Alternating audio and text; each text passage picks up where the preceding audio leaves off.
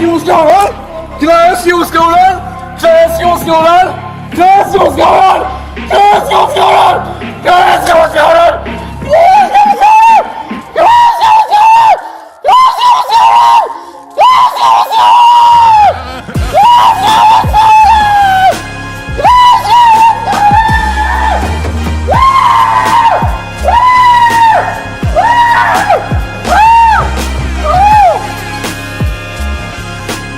Stay off the damn weed, and they don't listen. What it do, baby? Bang! Bang! It's good!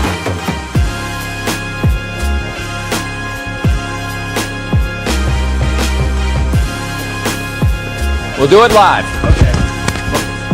No. We'll do it live! Fuck it! Do it live! I'll write it and we'll do it live! Fucking thing sucks!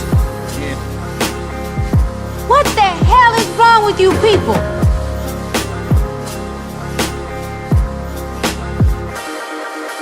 Who is this nigga?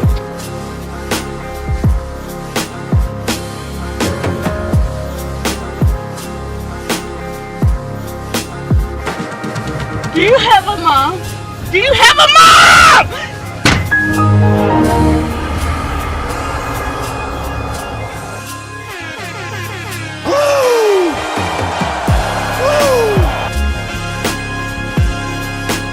You ordered the code red. I did the job. Did you order the code red? You're goddamn right I did!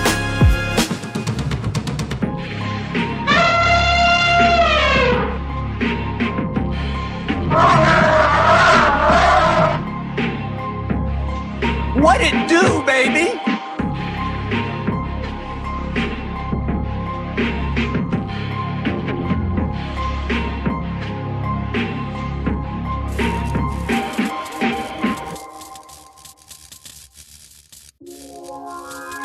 Acknowledge me. When I start selling pussy, I don't want to hear it. When I start selling pussy, I don't want to hear nobody say shit. When you see me on the corner, bitch, mind your business.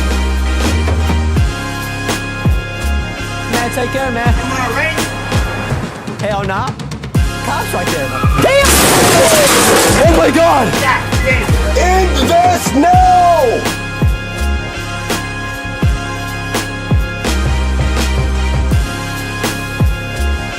Oh my!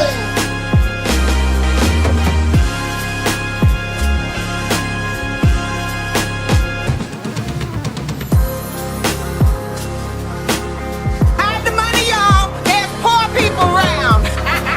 With your broke ass. Oh, you gotta give him that huck too and spit on that thing. You get me?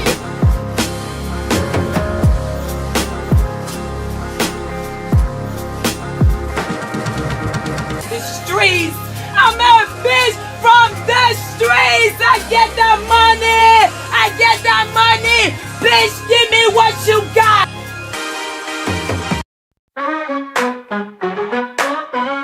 Musty tether, yes, I'm speaking to you. Musty tether, where you fleeing to?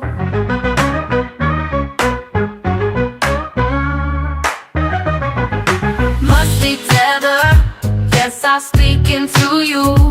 Boom. Musty tether, where you fleeing to? I got into my Uber, what did I see? It was a dusty, musty tether, smelling like cheetah pee. Musty tether, yes, I'm speaking to you. Musty tether, where you fleeing to? I got into my Uber, what did I see? It was a dusty, musty tether, smelling like cheetah pee. Musty tether, yes, I'm speaking to you. Musty tether, where you fleeing to? Oh. Goddamn right.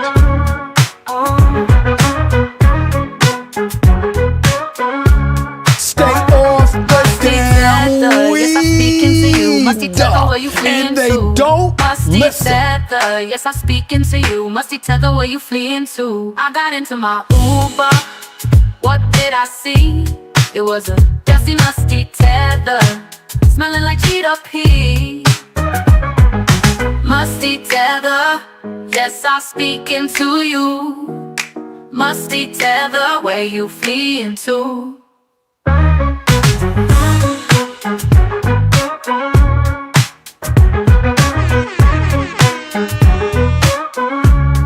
Musty tether, yes, I'm speaking to you.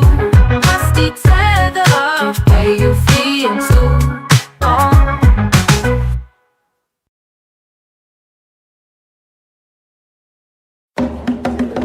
The champ is here! The champ is here! The champ is here! The champ is here!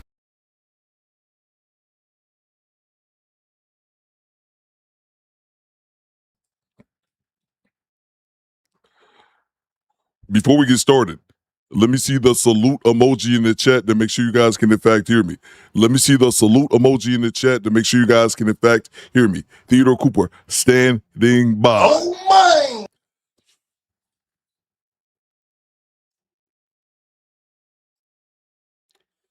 Let me see the salute emoji in the chat. I want to make sure that this microphone is working. Let's see here. Mike Merrick says, Coop, I didn't know who this Yada dude was until I saw him all over the internet. I was like, who is this ninja? That's fair. That's definitely fair. Who is this nigga? Let's see. Swarthy Wizard, I see you. Thomas Dotson, I see you. Salute to Alua in the building. What it do, baby? Let's see. Salute to you, Uncle Diggity. Let's see. Swarthy Wizard, I see you. Whiskey and Smoke, I see you. Salute to Divine Photos in the building. Oh my! Jay Walker, I see you. Alex X, I see you. Salute to Coach Chelsea in the building. What it do, baby? The squad heads, I'm here for it. LJ, I see you. Big Odie, I see you. Kim Netter, I see you. Jay Walker, I will acknowledge you. Acknowledge me. Let's see. Uncle Diggity, I see you. G Honda, I see you. The nurse Dara in the building. What it do, baby? The squad heads. The squad heads. Hit the like button for your boy Coop. We in here on a Wednesday. Maskless Wizard, I see you. Kim Netter, I see you. So the Dr. G Rap, Doc in the building. So the Rod the God. Bang! Bang! It's So good! the Rod Neal Day One sub. We got H-Town, Texas in the building. Let's see. Who else do I need to acknowledge? B Wyatt, I see you. Mike Merrick, I see you. Who's the XO Baby Mo? What it do, baby? XO Baby Mo and all my Detroit people in the chat. You better back the fuck up out my face, goddammit. I'm from Detroit, Michigan. Don't play with me. XO Baby Mo is from Detroit, Michigan. Don't mess with her, y'all. Don't mess with her. Karma Gal, I see you. Oh my What God. it do, baby? The squad heads. Oh my God, people. We are in here on a Wednesday. I think today's Wednesday. Wasted, or is it white girl? I can't remember what day. What y'all be calling these days of the week besides the days they normally call. Hit the like button for your boy Coop Don Neo. I see you. Let's see. Who else do I need to acknowledge? Who else is in the building? James Sampson, I see you. Nate House in the building. Who's on me? Derek, I see you. Who's the Chris? He says, let's go. That's a fact, Chris. Goddamn right. Dapper Man, I see you. Let's get it going. Let's get it going. Akeem, I see you. Do Better Squadron. Fall in here on this Wednesday, White Claw Wednesday, White Girl Wednesday, whatever y'all want to name it. Just fall the fuck in. Bang! Bang! It's good! Yes, let's go, squad. Let's go. Hit the like. Oh, what the hell? Let's see. Don't be Gianna says it's Monday. Cool. Okay. No, it's not. You scared me for a second. Access denied. Oh, scared me for a second. Gianna, you might get timed out as well. Before we get started, I need to see y'all locations in the chat. Locations in the chat where y'all watching me from. I'm nosy like that. I know G Honda is somewhere not doing anything productive, but let me know where y'all at. Put y'all locations in the chat. Roll call, people. Locations in the chat. Let's go. We in here on a Wednesday. Let's get it. The start of my week. It's hump day. Let's get it. Put the location in the chat right goddamn now. Bang! Bang! It's good! Put the locations in the chat where y'all watching me from. I'm nosy like that. I want all your info. Give me the deets. Let's get it. Today is Wednesday. Gianna threw me off. Got me scared and shit. Let's see. Let's get it, y'all. Put the location in the chat. Let's go. Where y'all watching me from? Salute to homie Thomas Dawson. We got Randolph, Massachusetts in the building. Salute to you, Thomas. Always here. Salute to homie Big Odie out in Harrisburg, Pennsylvania. I see you, man. Salute to Coach Chelsea. Coach Chelsea says North Carolina. Salute to homie Legend. I see you, bro. Out in Huddersfield, United Kingdom. I see you, bro. Top of the morning, governors. That's right. It's time for biscuits and hot tea. Salute to homie Shandy over there in the UK. What the F Jones? What you got, F Jones? What it do, baby? Tampa, Florida. Salute to y'all, man. Where y'all at? Put y'all locations in the chat. Locations in the chat. Shout out to everybody. Salute to the Divine Photos. We got Brooklyn in the house. I believe that's in New York City. What's up, Pool Man 313 and all my Detroit people in the chat? You better back the fuck up out my face, goddammit. I'm from Detroit, Michigan. Don't play with me. G Johnson says, from the 313 D-Town, stand up. Watch it from the Lou. Salute to you, bro. Salute to the Lou.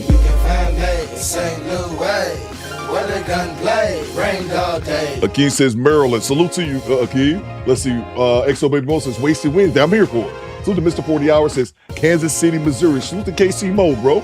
Let's see. Salute to Shaquille. He says, Longview, Texas. I got a question for you, Mr. Williams. Not what y'all know about them Texas boys. This is homie Nate House up there in Calgary, all our neighbors to the north. Salute to homie D Money says Baton Rouge, Louisiana. Salute to the boot, man. Salute to the pinball player and salute to the CDL gang. Drop the truck emoji in the chat for your boy Coop if you are part of the CDL gang. Mobile Gooch office, Lexington, Kentucky, about to hit up the Corvette Museum. That's what's up, bro. Oh, man. That's dope. I bet the Corvette Museum is dope. Salute to your pinball player. Let's see. Salute to Jermaine. He says Detroit is in the house. My Detroit players. Salute to Rachel out in New York City. MOP _85 302 sleeper cell activated Commander Coop AO anti-scammers. Come fight me. Salute to you, bro. Hit the like button for your boy Coop. Salute to Allure out St. Louis. I see you. Let's see. Where y'all at, man? Where y'all at? Hit the like button. Let's see. Pooh says Coop J. Walker is free from YouTube jail on her juice drops. ENT, I did not know. My bad, J. I did not know you were in jail. You've been locked up, huh? I've been there quite a few times myself. Let me acknowledge the top fans. We got Janessa Coleman. What it do, baby? Allure and A-Team. The Squadettes is in the top 3. I love to see it. I love to see it. And let's see. Let's stand by before we get started. You guys know we Patriots over here. Oh, man. I don't know how often I could be playing this. I might have to get this to one day a week, but today will be that one day. Stand by for the Do Better National Anthem. Oh, say, can you see by the dawn's early light what so proudly we hailed at the twilight's last gleaming, whose broad stripes and bright stars through the perilous fight o'er the ramparts we watched were so gallantly streaming, and the rockets red glare, the bombs bursting in air, gave proof through the night that our flag was still there. Still there.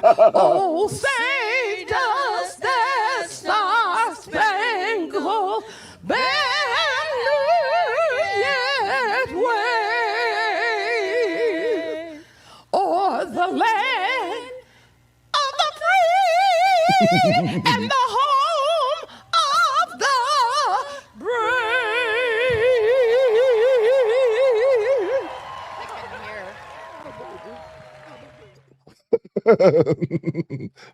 Play ball. Play ball. What's going on, Starla? I see. What it do, baby? That's goddamn horrible. Salute to you, Lou. You was hyping up St. Louis. You're not in St. Louis. That's great. Let me acknowledge the super chat. That is awful. But it's hilariously awful, man. I don't know what to make of that. Besides, I'm entertained. Mr. 40 Hours. Mr. 40 Hours says, Auntie, chill. Funny Dater says she cooked. That's great. Dr. X said she really thought she was doing something. That's so great. Oh, that makes my day. So to Janessa Coleman. Janessa, talk to me. I'm sorry, I'm being silly over here. She says, good morning and happy Wednesday, Theo, Coop, and everyone. Much love. See you later. Keep up the amazing job. Thank you so much, Janessa Coleman. Day one sub, been supporting the channel since the very beginning, since well before we had 1,000 subscribers. And Janessa Coleman, we're on the way to 250,000. We moving on up. And I'm getting more serious about this studio. I'm finally getting off my butt and start putting it together. Let's see. So yeah, we're gonna start doing this. So hopefully we switch over to the studio sometime within the next, I don't know, 6-8 months, something like that. But yeah, I'm slowly doing it. But salute to you, Janessa. Thank you so much. Oh man, that makes me so that makes me too happy. Thank you so much, Janessa, for the $5. We're gonna get right into the content. How's everyone weekend going? Even though I'm checking in on a Wednesday, super late. Make sure y'all hit the like button and we're gonna get right into it. And then a little bit later on in the stream, I think I'm gonna switch it up. I think I'm gonna play this video that I've been wanting to play at the end. Depends on how the show goes today. I got a few clips that I want to react to. If we have some time, I'm thinking about playing this clip that I wanted to I mentioned this clip a couple weeks ago about this particular hip-hop artist. I can't remember. I think we were talking about music, and I talked about how this guy told this crazy story on YouTube about being an artist back in the day and just kind of some of the crazy things we went through, that you go through trying to break into the music scene. So I think I might play that it's kind of a long video. I think I might play this at the end of the live stream, but this is a video that I was telling you guys about. I don't think I had it I don't think I had it readily available when I was talking to you guys about it a couple weeks ago. So I think I might play this at the end if we have some time today, but I got a bunch of content that we need to take a look at. But this is the video. And again, we get around to it. I'll show you guys again for the people come in a little bit later. But this was the video that I was talking about. It went viral. It's like he posted like a month ago. It's at over 700,000 views. So they wanted me to be a bisexual R&B artist. So I walked away. So the video is like a half an hour long, but it was a really, really good video. So we might play that a little bit later on. But this is the guy that I was talking about. His name is Curtis Akeem. That's his YouTube channel. But yeah, so we might be playing that a little bit later on today. We get some time, which we should have some time. So just want to let you guys know that's the video I was talking about a couple weeks ago. I just never got around to showing you guys what it was. So make sure y'all hit the like button. We're going to get right into the content. Let's see right now. Let's see what we got here. Make sure y'all hit the like button. Pooh Man says the likes are atrocious. Get the likes up, you goddamn bastards. The shit is free. Y'all acting like Coop ain't that ninja. Acting like I'm not a trap star. Drives money. Drive fancy cars. Everybody know you. It's like you a trap star. You breaking down bricks, chopping up O's. Breaking down bricks, chopping up O's. You got big money. You drive fancy cars. Everybody know you. It's like you a trap star. You breaking down bricks, chopping up O's. Breaking down bricks, chopping up. I want one of those spinning hubcap chains. I'm sorry, I'm jealous. Hit the like button. We're going to get into it right now. I think we in Florida. We're going to do a quick dash cam. I believe we're in the Florida Keys, Monroe County. Everybody knows me. They say I'm a trap star. A drunk woman hides after attacking hotel staff. I'm pretty sure we're in the Florida Keys. Florida, this is for you. Let's go. Battery at my Largo Resort. An officer arrives at a hotel for a drunk, belligerent woman. Female on scene is throwing glasses. There's a bartender. However, she's currently hiding somewhere in the building. Female is currently hiding. How you doing? That's the boyfriend. He won't give her information. Copy. I'm out from the night. All right, hold on. Where is she at? She's somewhere in there, and she's saying I'm not giving the information. I got it right here. All I'm asking is, can I get her a bed? Here's her information. She's telling lies. All right, can you get her ID if it's in there for me? Yes, sir. Well, you can hold her stuff. I'm gonna just get her ID. So I was in conversation with the gentleman at the bar, and then I guess something happened. What do you mean nothing happened? You called the. All right, let me know what's going on. You tell me, sir. So I was in communication with the gentleman at the bar, and it was brought to my attention that by this young lady that I need to come get more. We're in the bungalow. You're in the bungalow? And she's there right now? She's there right now? Is the boyfriend? I don't know where she's at. So come in.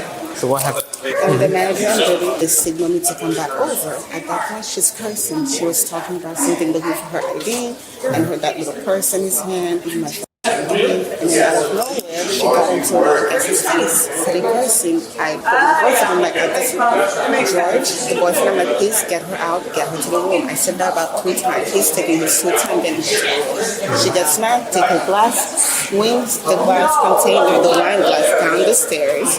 At this point, it's a no-no. I was like, at this point, she needs to leave the property. No ifs or buts about it. I was in a conversation with the people at the bar. Morgan, my girlfriend, was in a different conversation here with a group of people in this round table. Then I hear all the yelling and backing. And then I hear her telling to come get Morgan. And I tell Morgan, I'm like, dude, you gotta go. So they're gonna call the cops on him. So this is Morgan's information. Okay. Did you give it to him? I didn't give it to him because we're traveling. She's being very lippy with me. And I'll give you all my information. Okay, I'm willing to turn it over to you. But we're just get her license. That's fine. Just get her license for me. And this dude's talking about he'll help the manager is being very lippy with him. No, the issue is that his girl, I don't know if this is his wife, his girl drank too much. His girl is over here drunk as shit and acting like an asshole as soon as she got to the hotel because they're out of towners. But it's like, just because you're cool, oh, I'm trying to comply, oh, it's no big deal. Your girl shouldn't be acting like a goddamn asshole. She pushes the bartender, and as I'm coming to her to get her information, she takes off her shoes, calls us down the hallway. That way? Yeah. She have any weapons or anything? No. Okay. We traveled here from Houston, Texas. Houston, okay. I'm going there on Sunday. Like, we're not bad people, man. Let me get her license. I tried to follow her, but I was thinking, oh, I'm behind her. And then she comes trying to convince me, can you not call the cops? Can you just let her go to sleep? To which I didn't way past that. Any help with a lady? Oh, she found her? She is in the employee area naked, screaming that somebody killed somebody. Right. Yes, let's go. Here comes. She's in the employee area. Watch out, because she threw that glass. Let's detain her immediately. Yeah. It's for the test. I don't touch it like that.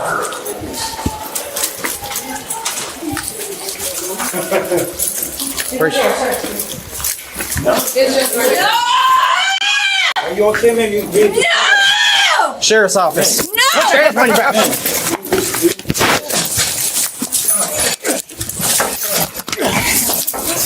Get on this. Come on, get on this.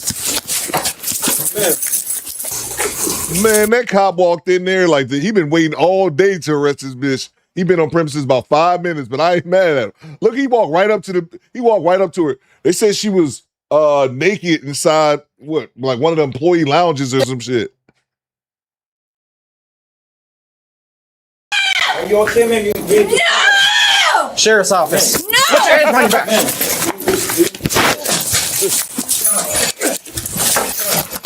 The sheriff's office and on her ass like white on rice. Get on this. Come on, get on this.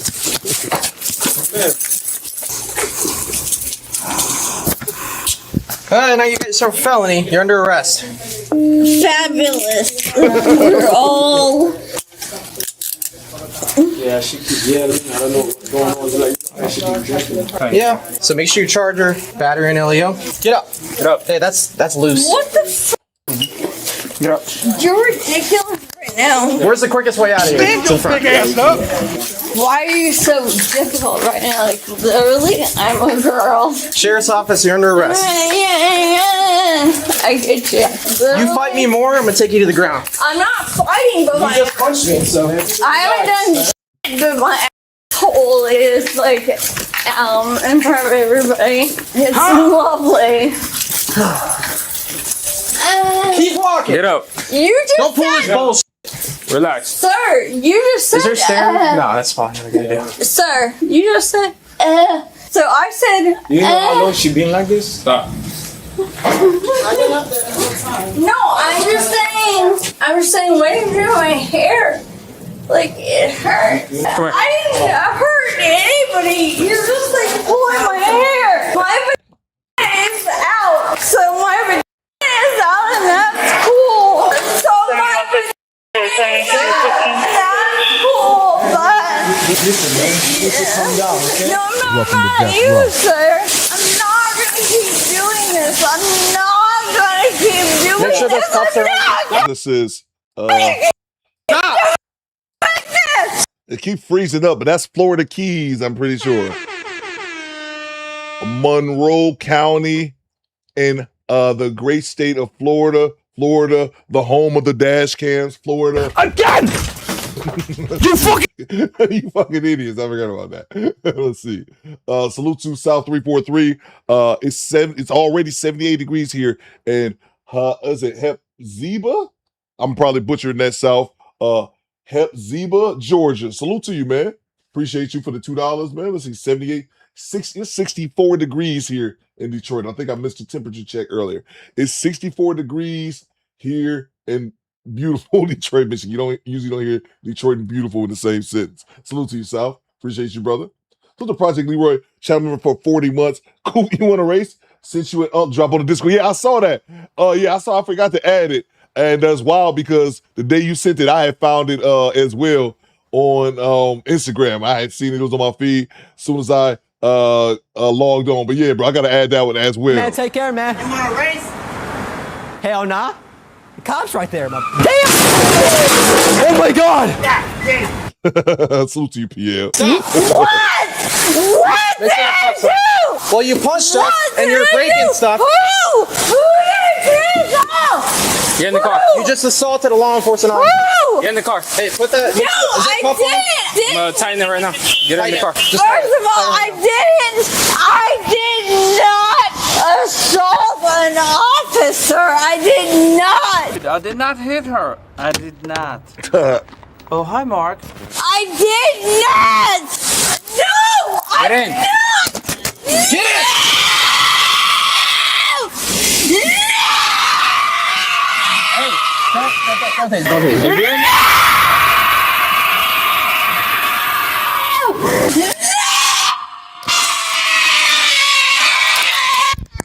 Just hold it.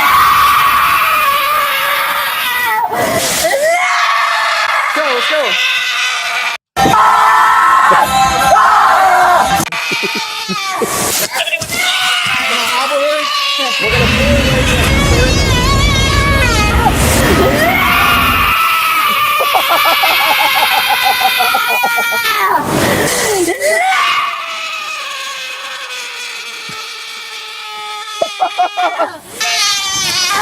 Give me your leg.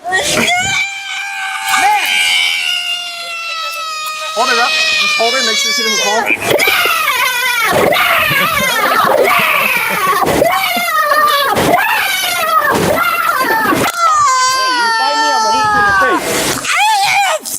About you and your body and things, you Oh my god. Oh my god. Stop it! She's not gonna be able to talk tomorrow. OB says them demons trying to come out. Oh my god! Y'all said you gotta clip that. Who says I'm scared? Me too. Jesus, bro. get it together. You get it together, you. Okay, I have it together. Look who's. Let me go on that side. Hey, watch your dress. Pull it down.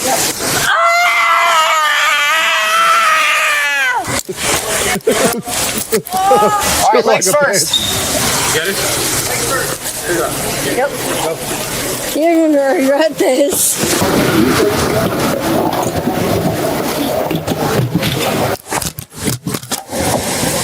Oh my god. It's in there. It's in the car.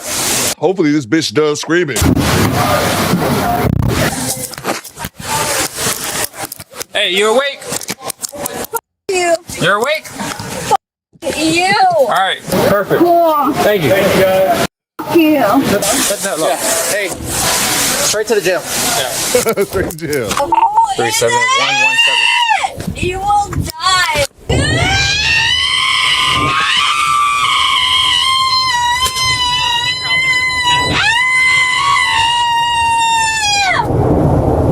Oh, bruh. Oh my, you know what this bitch needs? You silence. Jesus. That's probably her in the crowd. I live my dream.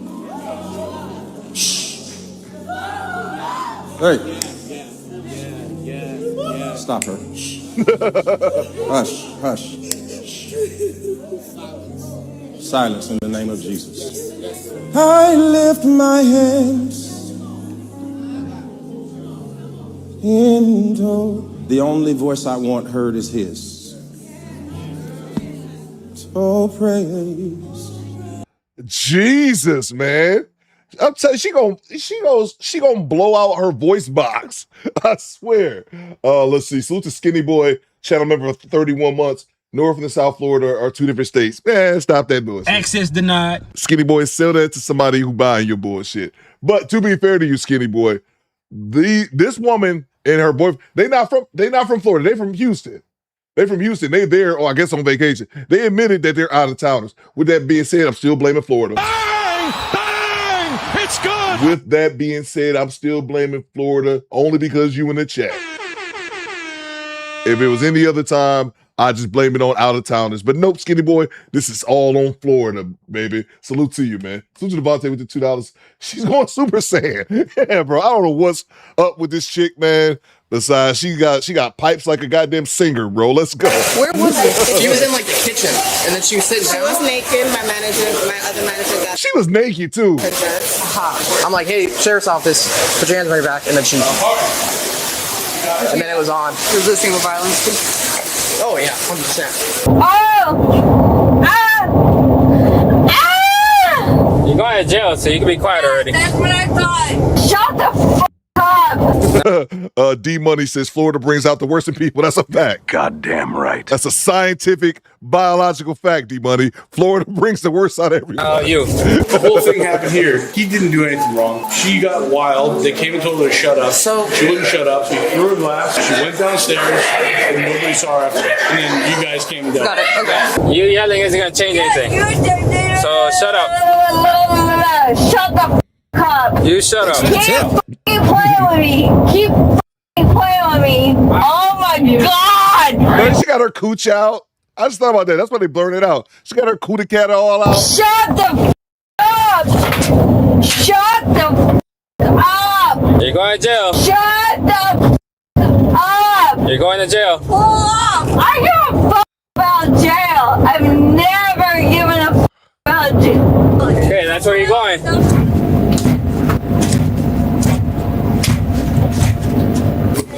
She does. You go. What? Come on. Come outside. What's that Tie her mean? legs. Come here. English. Por favor. English. Por favor. Now I wonder, does that count as the racist train? I'm not sure.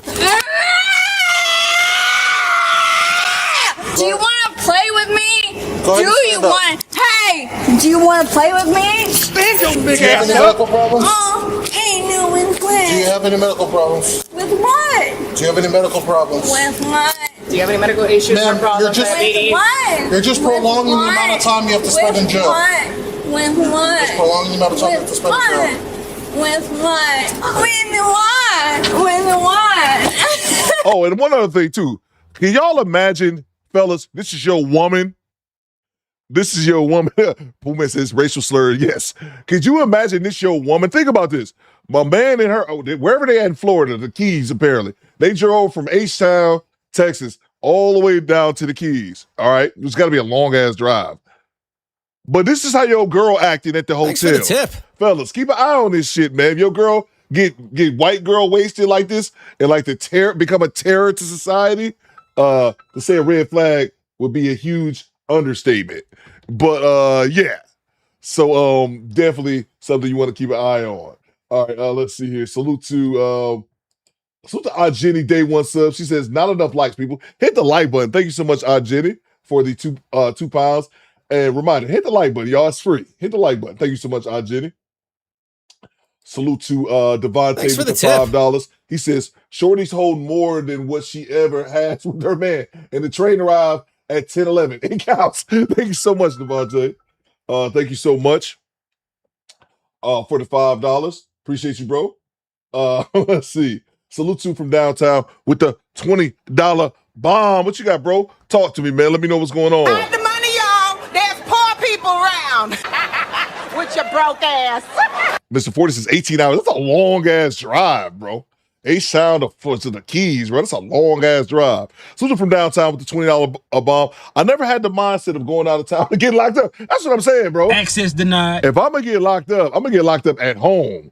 I dare straight try to get locked up out of town, bro. That's what I'm saying. The only time I told this story before, we're not gonna get into it. Only time I ever got locked up was in Canada. It was in another country, yeah, which is the worst fucking place to be. Not Canada, just not being in your country you reside in. Let alone not getting arrested in your hometown, let alone another country. But be that as it may, yeah, I would not want to go out of town and get locked up. I never had the mindset of going out of town to get locked up, wilding out and drinking. Because one, I'm always on alert out of town, and two, property bonds don't transfer over in most states. Yeah, bro, and then and then you get out of jail, and then a lot of people just say, "Fuck it, I ain't gonna go back." Then you have this ongoing issue. You can't go into certain states. You scared about getting pulled over and all kind of shit. Yeah, bro, it's definitely a hassle. Salute to you from downtown. Thank you so much for the $20 super chat.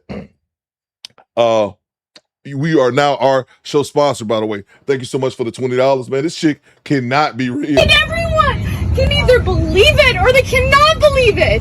I don't give two fucks, but I am telling you right now, that motherfucker back there is not real. And you can sit on this plane and you can fucking die with them or not.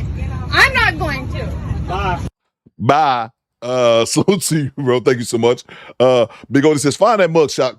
I'll look for it a little bit, man, but it's over 20 years old, bro. That had to be, I think that happened in 2002, like 20-something years old. But I'll check it out. Salute to Chad Harvey with the $5. As an H-Town resident, the Snow Bunny is not one of us. Salute to you, Chad. Thank you so much, brother. We can still blame it on Florida. I'm not mad at that either way. Salute to you. It happened in Florida. Salute to you, Chad. Salute to King Yo with the $20 bomb. Have the money, y'all. There's poor people around. With your broke ass.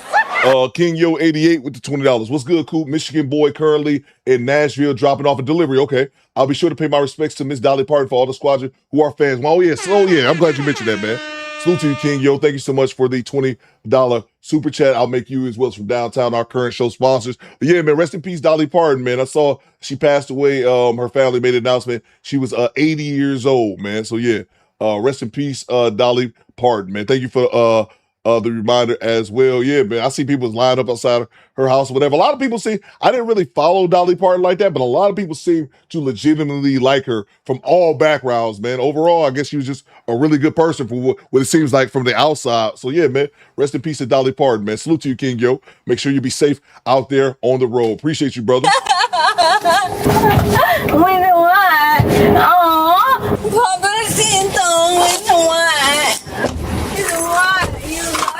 Job.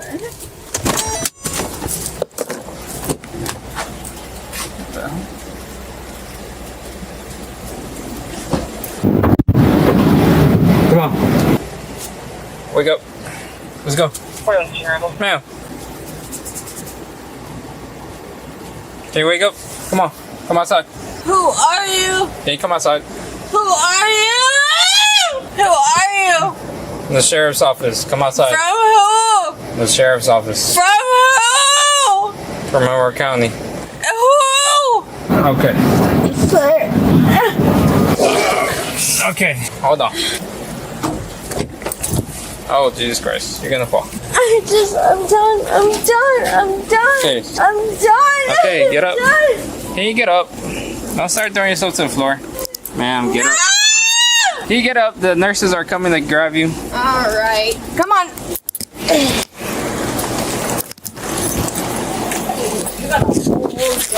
You got a whole gun. All right, get in. Let's start. Okay, sit down. You won't let me sit down. I tried to. Sit down. Sit down. Sit down. No. Knock it off. Get in the car. Nobody asked you. Nobody asked you. Good. Keep playing with me. Stop. I'll see you in a couple weeks. It's the paperwork.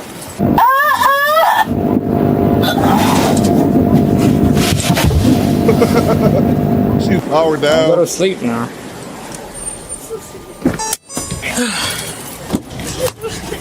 Okay, come over. Her ass out. Bro, think about how embarrassing this shit is. How embarrassing this shit. Again, fellas, this your girl. This your girl. LB says she's pregnant. I'm surprised we didn't hear a pregnancy announcement, OB. That usually happens. Look at your girl face down in the back of a Florida Florida cop car, face down with her cootie cat and her ass out. Thank you so much. What a lovely woman. Crying. Can you stand up? Ow, ow, ow, ow, ow, ow, I'm not even touching you. Just touching me. What's your name? Morgan. Morgan, come on. Stop touching me! You bitch! I'm gonna help you up, alright? Come on. Why don't you just normal? Hey, hey, hey! Okay, Morgan, we're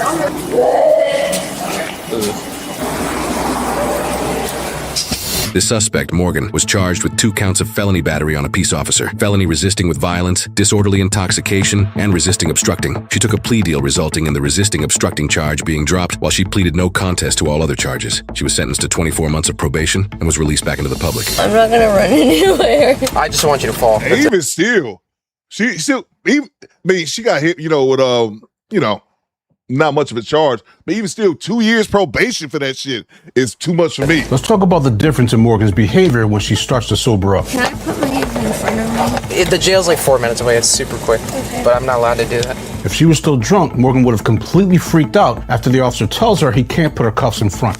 You just step through that. But instead, she accepts his answer and calmly gets in the squad. Now, here on Midwest Safety, we see countless drunk and disorderly encounters, but we almost never get to see what those same people look like once they're sober. And it's an important reminder that you could be the nicest person in the world, but drinking alcohol irresponsibly might completely flip your personality in the other direction and land you in jail. Thank you, Officer Obvious. Thanks for the tip. Sometimes alcohol doesn't create a different person. It simply takes away the judgment that kept that person in check. I hope she has a good redemption story arc, and if you've changed for the better. Now this nigga talking about he dropping the jeweler. Thank you again, Captain Obvious. Yeah, sometimes normal, rational people drink alcohol and flip the switch and become completely different persons. Yeah, thank you. I've never known that before. Anyway, we'll move on to the next clip. I got to do some updates real quick. But let's see. Salute to from downtown 296, our show sponsor, back in the super chat. She was spraying with the back seat. That's what I'm saying. You imagine this your woman, and even though Officer John, goddamn black person abuser, I'm pretty sure he was in Philly fucking ninjas up. I will say this. We should have a clip. We should have more clips in which, you know what I would love to see these people who are on these dash cams, see them react to their own dash cams.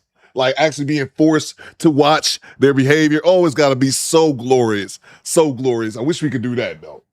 Salute to you, Upper. Yeah, this show girl back here again. She done had too much to drink. We all done had moments we done had a little bit too much to drink. Thanks for the tip. I'm not trying to act like I'm holier than thou. But Jesus Christ, you go disappearing in a hotel. They find you naked. Like, where your clothes at, bitch? Hey, yo, what the fuck?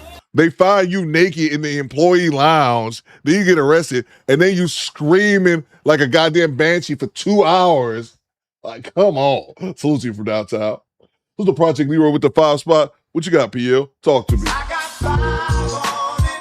Rested Essence to Dolly Parton. She aged well because she never hated black people. Donate her money to black neighborhoods. A rare one indeed. Oh, my. And that's big coming from Project Leroy.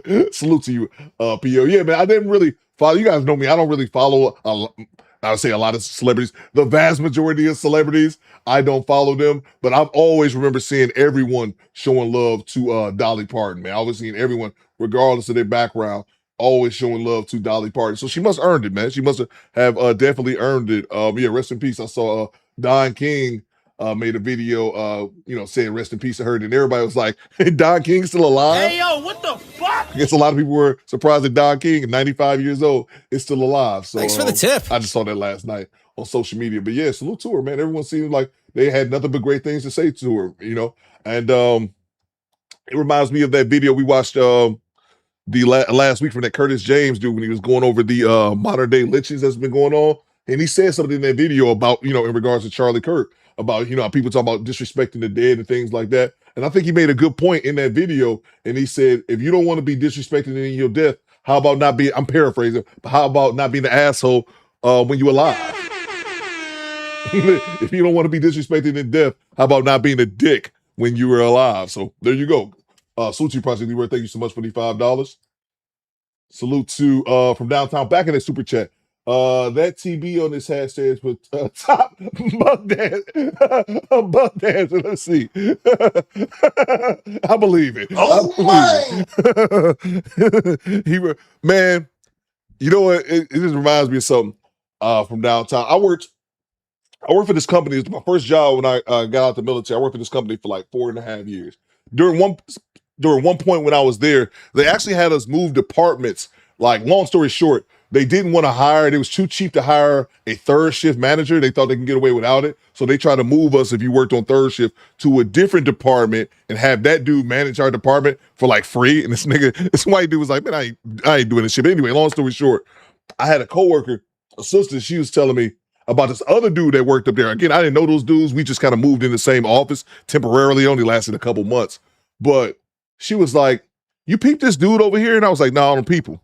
And she was like, this white dude, whatever. And she was like, every night he would be watching those, he would be watching like some type of 12 Years a Slave, Rosewood, a lot of that black trauma. You know what I'm talking about? Like black trauma movies. And I didn't even notice it. So she told me about it. She was like, peep him. Every night he got his laptop open. That's all he watches. And I used to think, when she pointed out to me, I was like, you're right. Pack ass cracker. I was like, you motherfucker. What type of weird white dude? I said, I had to say this. Officer John reminds me of a dude like that. Bang! It's good! This nigga be sitting up here watching all the trauma. You goddamn overseer. I know you, bitch. Salute to you, from downtown. I don't know, I just went on a bit of a tangent about that. But yeah, he reminds me of one of them. He probably sit back watching black trauma all the time, watching his old dash cam videos, jerking off, and him beating up black people. Salute to you from downtown. I don't know what I'm talking about. Let's see. So the Project Leroy with the $5. Y'all thought I was done? Nope. Coop send Grayson. Excuse me, Coop. Sean Grayson passed on in prison. Welcome to. I'm glad you said that, bro.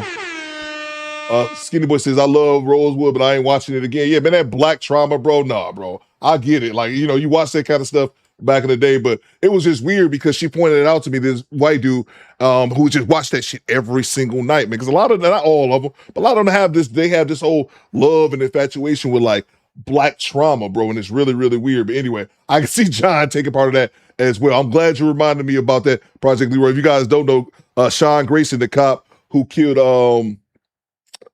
Sonia Massey, he passed away from cancer, but he wasn't even locked up a year. And I said I had to say this: welcome to hell, bitch. Welcome to hell, motherfucker! Thanks for the tip.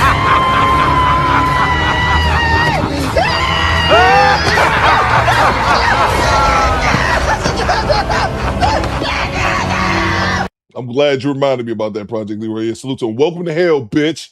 Yeah, man. It's crazy, though. That's what I think. Y'all think he got off? I mean, he died. But I kind of also think, like, damn, I think he didn't even serve a year, man. But karma's a motherfucker, bro. Karma's a son bitch, man. Because if you ever watched that, I don't know if I played it on here, Project Leroy, but I remember watching the full body cam footage of the Sonia Massey killing, bro. And it's ridiculous. He killed that woman for no reason. So fuck him and fuck anybody who supports him. Oh my! May he rest in shit. Took that woman's life for no fucking reason, and now his ass gone too. You goddamn cracker. Pack ass cracker. Salute to you, Project Leroy. I'm glad you reminded me about that. I wanted to talk about that too. Yeah, that piece of shit. Welcome to hell, motherfucker. Salute to El Grande with the 5 spot. Coop, have you seen the Dank DeMoss obese preacher falling through the stage and then blame the people that built the stage? New drop hospital. Somebody sent that to me, but I just assumed I could be just sport. I mean, somebody sent that to me. Somebody DM'd me that from the squad. I just assumed that was AI. Is that real? If that's real, that's great. But I thought he got up way too fast. Somebody sent me that. Let's see. Somebody sent me that. Who sent me that? Let's see here. Somebody sent me that. I was trying to see if I still got it. I just looked at that last night. I assumed that was bullshit, but it was funny. Oh, yeah, man, I gotta check. I gotta look at that again. I thought that was just like some AI shit. Oh, here we go. Suda Berry. That was Barry that sent me this. Yeah, I got it right here. I assume this was just AI. It looked. Skinny Boy says it looked like AI. It looked like we can play it though. It's still funny. I assume that shit wasn't real because the reason I thought that this big nigga got up way too fast. So you keep on every day you set me free. God damn, what the fuck? We need to fix this raggedy ass stage in Jesus' name. Pass the collection plate, man. This shit ridiculous. Lord help us. What the Americans going to fuck on these days? Lord, you keep on every day you set me free. Ain't no big nigga getting up that fast. Bang! Bang! It's good. It's funny. But yeah, I saw this was like, that's gotta be AI. Ain't no big nigga getting up that fast. He'd still be laid on his back saying, help me, Lord. He'd be on his back saying, help me, Jesus. He wouldn't have got back up that fast. God damn, what the fuck? We need to fix this raggedy ass stage in Jesus' name. Pass the collection plate, man. This shit ridiculous. Lord help us. What the Americans going to fuck on these days? What is this nigga? What is he wearing? He got on plastic pants. What is he wearing? Puma says, yeah, y'all, that's AI. Yeah, that's what I said. Barry said that to me. I looked at it last. I'm like, that's funny, but I'm like, that's AI, bro. It's funny though. And it's not even the design. I'm telling you what gave it away for me. I'm like, this big nigga ain't getting up that fast. After falling through a stage, nigga, was just WWE? This nigga ain't getting up that fast. No, you still be on the ground. If that shit happened Sunday, that big nigga ain't getting up to Wednesday morning. Jay Walker says he can't get up that fast and he be out of breath. Exactly. Ain't that goddamn crane to come pick his big ass up. Anyway, it's funny though. Wolfpack says he talks fast like AI does too. Yeah. It's funny. I'll give you that. But AI is gonna be scary here in a few years, man. It's gonna be scary. It's gonna be hard to tell what's real and what's not. So enjoy these times now while you still can kind of tell. El Grande says viscera. Let's get back to it. Let me grab the other super chat so we move on to the next clip. Battery. Get her the fuck out of here. All right, let's see. Salute to you, El Grande. That's pretty funny though. Okay, I'm all caught up. All right, let me get King Yo in from downtown updated. We're going to this next clip. I wanted to talk about this last week, but then I never got around to it. Salute to Top Pro. I don't know if Top Pro's in the chat. He brought it up on his channel the other day. Talking about Gary, Indiana, man. Black people in Gary, Indiana residents ignored for 2 weeks without power. We're going to go over the Pink Book lessons real quick to talk about that. How they haven't had no power for 2 weeks now is insane. To Indiana now, where it's been 11 days since powerful storms knocked out electricity to tens of thousands of residents. For many, it's still out, with frustration mounting. CBS's Usher Qureshi is in Gary, Indiana, hit hard by the outage. Usher, good evening to you. Good evening, Jerika. At this hour, crews are still working while residents are in survival mode. Power is not expected to be restored here for many residents until late Tuesday, and the sense of desperation is growing. Like so many in Gary, Indiana, Shatia Hardin has been waiting for the minute her power finally turns back on. It's been absolutely horrible. At night, we're sweating, we're irritable. You know, we have children to look out for, elderly people. The storm walloped Indiana last week, killing at least 7 people and displacing about 1,000. In Gary, the storm knocked out electricity for more than half of the city's residents, where 1 in 3 lives in poverty. 1 in 3 people in Gary, Indiana lives in poverty. The city is also mostly black, over 76% black. Now, if we're talking about illegals or something, the NAACP, the Black Caucus, all of them, they'll be running around trying to figure out how to help these people. But no, it's mostly black people, and that's why this is going on. You don't have anybody trying to help, not even the national black organizations that's supposed to be for black people. You don't hear a peep from them. But no, it's mostly black people, and that's why this is going on, and nobody's talking about it. Where's Al Sharpton, Tamika Mallory, or Jasmine Ratchet when you need them? You already see the play, though. They can only come around and campaign for votes and money. Where are all these fight the power people at? Or are they still down to the border kissing Mexican babies? As you can see, after a powerful storm, parts of the city, Gary, Indiana, have been without power for nearly 2 weeks, leaving families to deal with the aftermath while already facing serious economic hardship. And that's crazy too, because we lost power. We had a bad storm. Well, the storm wasn't even that, well, it must have been bad because it took out a lot of power. I didn't think the storm was that bad, but we had a storm July 4th, that weekend. So, early, about a month and a half ago, early in January. It was actually July 4th weekend, and I lost power at my house for like 5 days. And that shit was the longest 5 days. Like, it's just it's one thing to lose power for a couple hours, maybe a day. But losing power for 5 days, bro, losing power for 2 weeks is just insane. In the summertime, you have people who, you got elderly people, they be dying of fucking heat stroke and shit. So, yeah, man, losing your power in the summertime for multiple weeks, bro, is kind of absurd. And yeah, I saw that XO Baby Mo and Pooh Man was saying there was rumors about them shooting at the workers. I don't know if that's true. I didn't see anything verified in that, which is, obviously stupid if it is true, but I didn't see any verifiable news saying that, because people just be throwing anything out on the internet. But I'm not saying it's untrue, but if that is, it's fucking ridiculous. But I never saw anything verifying that. But yeah, man, it's just crazy for any place in America to be out without power for 2 weeks or something like that, and there hasn't been like a massive like hurricane, or something like that, devastating, to that level. So this isn't just about losing electricity. It's about what happens when a disaster hits a community that may already have very little room to absorb another setback. In this video, we're going to take a closer look at what happened in Gary, how residents are coping, and what this crisis says about the struggles facing the city. But first, take a second to make sure you're subscribed to the channel and click that notification bell to make sure you never miss an upload here. Won't waste any time. Let's get into it. It's not okay for us to continually be in survival mode. Yesterday, Indiana Governor Mike Braun said he requested an expedited major disaster declaration from FEMA. He says losses from the storm and its aftermath could top $5 billion. Many residents in Gary have been relying on this community center for hot meals, air conditioning, and a chance to charge their phones. Earlier this week, a class action lawsuit was filed against the region's electrical utility, NIPSCO, alleging the company failed to proactively trim back vegetation from power lines. NIPSCO disputes the claim, saying it's more than doubled its vegetation management in the last 10 years. Well, clearly that wasn't enough. You shouldn't get credit for saying you doubled the vegetation work over 10 years when the result is people being left without power for nearly 2 weeks. If the existing level of maintenance wasn't enough to prevent this, then you should have tripled it or done whatever was necessary to properly manage the vegetation and protect the power infrastructure. And another thing as well, and people just said it right there at the end. I hadn't watched this video yet.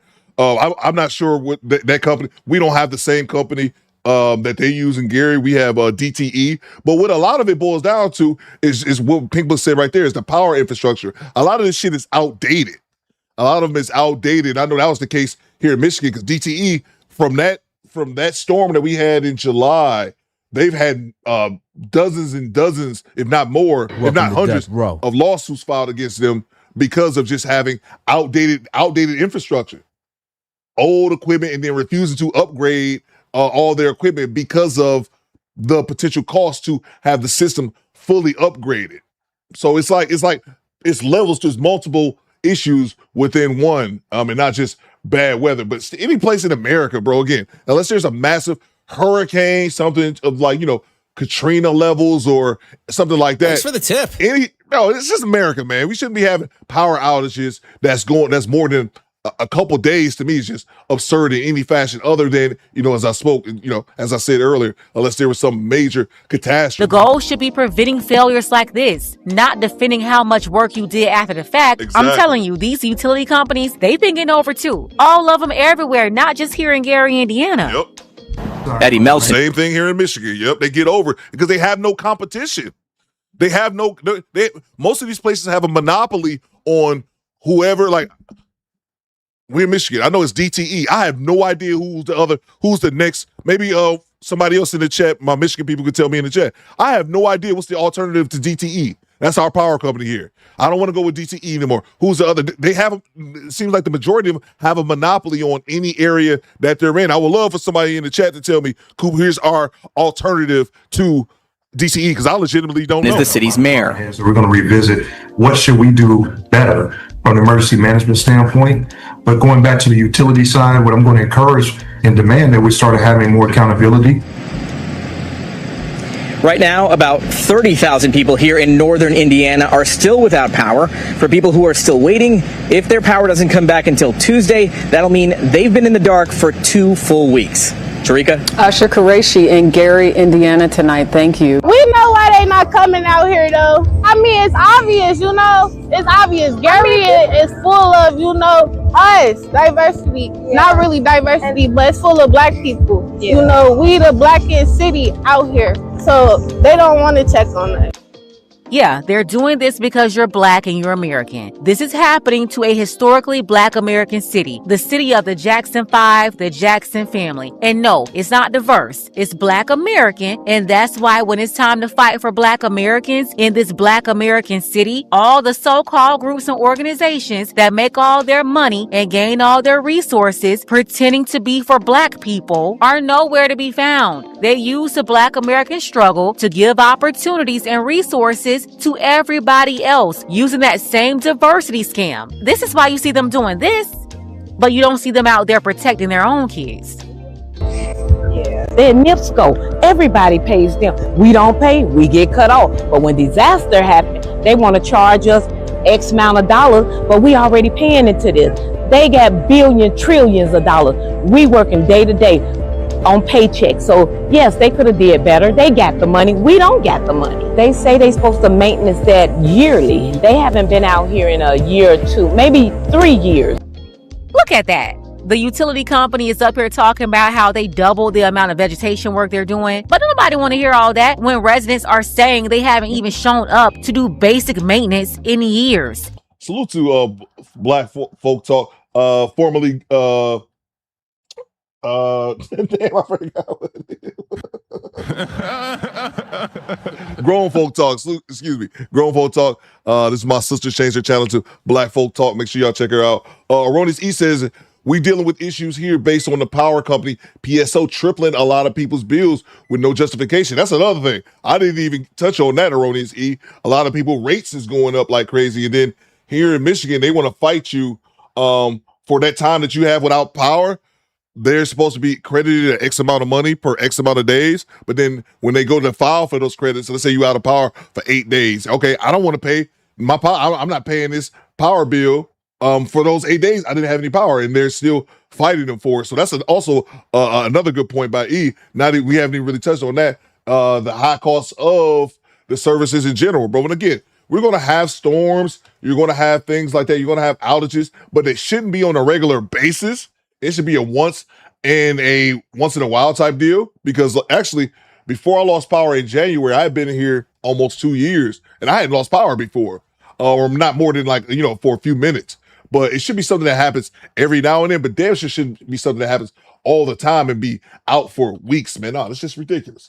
Let me grab the super chat. Salute to Pooh Man 313. Coop, you talked about the 49ers owner and the 140 pro Chelsea covered yesterday. Yeah, I saw that, bro. That's wild to me. If you guys didn't see that, the owner of the San Francisco 49ers got caught in Ohio trying to get some $140 pussy. Hey, yo, what the fuck? Some trailer park pussy, TPP, if you will. He got caught in the trailer park. Apparently, Pooh Man, from what I was reading, I'm not familiar with the owner of the Niners, but apparently they're from a very prestigious family in Ohio. Maybe the Ohio squad members can confirm this in the chat. I've seen it online. They were talking about that on social media. I guess the owners are just real big rich family in Ohio, and they can't really get in trouble for anything. You know how that shit go.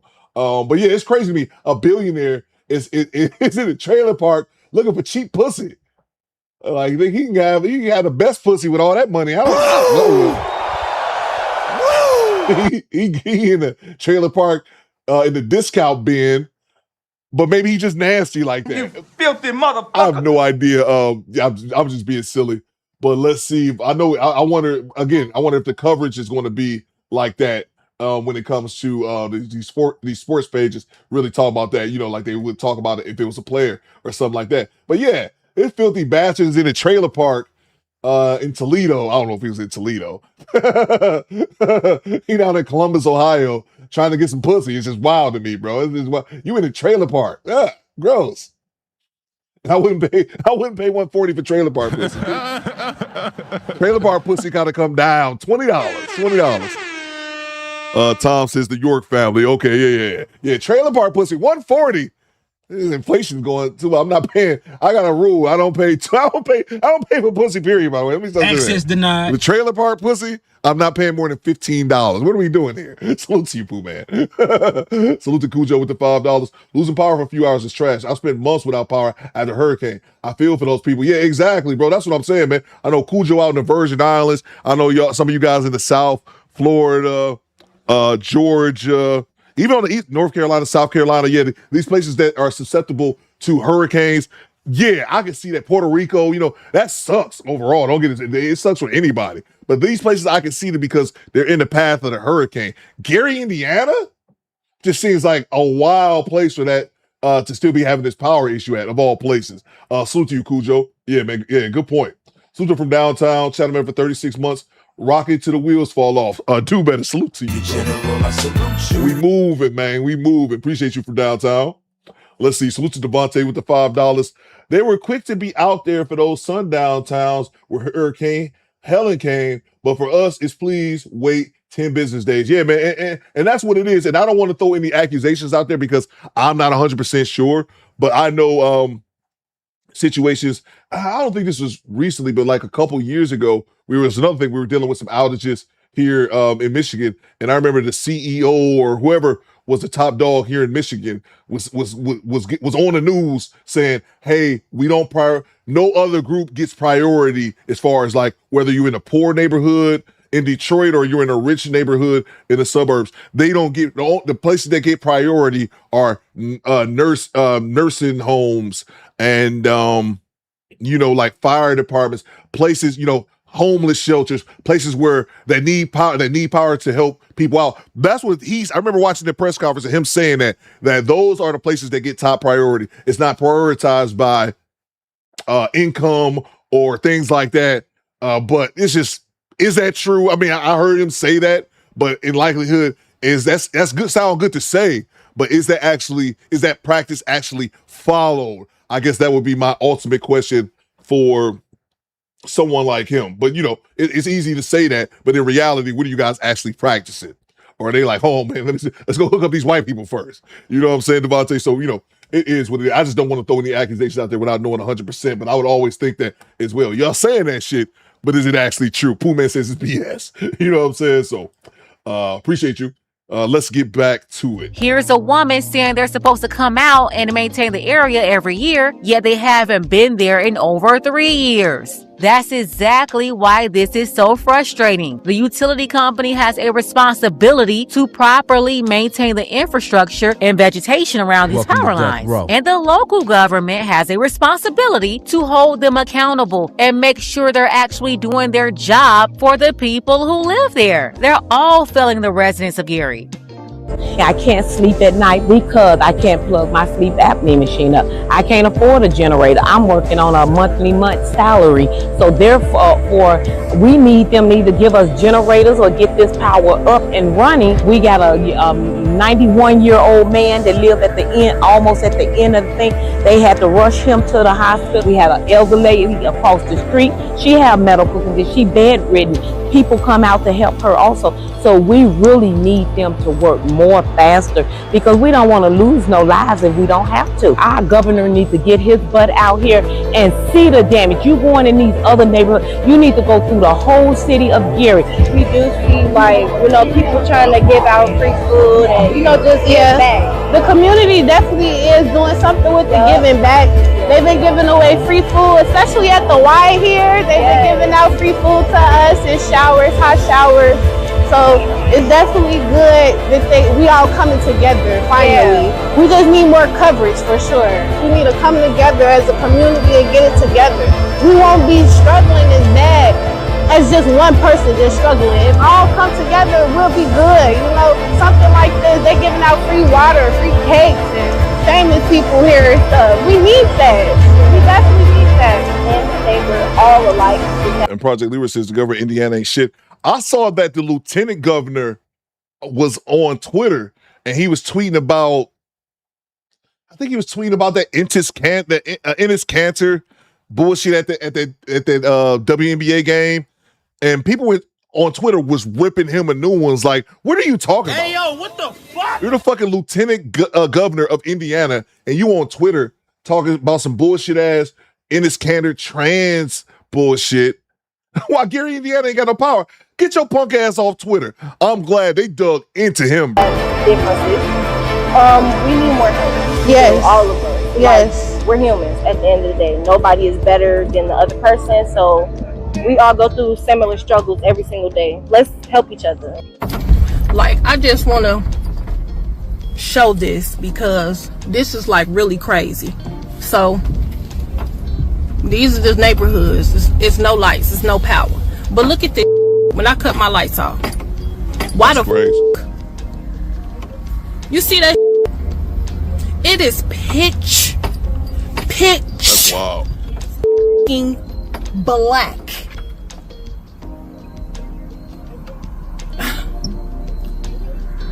Good morning, America. So we are now on day 11 of no power in Gary, Indiana, and most of Northwest Indiana. And here is your day 11 news. All right, y'all. So the biggest news is that Keith Lee dropped the date that he is going to be coming to Gary, Indiana, Northwest Indiana. Keith Lee will be in Gary, Indiana, Monday, August 24th, 2026. He has not disclosed the location yet, but make sure if you need some resources or you need anything, you get to the location or you let somebody know to bring you stuff. Yesterday, we had a gentleman named Trey the Truth. He came in to Gary, Indiana, and he fed, I don't know how many people, hundreds of thousands of people. And he said he's going to be here all weekend. They got truckloads of stuff, semi-loads of stuff, and they're passing it out. Shout out to Keith Lee. He's on his way to the city. And much love to Trey the Truth, who came all the way up from Houston to help these people with resources. These are not political people. That's what I'm saying, man. That's dope as fuck for Trey. I know I've seen him do a bunch of stuff like in Texas. I believe that was Hurricane Harvey, if I'm not mistaken. But they shouldn't have to do this shit. Why the fuck he has to come up from Texas or Keith Lee, wherever the hell Keith Lee reside now? Man, this is for the Indiana officials, bro. They shouldn't have celebrities shouldn't have to come in and step in time. They're not looking for attention. They're not running for office around here. They're no shield for no party. Nah, they're not using and lying to black people like all these fake, lying, deceptive so-called politicians. All of them. They're just black men that saw what was going on. They didn't wait for a camera or approval. They just decided to pack up and head to Gary, Indiana to help this community full of black people, obviously being neglected. So definitely shout out to Keith Lee, shout out to Trey the Truth, or anybody else that's going to Gary or already in the area doing whatever they can to help. Now, as y'all know, my grandma's house got a tree on it, and that's really why I started doing all this. But luckily, I was able to partner with Treadwheel Tree Solutions, and they have taken the tree off my grandma's crib. As y'all know, I am not gonna leave my people behind. So if you have a tree on your house, if you already send me the information, don't worry, I'm gonna get you connected with the right people, and we gonna get that tree took off your house, and we gonna get it repaired. Now I know I may be up in a bit of high spirits because my grandma's getting a tree took off her house, and I'm happy that I can say that I did that for her. But I know a lot of people are gonna see this and say, what is that doing for me? Y'all, I am advocating for Gary. I am advocating for my people. I am advocating for Northwest Indiana. I'm trying to give everybody the help that they need. Y'all just remember that we are the greater Gary, and I promise y'all help is coming for everybody. And shout out to her too for doing what she can to help her grandmother and other people she's helping, connecting them to resources. My thing is, where are all the black lawyers and the black so-called activists always talking about civil rights and all the laws created off the backs of black Americans, using the black American struggle to help other people? But when it's time to actually help black Americans, you only see Keith Lee and Trey the Truth pull up. But I digress. Prayers to everybody in Gary and Northwest Indiana that's going through this. We're approaching 2 weeks here, and that's just unacceptable. At this point, it's not just a local failure or a state failure, but it's a national failure. But I digress. Let's go ahead and get the conversation started. Tell me what you think about this below. Gotta send a special thank you to Keena. I appreciate you, Keena, for all of your support for the channel, as well as Dark Power. You can show your support as well. The link to PayPal is below. Ladies, fellas, want a balance analysis, want the truth from a woman's perspective? Then you're going to want to subscribe to this channel. There you go. Let me grab the super chats. Omar says, yo, this has me triggered. Why are celebrities helping and not the government? Just more proof we need better people who are actually about the people in these offices. Yeah, bro. That's absolutely, man.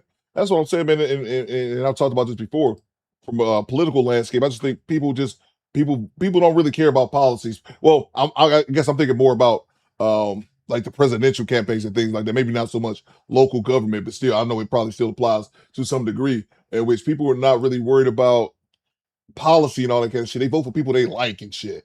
You know what I'm saying? But anyway, let me grab the super chat. Who's the Spike Spiegel? But I do agree. And that's what I said. It's wild that celebrities have to come in and fill in these gaps that the officials who are being paid Thanks to for do the so. tip. That's why I brought up the lieutenant governor on Twitter talking about some bullshit. Like, motherfucker, you got people in your state that need help. You on Twitter. I'm glad people were ripping him a new one. Salute to Spike Spiegel, channel member for 30 months. Albuquerque in the building. Salute to the squad. Salute to you, bro. Where you have you, Spike Spiegel. Who's the Tone of Virgo with the 10 spot? Tone, talk to me, bro. What you got to say? Straight cash, homie. Salute squad. I was at a throwback jersey party over the weekend in DC. Jane Daniels' mom was there dancing in the crowd. Okay, here we go. Hey, yo, what the fuck? So she can have good time, but soon as her son talks to a woman, she butts in. Salute to you, Tone. Appreciate you, bro. Yeah, man. Yeah, bro. Jane Daniels' mom, bro, it's one of those, I don't know, man. I ride with her at first, and I hope, she's still kind of doing her thing, being protective of her son, watching out for gold diggers, making sure that they don't lose that generational wealth to a goddamn thought, But at the same time, I still think that she has to let her son figure it out, man. He's got to be, he's got to go out there and, part Thanks of for the dating tip. is taking the risk. But anyway, I do appreciate her there from that aspect, but hopefully she's not overdoing it and entering the son husband realm. I'm not saying she is. I'm just saying hopefully she isn't. Salute to you, Tone. Appreciate you, bro. Salute to Rachel with the 10 spot. My parents always said never live in a mostly black people town because you get the treatment just like Flint, Michigan. Remember their bad water? Yeah, well, yeah. I'm a person from a predominantly black town, so I'm not gonna agree with that 100%. And also, Flint, Michigan is half white. I've been to Flint on several times. It's half white and half black. But it goes back to, even with Flint, it goes back to the infrastructure. The infrastructure being bad as fuck for years. A lot of this, even with the power, it goes back to infrastructure.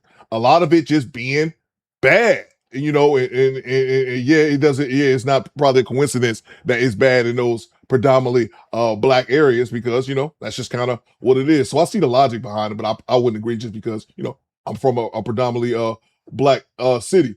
But then also, yeah, a lot of it is just infrastructure. Like Flint, water was bad for a long time. They had the sewage problems for a very long time. It wasn't until it went nuclear and they got the whole nation's attention. So yeah, no, I get what you're saying. Salute to you, Rachel. Thank you so much. Let's see. Salute to from downtown with the 10 spot. Side note, I saw a video in Michigan where the brothers called the new BP or feeding people in the community, and the cops came out and made them stop. What kind of world are we living in? Salute to you, bro. I did not see that, man. I did not see that.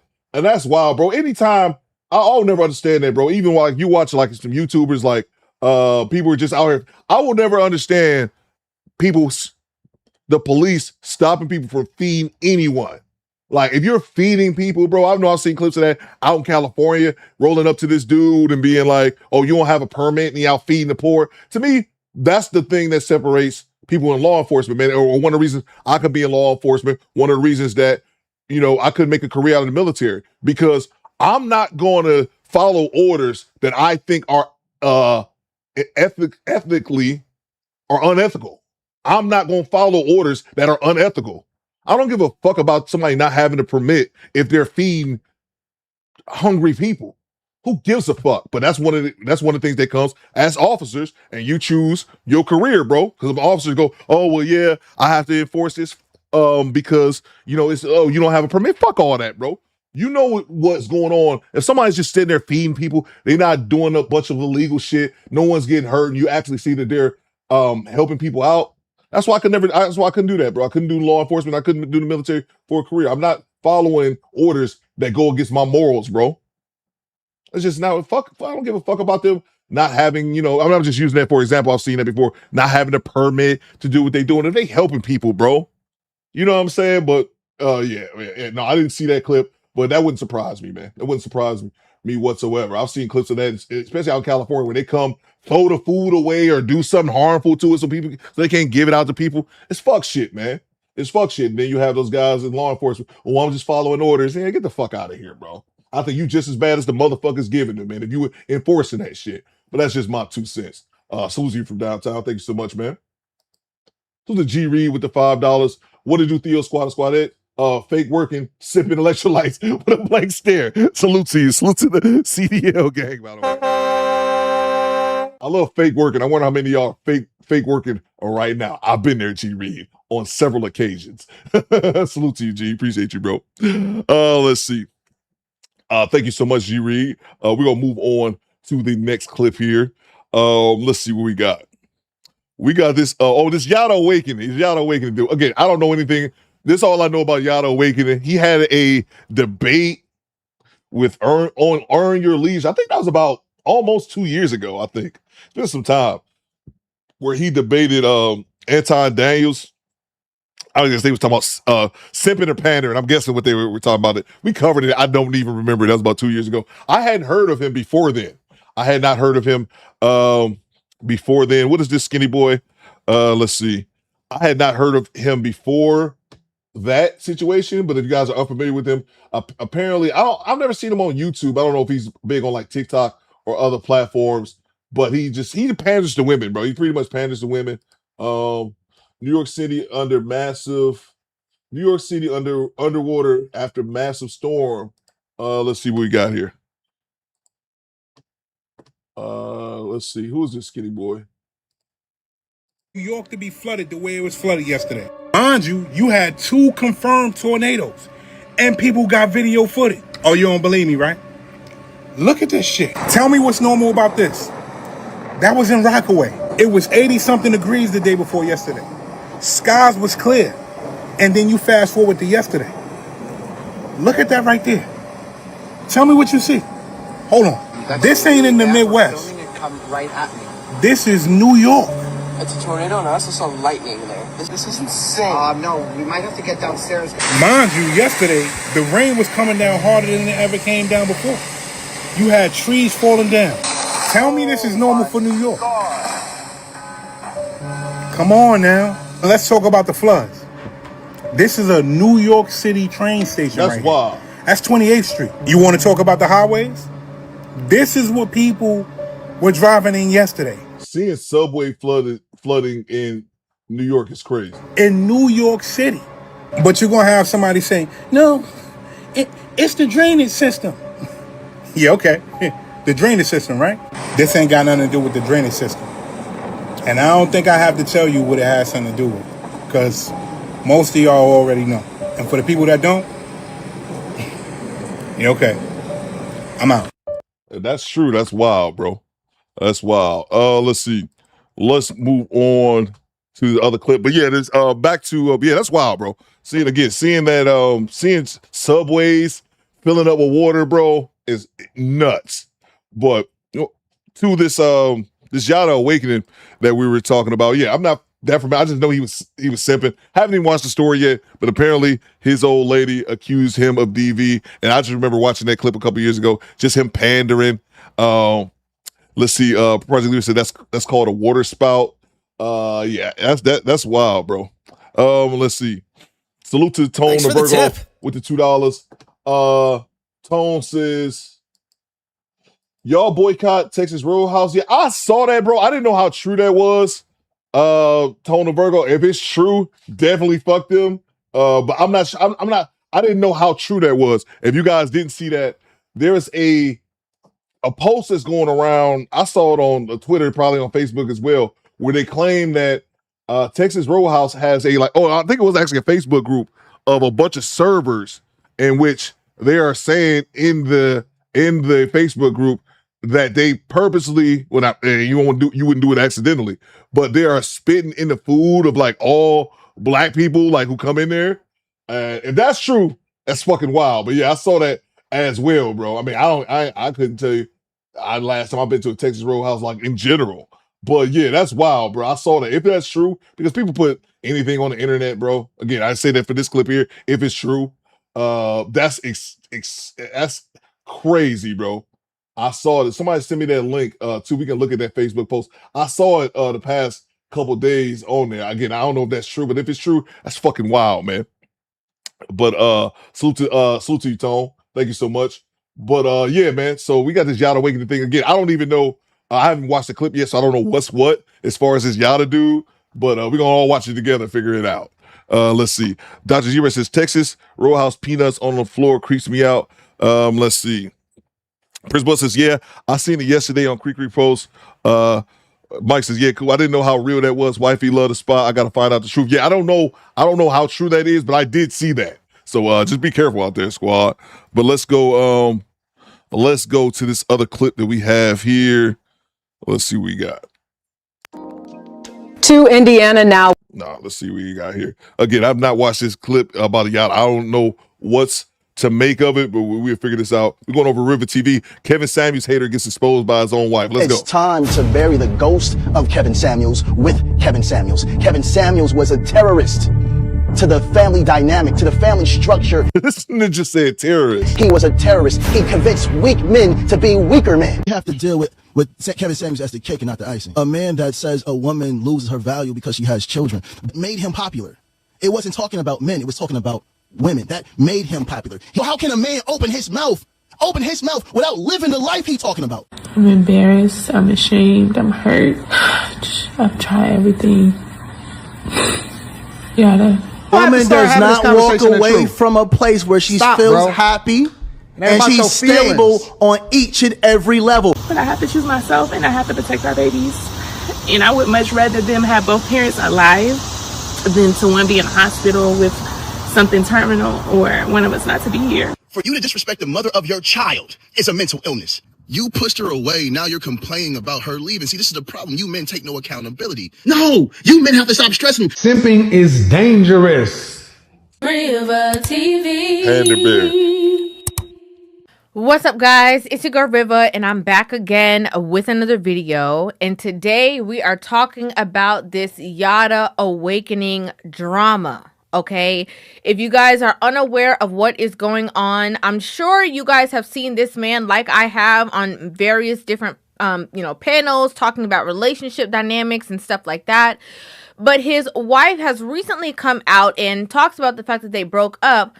But not only that they broke up, she has made allegations that he put the paws on her. We're going to go ahead and dive right into this conversation. And of course, I'm going to give you guys my thoughts, my feelings, and my opinions on this entire situation. Now, as I said before, I don't really know who Yada Awakening is, or Yada Yan, I think is his name on social media. But what I do know is I have seen him in the relationship space. I have seen him on panels doing like verses with people and kind of like arguing talking points. Woman does not walk away from a place where she feels happy and she's stable on each and every level. Are women's standards too high, or is the modern man just performing too low? Now we have to understand we have a lot of boys trapped in men's bodies. Some of the clips that I saw on social media were basically of him doing the Derek Jackson special. Okay, he was Derek Jackson 2.0, but a little bit more woke. Good women are mostly single because they know their self-worth and their value. And they're not allowing a man to come into their life and just tell them anything. Now you have to be the man that you said you were. Men, we are the real gold diggers. I'm about to say, hold on. That's wild. It's wild when you look short sitting down. I'm sorry. Self-worth and their value. And they're not allowing a man to come into their life and just tell them anything. Now you have to be the man that you said you were. Men, we are the real gold diggers. We want a woman to regulate our emotions, pat us on the back for doing what a man's supposed to do. Nurture the children, remain sexy, speak life into us when we feel low, and work a 9 to 5 at the same time. You can't convince me that we are not the gold diggers. Now, yesterday, his wife took to social media with a very lengthy post. And it had like a lot of, I guess, her talking about what happened, talking about the breakup. As you can see here, it says a new chapter.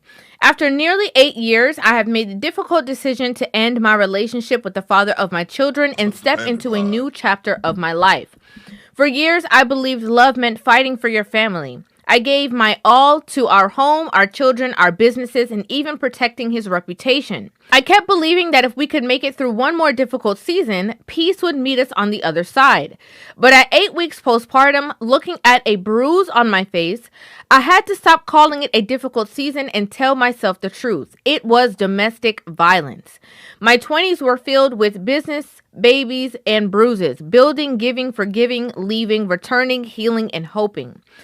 I didn't leave because I stopped loving him. I left because I realized that if I continued to stay, eventually I would drown.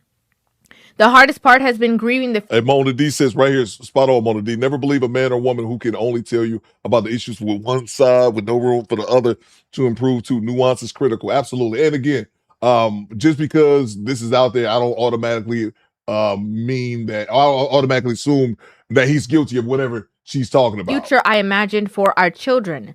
But one day they will understand that I chose their safety and my peace over a love story I desperately wanted to save. I've learned that people can change, people can heal, but you don't have to lose yourself waiting for them to do it. Loyalty should never require you abandoning yourself. I don't share this for sympathy or to tear anyone down. What happened is part of my story, but it will never become my identity. I am more than someone's wife. I am more than the things I survived. I am a mother, a woman of faith, a visionary, and a woman learning what it means to choose herself.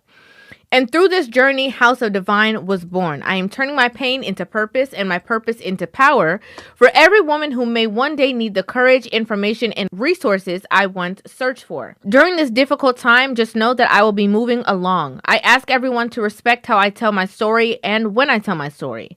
There are parts of this journey that I am still processing, healing from, and learning how to put into words. For now, I am taking it literally day by day. I am allowing myself the grace to simply take each day as it comes, trusting God with every step ahead of me. This isn't the end of my story. It's simply the beginning of a chapter I never expected to write. I choose safety. I choose peace. I choose my children. I choose purpose. And finally, I choose me. Now, why this is so shocking and interesting is not only, you know, the fact that he fans a lot of women's flames, but the fact that the two of them actually just, welcomed a new child into their life. She was on social media talking about her push presence and how celebrated and stuff that she was from her husband after she had the baby. My favorite push presents from my husband. Man, I wish I would give a chick a motherfucking push present. Broken Blade, you was thinking exactly what I was saying. Respectfully, shut up, bitch. Shut up, bitch. Salute to Rivet TV. She probably didn't have to read that entire thing. But yeah, salute to Broken Blade and Aronis E. Anytime I see these monologues, I don't believe them. But fuck y'all, that's exactly my thoughts exactly, Aronis E. But a push present, I never got an opportunity to talk about this. Let me take a moment. Access denied. Y'all not here for this, but let me take a moment to rant a little bit. A push present, I'm gonna pay you for doing what the fuck your body's supposed to do. Push present. You want a push present, bitch? Go push my Suburban in the driveway. It's out of gas. Go push my Denali, bitch.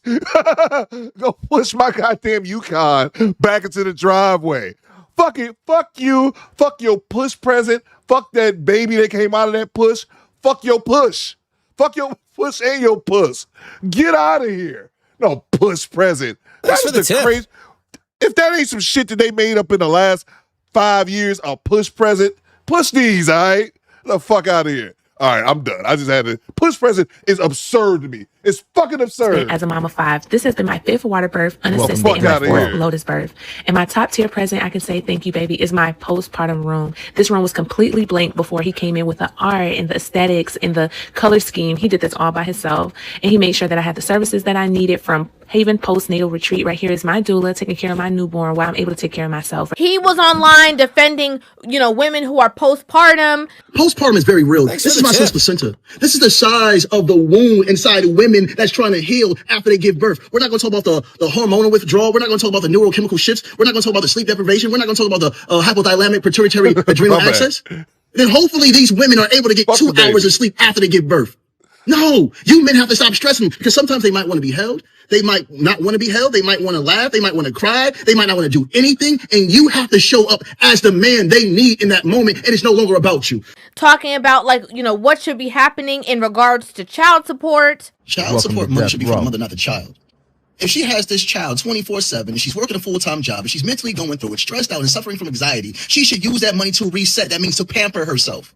Because a woman that's falling apart is no good for a child. And none of you men understand the weight, the stress, the pressure that it takes to work a full-time job, maintain a household, and raise children. That's why most of you men fold. She also... I don't want to hear, because of that, I don't want to hear you bitching at all about child support in con, sir. Aaron says, I'm not a fan of women talking on their personal issues, but he's a public figure who speaks to relationships, so I'm not against exposing these grifters' hypocrisy.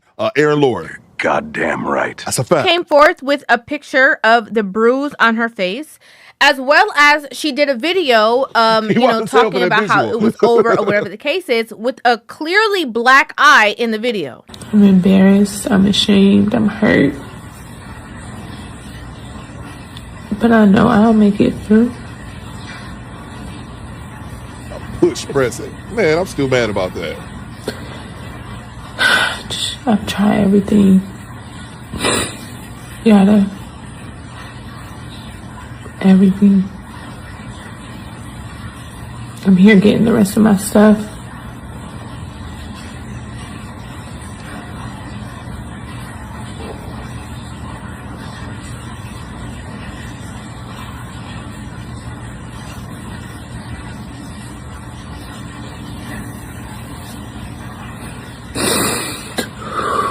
Now, based on these allegations, it's absolutely absurd to a lot of people on social media, right? Especially women, okay? Because just like with Derek Jackson, when women get hit with the okie doke, they get, they're bamboozled. They can't believe that a man who was saying all these things and defending women, was actually doing any of these things, allegedly. And the fact that he was the one who was like, a real man doesn't disrespect women. Like, for you to disrespect the mother of your child is a mental illness. This woman loved you enough to get pregnant, went through the pain of giving birth, had to suffer postpartum depression, and then you don't show up? Why does he make the assumption that in a perfect world, yes, but making the assumption that someone has to love you to have their baby? That don't mean a motherfucking thing. Bang! Bang! It's good! Love ain't got nothing to do with it. It should. Again, in a perfect world, but we don't live in a perfect world. No, love ain't got nothing to do with it. This is just a pandering dude. And like Aaron Laura said a second ago, I don't like when women hop online and air out all their dirty business. Like, yes, sometimes men do it, but the vast majority of the time, it's women that does it. I think that shit is so corny. They try to win the public opinion. They try to, get over like that. And it's whack, because I'll say probably 90% of the time. I'm here to tell you right now, we don't care. Let me tell you something. We don't care. We don't care majority of the time. But for you pandering dudes, I'll make the exception, because you guys sell the shit. And it's not like pandering, and like it was a clip that she played earlier, Woke Up in Hell. Just subscribe. Salute. I like that name, Woke Up in Hell. It's not like the pandering and the simp. It has an effect, man. It's not like it's just somebody just talking and nobody gives a shit. No, you actually have women who start believing this shit, and then you have these women having these extremely high expectations, a la a push present. I need to get this bitch a Porsche because she shit out my baby. Get the fuck out of here. But then also you have women with these high expectations. Then unfortunately you have men who likely don't have any male role model, any type of father figure in their life. They start believing this bullshit.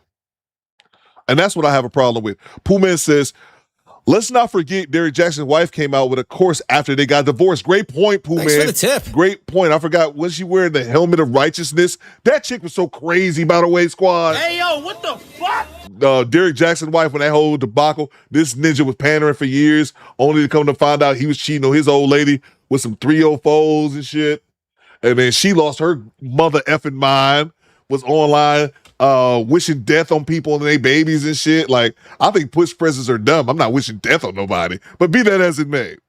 Then she went to selling the course, which just shows you, man, at the end of the day, it's a grift. Just like this pandering shit, is a grift because unfortunately, and I really wish this wasn't the case, unfortunately, you have with a lot of women, and I say it all, but unfortunately, with a lot of women, if you tell them what they want to hear, they will throw their purse at you, man. It's ridiculous. And then to Derek Jackson, take it a bit further and be someone who's attractive to them. I think Derek Jackson's like 6'5", big in shape dude. They love that shit, so they'll just throw their money at you. But it's kind of like, it's disappointing because I want our women, I want people in general to be critical thinkers, man, and think critically. And not just go along because, he's telling me what I want to hear. Fuck all that, man. That's not reality. He's telling you what you want to hear because he wants you to be supporting him financially. It's obvious. Let's see. Salute to Divine Photos with the $5. I blame the modern women for the rise of Yada, Derek Jackson, Ace Metaphor. In reality, the feel-good stories always have trials and tribulations. Absolutely, bro. And each one of those people doesn't have a scandal. Yada, I mean, we are hating that now. He's a legend. Again, I want to make sure I'm saying this. I'm not saying this dude is guilty. I don't know. I'm watching this shit for the first time. I didn't even watch this video before I added it to the lineup. So I'm not saying that he's guilty. So I want to make sure that's clear because, again, just because someone says something online doesn't mean it's fact. You have to take everything that you see online with a grain of salt. Salute to you, Divine Photos. But he makes a good point here. They all seem to have some type of trial and tribulations. You had Derek Jackson fell out with his wife. Ace Metaphor, they had that whole blow up about a year and some change ago where they were saying that he was not paying people or like banging some of the female guests and shit. It just always turns into a debacle, man. Salute to you, Divine Photos. That's a very good point. So the Project Leroy $2. Coop, why did Yada wife post her Cash App after this? I didn't know about that, see? Hey, yo, what the fuck? I did not know about that, Project Leroy. Doesn't surprise me. That's why, without even watching the content fully, I'm like, I'm not saying that she's right. You know what I'm saying? I'm not saying, because who knows, man? A lot of them have some hidden agendas. Great point. It goes back to what Pooh Man said in the chat about Derek Jackson's wife selling the course after it's over, man. Yeah, man, you got to definitely be hesitant. You can't jump the gun, being quick to believe anything that anyone says online, especially when it pertains to a relationship, because we all know it's three sides to a story. His side, her side, and the truth. And the truth is usually right there in the middle. Salute to you, Project Leroy. Salute to Divine Photos, channel member for 3 years. Abba moves like a red pill man. Yeah. What is going on with Abba? Hey, yo, what the fuck? Oh, man, what is going on with that dude, bro? I remember he had a scandal a couple months ago, and I remember I didn't stream that week, and I was like, good. It was a good week not to stream, because I don't care about this ninja. I think he had a baby on the way, but he seems to keep having these instances. Abba, man, put a condom on, bro. I don't know what to tell him. Salute to you, DP. Abba out here wilding, man. Salute to OB. And if anything, if nothing comes of it, of any substance or, anything detrimental happens, one thing he's giving all those, his enemies, the Fresh and Fit and all those red pill dudes, definitely giving them ammo at least. Salute to OB with the $5. Logical thinking men have been calling out these grifter bears for years, but once they expose, those same women want men, help, guidance. Nope. And great point, OB. And I promise you, I promise you, this is the 100% truth. I started my channel 4 years ago in 2022. I believe as soon as I started my channel, a couple months later, I did one of my old videos you can find in my first year. I did a video reacting to like Derek Jackson. I didn't know who he was. I legitimately didn't know. That's one thing about it. I had to learn about a bunch of different people. I didn't follow all these people's content. I didn't know who none of these people are. So I had to learn it. I had to learn it on the fly, And I remember, I'll never forget the first day I watched Derek Jackson clip. I remember watching it. I don't know if it was a live stream or something like that, but I watched it. And my very first thought, watching the very first clip of Derek Jackson, he talked for a few minutes. And then once he finished talking, I said, oh, he's lying. I said that. I said, oh, he's lying. He's lying to these women. This before I realized that we had a word for it, pandering. My very first viewing of this dude, I said, this dude is up here lying to these women. He's telling them what they want to hear. It was so obvious to me. Never, and not knowing a thing about his history, just watching this dude talk for the very first time. And I'm like, I ain't no genius in this bitch. And I can figure that out. That means all the other men can figure this out. And I thought it would be easy, but it turns out the men saw right through him, but the women was like, nah, he good. Access denied. What the fuck are we talking about, man? Salute to you, OB. That's a fact, bro. That's a fact, man. Salute to the Do Better Thing. He says, I love you, squad. Salute to you, man. Channel member for 19 months. Appreciate you, bro. Shout out to the Do Better squad. Love you, squad. Let's see. Salute to Marie773 with the $2. I guess he gonna enjoy paying the child support. That's a fact, Mo. That's a fact. Goddamn right. Talking all that shit. I don't want to hear nothing. I want to hear nada, zilch, zero, none of that. You love the child support system. Love it when it's eating your ass alive. Salute to you, Mo. Salute to Devontae with the $5. Know that I don't have sympathy. Why are you on social media instead of getting your materials from the house? You got to stop and make a documentary. Salute to you, Devontae. Thank you so much for the $5. I love that stop and make a documentary. Salute to Ashley Foot Productions with the $20 bomb. The money, y'all. There's poor people around. With your broke Thanks ass. for the tip. E makes a good point in chat. It's ironic. ABBA is Bizarro Myron, like Reverse Flash. That's a great point, E. Great point. Salute to Ashley Foot. Mr. Cooper, squad, I need help. Anton asked if he can give me a push present. Ashley Foot's so stupid, bro. Anton asked me to give me a push present. I don't think he means that in the same way as Shadow Wife. I told Anton no. But if you give me my sandals, a bag, I'll play the banjo one time for you.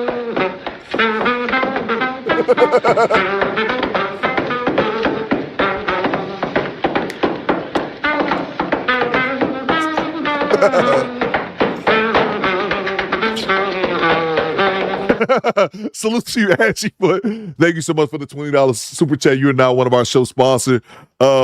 Let's see. Erroneous E says he already had money.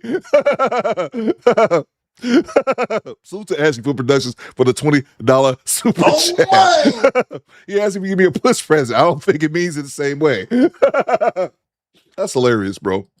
Salute to Lil Gaming Shadow. What's going on, Lil Gaming Shadow? This ninja served her breakfast in bed on a serving tray with $2,000 in 20. Hey, yo, what the fuck? Thanks for the Oh tip. my God, bro. Don't tell me that's true. Don't tell me that's true, Lil Gaming Shadow. Would not surprise me whatsoever. I hope it's not true. It's probably true. This ninja served her breakfast in bed on a serving tray with 2020s, laughing my ass off. He's amazing until he blacks your eye. 90% of men knew he was talking ish. Talk to him. Woo!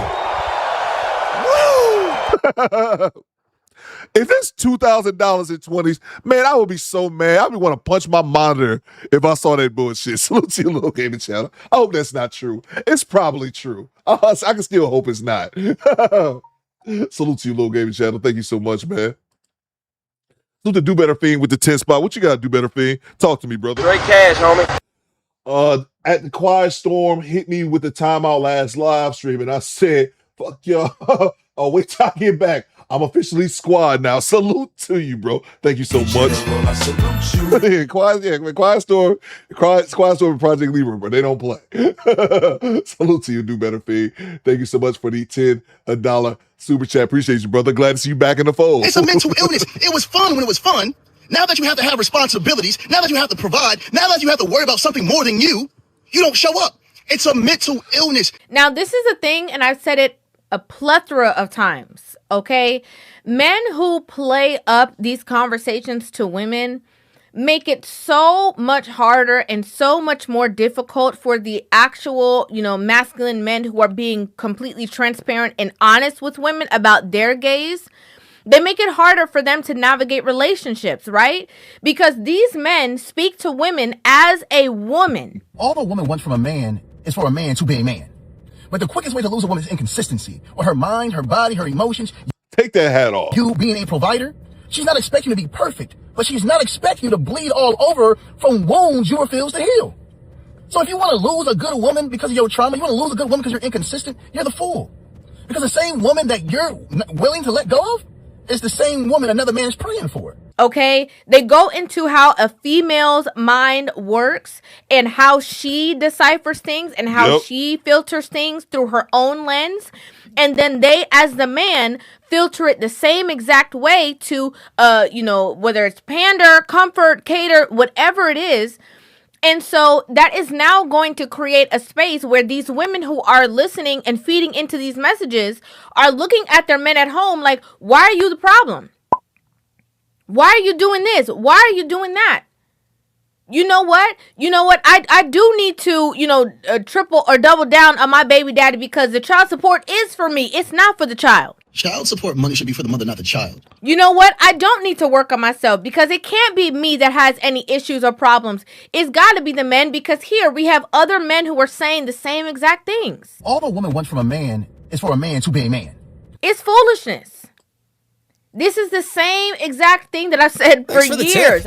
And that's the thing, like I was stating earlier, it's not harmless. A lot of them act like it's harmless. It's not harmless because if you have someone like River just alluded to, and they're just following along with what they're saying, they'll start looking at you. She's already in a relationship and start looking at you funny, like, damn, ninja, where my push present at? Hey, yo, what the fuck? Like, what are you talking about? Oh, I just watched such and such, and they got to push present. Why don't, again, it's an immature mind, and then also not critically thinking, and but it happens all the time.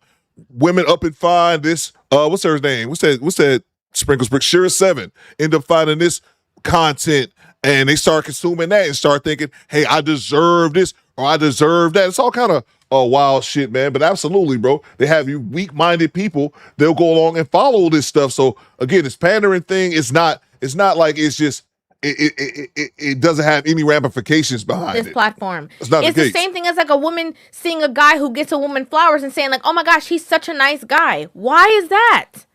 Flowers don't mean nothing. You can have two men. Okay, one is over here buying you flowers. He's spending a whole bunch of money on you. He's doing all these things. That does not make him a good man.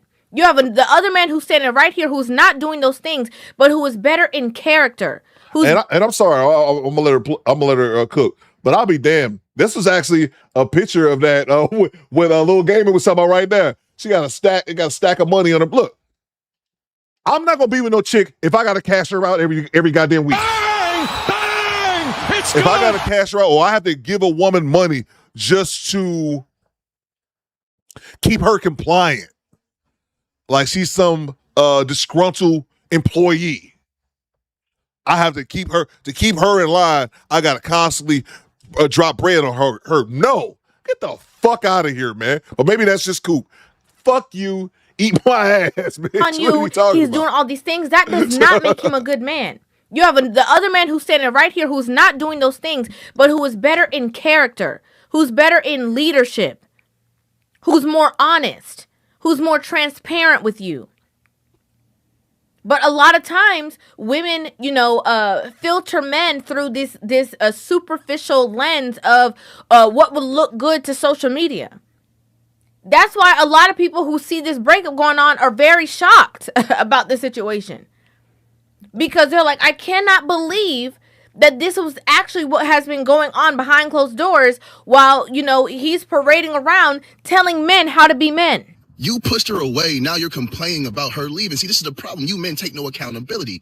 How many times has she tried to tell you what was on her mind, but you dismissed her like she wasn't important? Now you want to change. Oh, baby, I changed. No, you're a manipulator. Now, people have now noticed that she has been dropping nuggets, kind of all along. She did a video where she was talking about how dangerous it is to be with an egotistical man. A man that is led by his ego is an unsafe man. I'm not saying he's evil. I'm not saying he won't ever take accountability.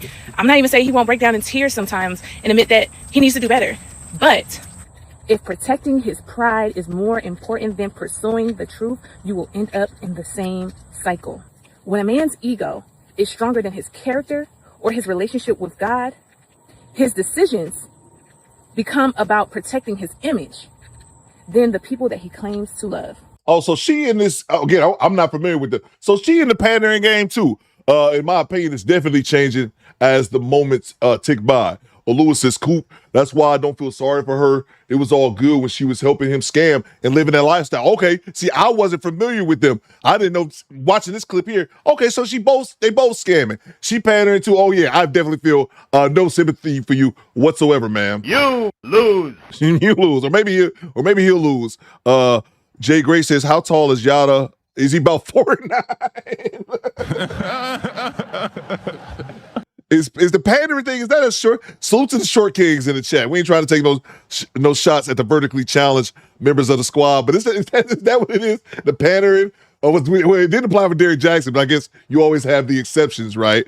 But yeah, now that I'm watching this and see that she's going along with the pandering, again, okay, yeah, my sympathy that I might have had, because I didn't have any to begin with, is in the negatives right now. All right, y'all. So today we're going to talk about part 2 of being very cautious when you're dealing with a man that is led by his ego, okay? One of the things that we have to address is the fact that a lot of men that are led by their egos are qualified narcissists, okay? And a lot of times when they realize that you are no longer up under their control, what they will try to do is control the narrative around you, okay? They will try to control the narrative of how other people perceive you. Now, it's interesting, right, that she released these videos, and then when she came out and she made her statement about the two of them not being together, you know, he posted a video of himself walking, it looked like maybe through Africa or so, and, like, kind of, like, with, like, this smug kind of, like, look on his face.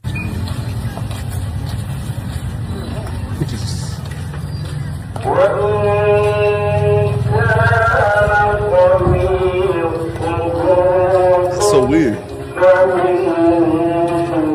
The domestic, allegations are allegations at this point because we don't have any, like, tangible proof just based off of her word alone is kind of like what we're going for to see that, she's saying that this stuff happened. This is what she's acknowledging. She's bringing to the forefront. But this is not like, they haven't gone to trial. There hasn't been anything. He hasn't been convicted of this in regards to a relationship with her. People have said that he has been, accused of doing these things in the past with other women. It's craziness. Now, I haven't heard all of this man's, conversations or speeches or whatever the case is, to really do a deep dive and say that I disagree with every single thing he says, because I'm sure, a broken clock is right more than once a day. And there might be some truth to some of the things that he's saying, but overall, from the messaging that I have seen and from I've seen him portray, it's kind of like I said before, a feminine perspective of how women view men, right? It's giving very much the fairy tale Disney movie things that women are actually stepping away from to realize the reality of how to navigate relationships. It's putting them back into that kind of like facade way of thinking and making it harder or more difficult for women to actually navigate real relationships because they are being fed a narrative that is really not conducive to the reality of what it takes to have a marriage, a relationship as a whole. Yeah, he's full of shit. That's a long way of saying, hey, he's full of shit. And those women who subscribe to this nonsense, it's going to be extremely difficult for them to date in the actual real world because they go in with this philosophy, and motherfuckers like him and these panderers, they just tell women are perfect. And again, of course that's not true. Just like men aren't perfect, but we don't claim to be perfect. Men have flaws just like the next person. But what these panderers do is tell women in a bunch of different ways that they're perfect. And they don't have to do anything in a relationship. They don't have to bring anything to the table. Men should just worship you just for the fact that you exist. And that's not reality. It's simply not reality. You can be mad at Coop, you can be mad at River TV, but go out into the real world and see if that shit is a woman. Now, is it true that being pretty, there's such thing as pretty privilege? Absolutely. Absolutely. And it will get you far to a certain degree. But again, thanks for the tip. You all understand that beauty fades over time. You're not going to be gorgeous your entire life. It's just what it is. But it gives them this unrealistic dating expectations in which they believe this. It's sad, man. It's sad because a lot of these women are going to find out the hard way. You're not perfect. And to be in a relationship, you have to contribute something. Not just lay there, be pretty, and fucking exist. That's not reality. You have to bring something to the table. It may not be finances for some men. There's some men who just say, I'll pay everything. There's other men like myself, like, fuck all that. You got to kick in something. That's just my personal beliefs. But this false sense of you don't have to do anything, just exist. And the man will come sweep you off your feet. And anything that happens negatively in a relationship is a reflection of him. It's not a reflection of you. And it takes away all accountability for some of these women who are too dumb to think and realize this dude is lying to us. And that's the issue. Let me acknowledge the super chats. Salute to Tone the Virgo with the $5. He says, Simpson Panders be like, ladies, if he doesn't hold your purse or do your hair and nails himself, he doesn't love you or value you. Exactly, bro. Exactly. Just unrealistic shit. Unrealistic shit. Salute to you, bro. Salute to TVI. Good for her. She was getting paid. So Stephen A. Smith says, we don't care, bro. That's a fact, man. I'm here to tell you right now, we don't care. Let me tell you. We don't care. Yeah, and him talking all this, the child support is for the woman. I think River said that he just had a baby as well. Okay, bro. Enjoy paying that shit for 18 years. Salute to you, TVI. To El Grande. Rip Tim Curry, better known for It's Pennywise. Okay. Rest in peace. I'm familiar with Pennywise. I wasn't familiar. I don't know. Did that dude? Let me see, man. Is this the dude that I'm thinking of? Salute to you, El Grande. Thank you so much. Is that the dude that I'm thinking of? Yeah. Oh shit. Yeah, he passed away. Yeah, I know. I know he was in a bunch of stuff, man. I didn't know I didn't know it passed away. Oh yeah, it was just reported. Yeah, it was just reported. I see this right now. I'm trying to think. He was in some other stuff. I didn't find out that he played it until I was an adult. But he was in some other stuff as well. It was just announced that he passed away. Just a few minutes ago. Passed away at the age of 80. Wow, I know he had a bunch of roles, man. Besides him killing it, in it. But yeah, man, rest in peace, bro. Rest in peace. He was a really good actor, bro. OB, he just announced his passing. It's been less than 30 minutes ago. TMZ reported 20 minutes ago. Yeah, man, that's sad, man. Rest in peace, bro. I was not familiar with I didn't know that he passed away. Well, it just happened. So thank you very much, El Grande, for informing us about that. Let's see. Salute to Daniel. What you got, Daniel? Talk to me. Today marks 6 years of me doing YouTube, 4 years on my current channel. Salute to you, brother. That's dope, man. General, I salute you. That's dope. Daniel, congratulations. Congratulations. Oh my God. I love doing that drop, bro. I never hit that congratulations drop enough. Congrats, Daniel. That's dope, brother. Let's see. Salute to Tone the Virgo with the $5. Watching Family Matters as a kid taught me everything I need to know about Sips. Steve chased Laura for 10 years, shaking my head. Always Myra over Laura. Rip Myra. Yeah, I know the actress that played Myra passed. I think she had cancer back in the day. She was gorgeous, young, too, man. Cancer's a motherfucker, bro. But yeah, man. Yeah. I haven't went back and watched Family Matters as an adult, but I can only imagine, man. Just remember watching it from back in the day, man. And now we get older and realize these things. Yeah, man. She and what's the old saying? A woman, I'm butchering it, but she would like a woman doesn't want what's Superman? Clark Kent. A woman doesn't want Superman. Wants Superman. She doesn't want Clark Kent. It's kind of the same thing with Laura. Laura wanted Stefan, but not Steve Urkel. It's the same person. But yeah, bro, yeah, he chased behind her for years when he had a woman, Myra, that would accept him and loved him, legitimately loved him and wanted him for who he was, not when he had to switch a personality. And that's the only time Laura was really into him. Salute to you, Tone. That's a fact, bro. I need to go back and watch that as an adult. So the little gaming channel with the 10 spot. Shame on whoever takes advice from someone named Yada Bear. Get the fuck out of here. That's a fact, man.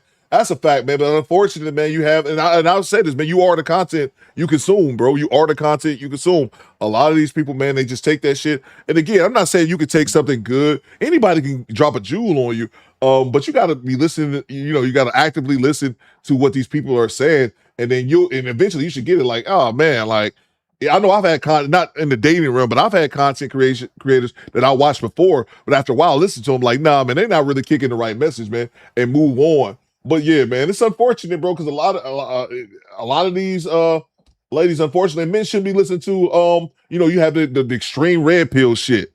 That that fresh and fit shit, man. You should, if you look at a woman, if you sleep with a woman, you gay and all this, that borderline questionable shit there, man. But yeah, you definitely have to watch the type of content that you consume, man. And again, this pandering shit is detrimental. Again, it's not something it's no effect whatsoever. It becomes detrimental when these women hop on and just believing, as a woman, I don't have to do anything.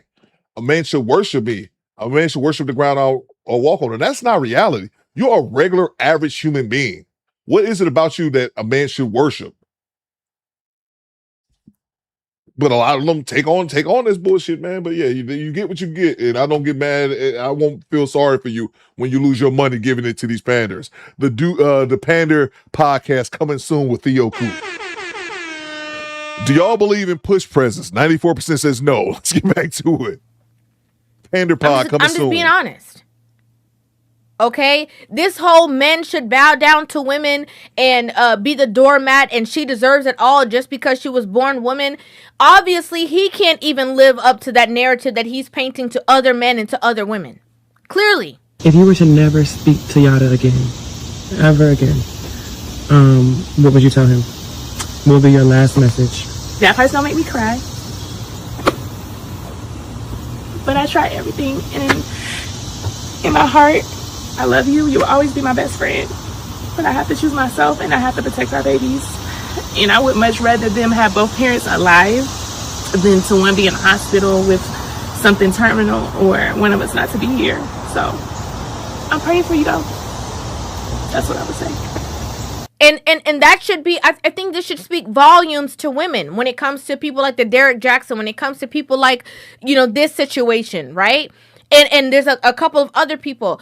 Whenever you see that these women are the ones who are coming out, the women who are alongside them, who are coming out and telling you that that's not the reality, I think that should make you take a step back and see, okay, if the majority of men are saying this thing and the small portion of men are saying this thing, maybe this small portion is not actually how men think and operate in the real world. Maybe this should be taken with a grain of salt. Tip. Men, we are the real gold diggers. Simping is dangerous.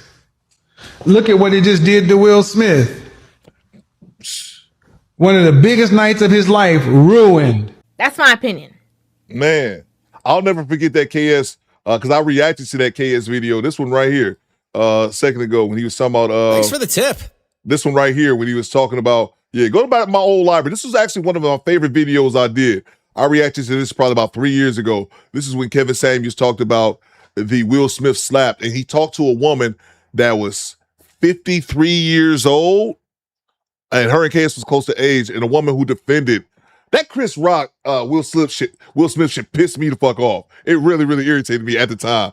But yeah, it's just a really good video. I thought KS broke it down greatly, and then also you had this woman sitting back here arguing for the shit, talking about her husband should have did the same thing, and her son, and all type of wild shit. But anyway, get back to it. Did to Will Smith.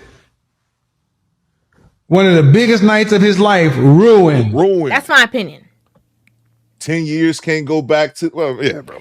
I'm not gonna lie. I think what's baffling the most to people is the fact that she is postpartum, that she did just have a child, and she is the mother of his children, and a lot of his arguments are contrary to the things that, he allegedly has done within their relationship. For you to disrespect the mother of your child is a mental illness. You pushed her away. Now you're complaining about her leaving. See, this is the problem. You men take no accountability. No, you men have to stop stressing. Woman does not walk away from a place where she feels happy and she's stable on each and every level. But in my opinion, when men who proclaim these things do obscene things, it doesn't shock me. Because I was looking at you crazy from morning. Okay? I was looking at you crazy from the beginning of the situation. That's just my opinion. That's my opinion. I'd like to know what you guys think about this in the comment section down below. Love to. Salute to River TV. You already know. Make sure y'all subscribe to her. We got a few more things I want to cover. Let's see what the chat has said. Salute to you, Top Pro. I see you. Quiet Storm says that Will Smith stream had 30,000 people watch. Oh, that's dope. Ronis E says Will Smith lost his household a long time ago when he let Shada peg him. What? Hey, yo, what the fuck? Where's this pegging coming from?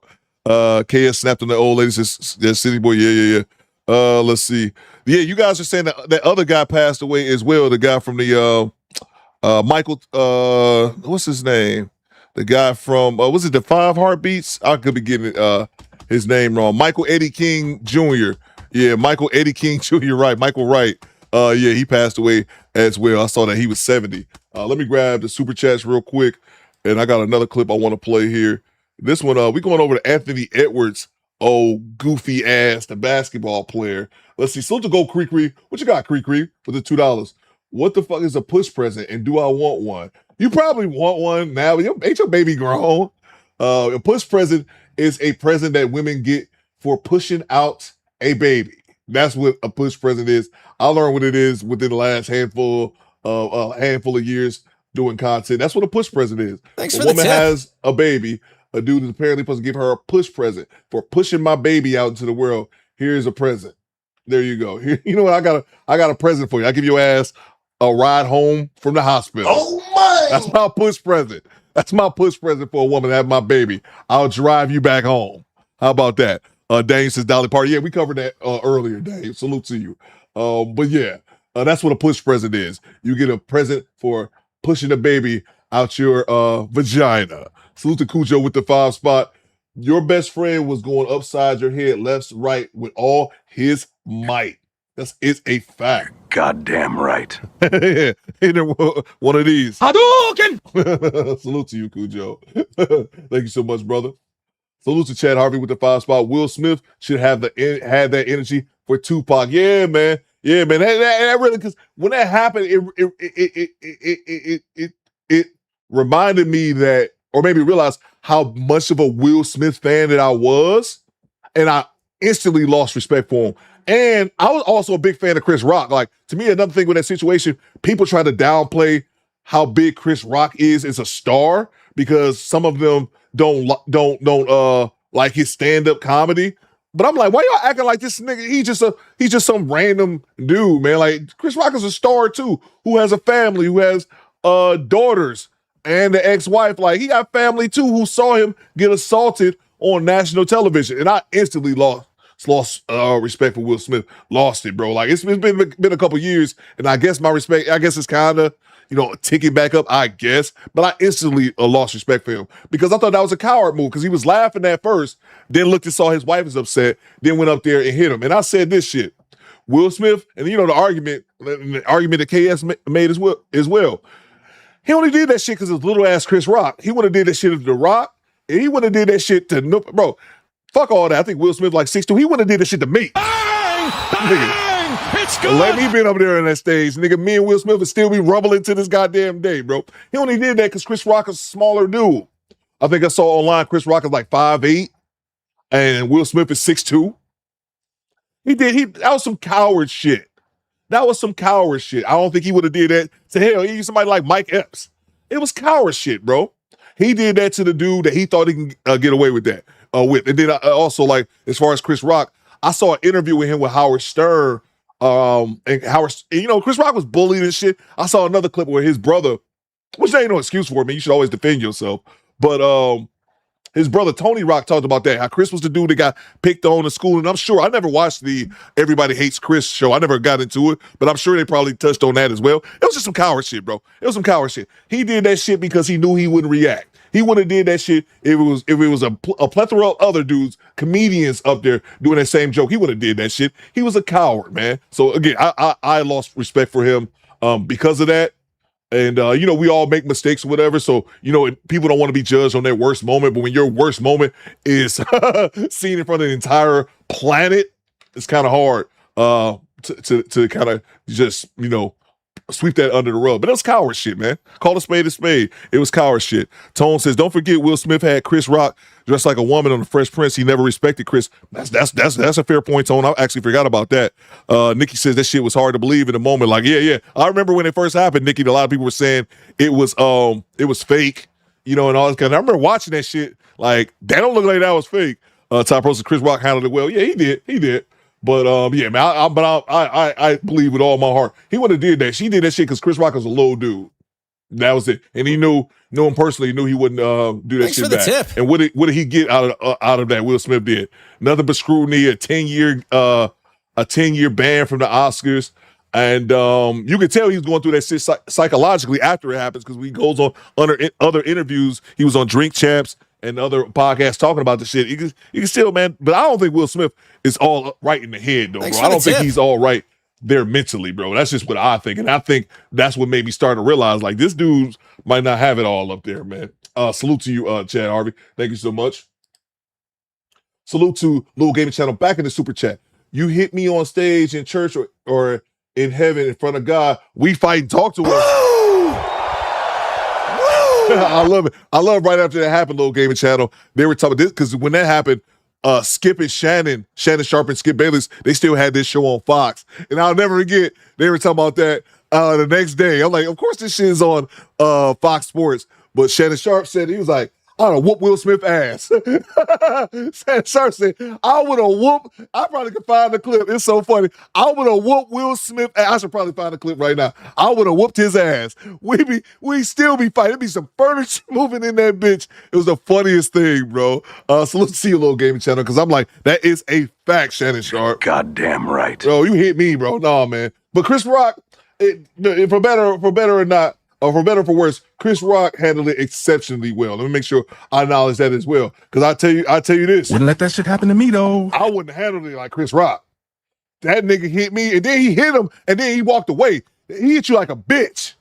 He hit you like a bitch and walked away. I'm going to give you my Little Gaming Channel. I'm going to smack you, then show you my back. Because I know you ain't going to do nothing. But I'll do it one more time. Wouldn't let that shit happen to me, though. We would have been some brawling motherfuckers up there on that goddamn stage, bro. I'll tell you that shit.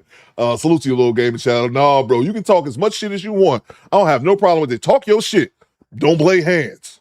You can talk your shit, but don't lay hands. Salute to your Little Gaming Channel. Appreciate you, brother. Salute to Janessa. That's a fact. That's a fact. Salute to Janessa with the $5. Salute, love everyone. Wondering how solar panels will work during this time. And Kwame Kilpatrick and Jennifer Graham gave the water to Flint. They shut it down. Yeah. I think the solar panels, because I heard the solar panels and stuff, like those whole systems become really, really expensive. I don't know if it's just the solar panels themselves or the actual systems that go into them. I think it'd be cheaper probably the generator route, even if you have one of those generators that can power your whole house in the event that a storm goes out. I just hold those solar panels, not the panels, but like the system itself can become really expensive. Somebody in the chat let me know as well, because I'm just kind of talking out the side of my ass. Let's see. Lewis says, I just researched. It started in Europe, culture thing with diamond necklaces, then came to the U.S. in 2000. Jay Lopez hyped it up about the push presents. Oh, wow. Okay. So I never knew about I didn't hear about a push present until something like within the last 5 years. So it started in Europe. Okay, we can actually blame that on the Europeans. Salute to you, Janessa. Thank you so much for the $5. Let's see here. We're going to move on to another clip. I got a clip here from he's the only one I really saw talking about this, but Jada Black. We're gonna talk about Ant Edwards. Anthony Edwards, the star for the Minnesota Timberwolves. We were just talking about him a couple weeks ago because one of his child's mother got shut down in court. That's the Aisha chick. That's the one who's like 39, who's the older chick, and chick who has another baby by one of these rappers. Excuse me, I want to say Little Baby. I could be wrong. Somebody could, it could be Lil Baby, the Baby. It could be Baby from Cash Money. One of these niggas, babe. One of these rappers, baby. So she has a baby with one of these rappers, and then she also has a child with Ant Edwards. She was trying to go this route, trying to get more money. He already cashed her out, I believe, for 18 years, and then she came back trying to get more money. So that situation was just about 3 weeks ago. He won that dispute, and apparently he's had another woman come out since then. Hey, yo, what the fuck? About child support, and then he did not win this dispute. So it's like, what is this ninja doing? Let me grab the other super chats, and we move on to this clip. Salute to Mr. Ray with the $5. Classic example of like the ones that like you. Jada Pinkett never liked the guy from jump. That is a fact. Goddamn right. And said it, bro. And said it. I remember there's a clip where she's talking about how she didn't want to be married. Like she's crying, going down the aisle and shit. I'm like, what? That's absurd, man. It's absurd for Will. She can feel however she want to feel. That was absurd for Will Smith to go with it. And then wasn't Will Smith married? For the tip. I don't know if he had already divorced his old lady, but I know he was with another woman. I don't know if he could have already been divorced, then got with Jada, or I don't know if he was still with his former wife and then got with Jada. I mean, who knows, bro? But yeah, man.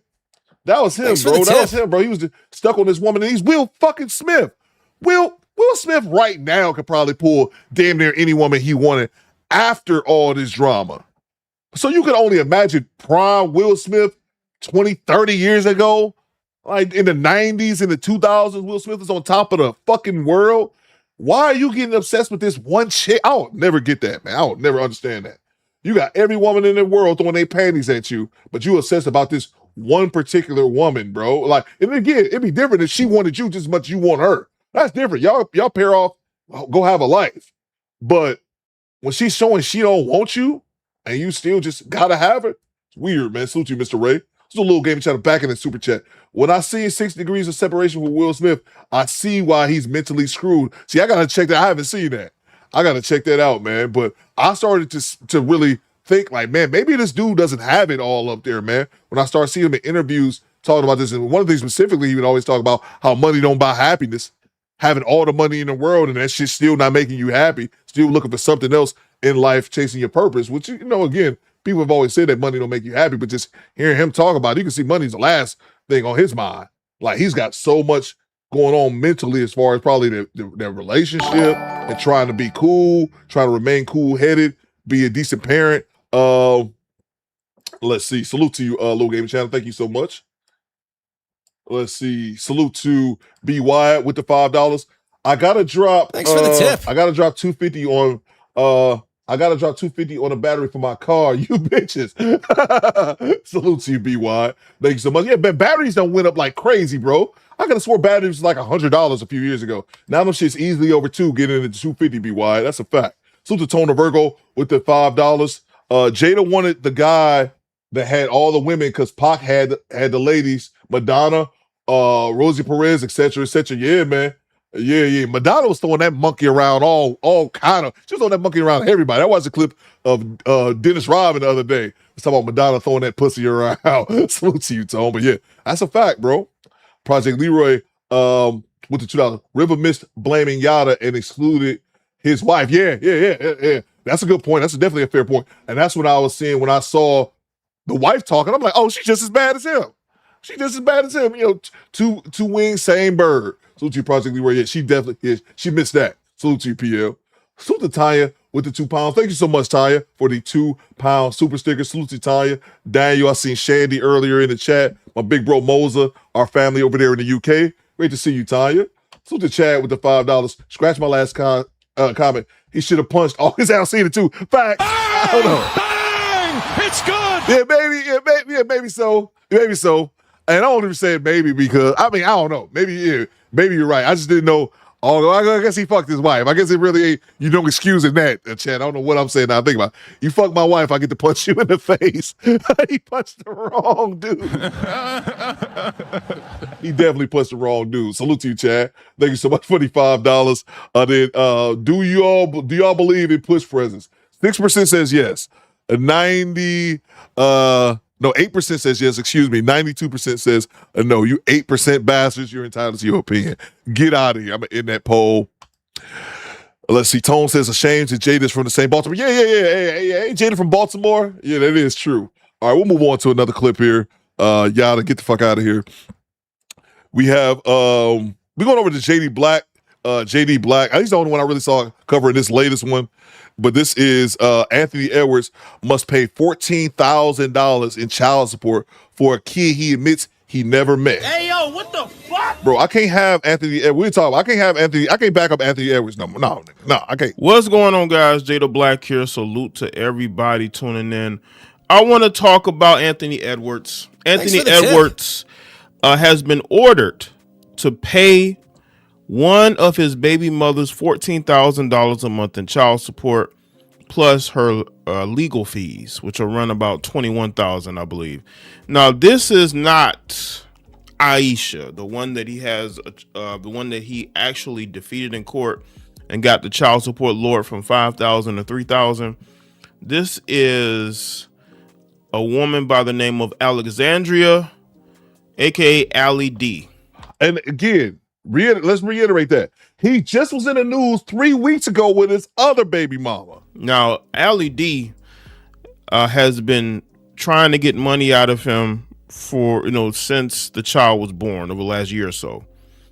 And she got this $14,000 a month. She actually wanted more for one child. And they're basing it off of how much money he makes individually. I tell y'all, man, these courts, all they do is siphon money from men. So he should be punished for his income for one child, not two, not three, one. So one child, you have to pay $14,000 for. And here's the issue I have with JD Black in this video. He's going to talk about it at the end. He's going to acknowledge that Anthony Edwards is at fault. But it's like, bro, I understand that. $14,000 for one kid. You don't need 14 grand to raise a baby. But I'm sorry. Cree said this nigga need to keep it in his pants. Bang! It's good. I can't give him no $14,000. Yeah, but to me, that's not even the crux of the argument. The argument is this nigga. Man, let's go to the big screen. Salute to Nurse Dara. Nurse Dara sent me this article from MSN, and I wanted to read this about this Anthony Edwards cat. If y'all don't know his stipulation, all right. So this is kind of coinciding with the story we're reading. Judge orders $14K monthly child support to Edwards and his son. Minnesota court has ordered Anthony Edwards, so this was in Minnesota, to pay 14 grand a month to his ex-partner for their son Amir, based on his reported $14,000 a month is a lot of money. But this ninja make 4.8. He make $5 million a month. Hey, yo, what the fuck? $5 million a month. $14,000 is piss. That's nothing. He makes $5 million. Again, two things can be true at the same time. Does a baby need $14,000 to live? Absolutely not. But he makes $5 million. That's nothing to him, bro. It's nothing. With that being said, this is not a story about, you can make your content however the fuck you want to make it. But to me, this is not a story about his child support. This should be a story about him having a reckless dick. This one is in Project Leader. This is in Minnesota. I know he had the other situation with the other baby mom. She lives in Georgia, but she was going out to Cali to try to get child support increases. But this is another reason. This is my thing. How many baby mamas you got? And here's what I wanted to read right here. A pattern of legal disputes over child support. Edwards has 4 children with 4 different women, all born within a 13-month span. Woo! Woo! Listen to that again. Edwards has 4 children with 4 different women, all within a 13-month span, and has faced multiple child support cases in different states. In Howard's case, a Georgia judge issued a default judgment after she failed to appear in court while Edward accused of exploiting the daughter for social media content. But that's the ultimate point, bro. $5 million a month. He living good. That's just NBA salary. That's not counting endorsements, Gatorade. I can't remember if he's with Adidas, or I think he's with Adidas. But it's not counting none of that shit. That's just pure NBA salary. The salary for the NBA now is ridiculous. That's why I welcome to death. This woman, we were commenting back and forth online. She was talking about how Anthony Edwards gonna lose it all. I'm like, if he invests his money right, this nigga gonna make, not even talking about outside of basketball, just basketball salary alone. If he does not get injured, Anthony Edwards will make every bit of $500 million, $500 million just in NBA salary. To me, he can afford the kids, even if he ain't shit parent, he can afford it. But it's like, you got to invest your money. But bro, I can't feel no sympathy for you. I don't want to hear shit about $14,000 when you make it $5 million. But when you keep having babies, 4 children by 4 different women in a 13-month span is fucking nuts, bro. It's fucking nuts. I can't justify that shit. I wouldn't even try. So it's like, I don't feel no sympathy for him. Yeah. Again, does a baby need $14,000? No. But my ninja. Now, one thing about Anthony Edwards is that he recently got married, if you guys didn't know that. So hopefully him getting married recently, that should be the end of his outside baby making. The only other babies he should be having is with his newly acquired wife. But bruh, it's just, man, no, it's just, that's ridiculous, man. That's ridiculous. You got to have this dick discipline, bro. You got to, man. And that's another reason, whether Anthony Edwards give a shit or not is a totally different discussion. But that's another reason why Anthony Edwards, he can't be the face of the NBA, bro. He can't be that shit. They're not going to promote him to be the face of the league when he got 4 women out there having his babies and he's constantly being dragged online with custody issues, bro. So that's just kind of what it is. But let's get back to the clip. I just wanted to say my piece real quick on that. That money is not going nowhere near, going to be anywhere. You know, that child is not going to benefit from the majority of that money. That money, majority of it is going to her. You know, she has kind of been hiding off social media. She took all her posts down. But I have no doubt that she's going to pop back out very, very soon now that she has this money. And act like, you know, she's some sort of, you know, world traveling influencer, right? Because that's what they do. And this heifer actually went to court and said she only makes $1,000 a month. So what have you been doing all this time? How have you been feeding yourself? How have you been taking care of the child? How was she allowed to put this in to tell them this and they actually believe it? So you mean to tell me that this heifer's broke and hasn't gotten a job? I think women should be penalized for not getting a job when they are seeking child support. How can she get away with only making $1,000 a month and the judge not penalize her for that? Tell her she needs to get a job, because you can't. The father should not be 100% responsible for the care of the child. And I can agree with I can agree with that. Thanks for the tip. I can see that, a woman not having a job, only making $1,000, but she can't afford to feed her. I can see that, bro. But again, Anthony Edwards is not the heel that I'm gonna die on when it comes to that. Now, if this is Anthony Edwards' first child, then yeah, we have something to talk about. Like, okay, this greedy bitch, she still might be a greedy chick at the end of the day. But Anthony Edwards, 4 baby mamas, I wouldn't even attempt to even try to defend this, or not saying he's trying to defend it, but make the argument about her being a gold digger. They all are. I'm talking about the women who specifically fuck these basketball players, especially fuck dudes like Anthony Edwards with the loose dick. They're called check babies. That's what I call them, check babies. They want to fuck Drea Michelle. Oh, they want to fuck these basketball players who make a shitload more money than they made 10, 15, 20, 30, 40 years ago. Dudes are signing $300 and $400 million deals. It's getting almost to baseball money. So yes, there are gold diggers, and they are fucked up pieces of shit for purposely bringing babies into the world that a man tells you he doesn't want, and you only brought them into the world because they're a check. And I said this before. Do you know how embarrassing it has to be once these children grow up and realize my mama only made me so she can get a check? She's a horrible fucking human being, but so is Anthony Edwards, bro. For not protecting your seed, man. 2 people in the same goddamn boat, in my opinion. It takes 2 people to have a child, and it should take 2 people to raise the child. But you got these lazy heifers who don't want to work. They don't.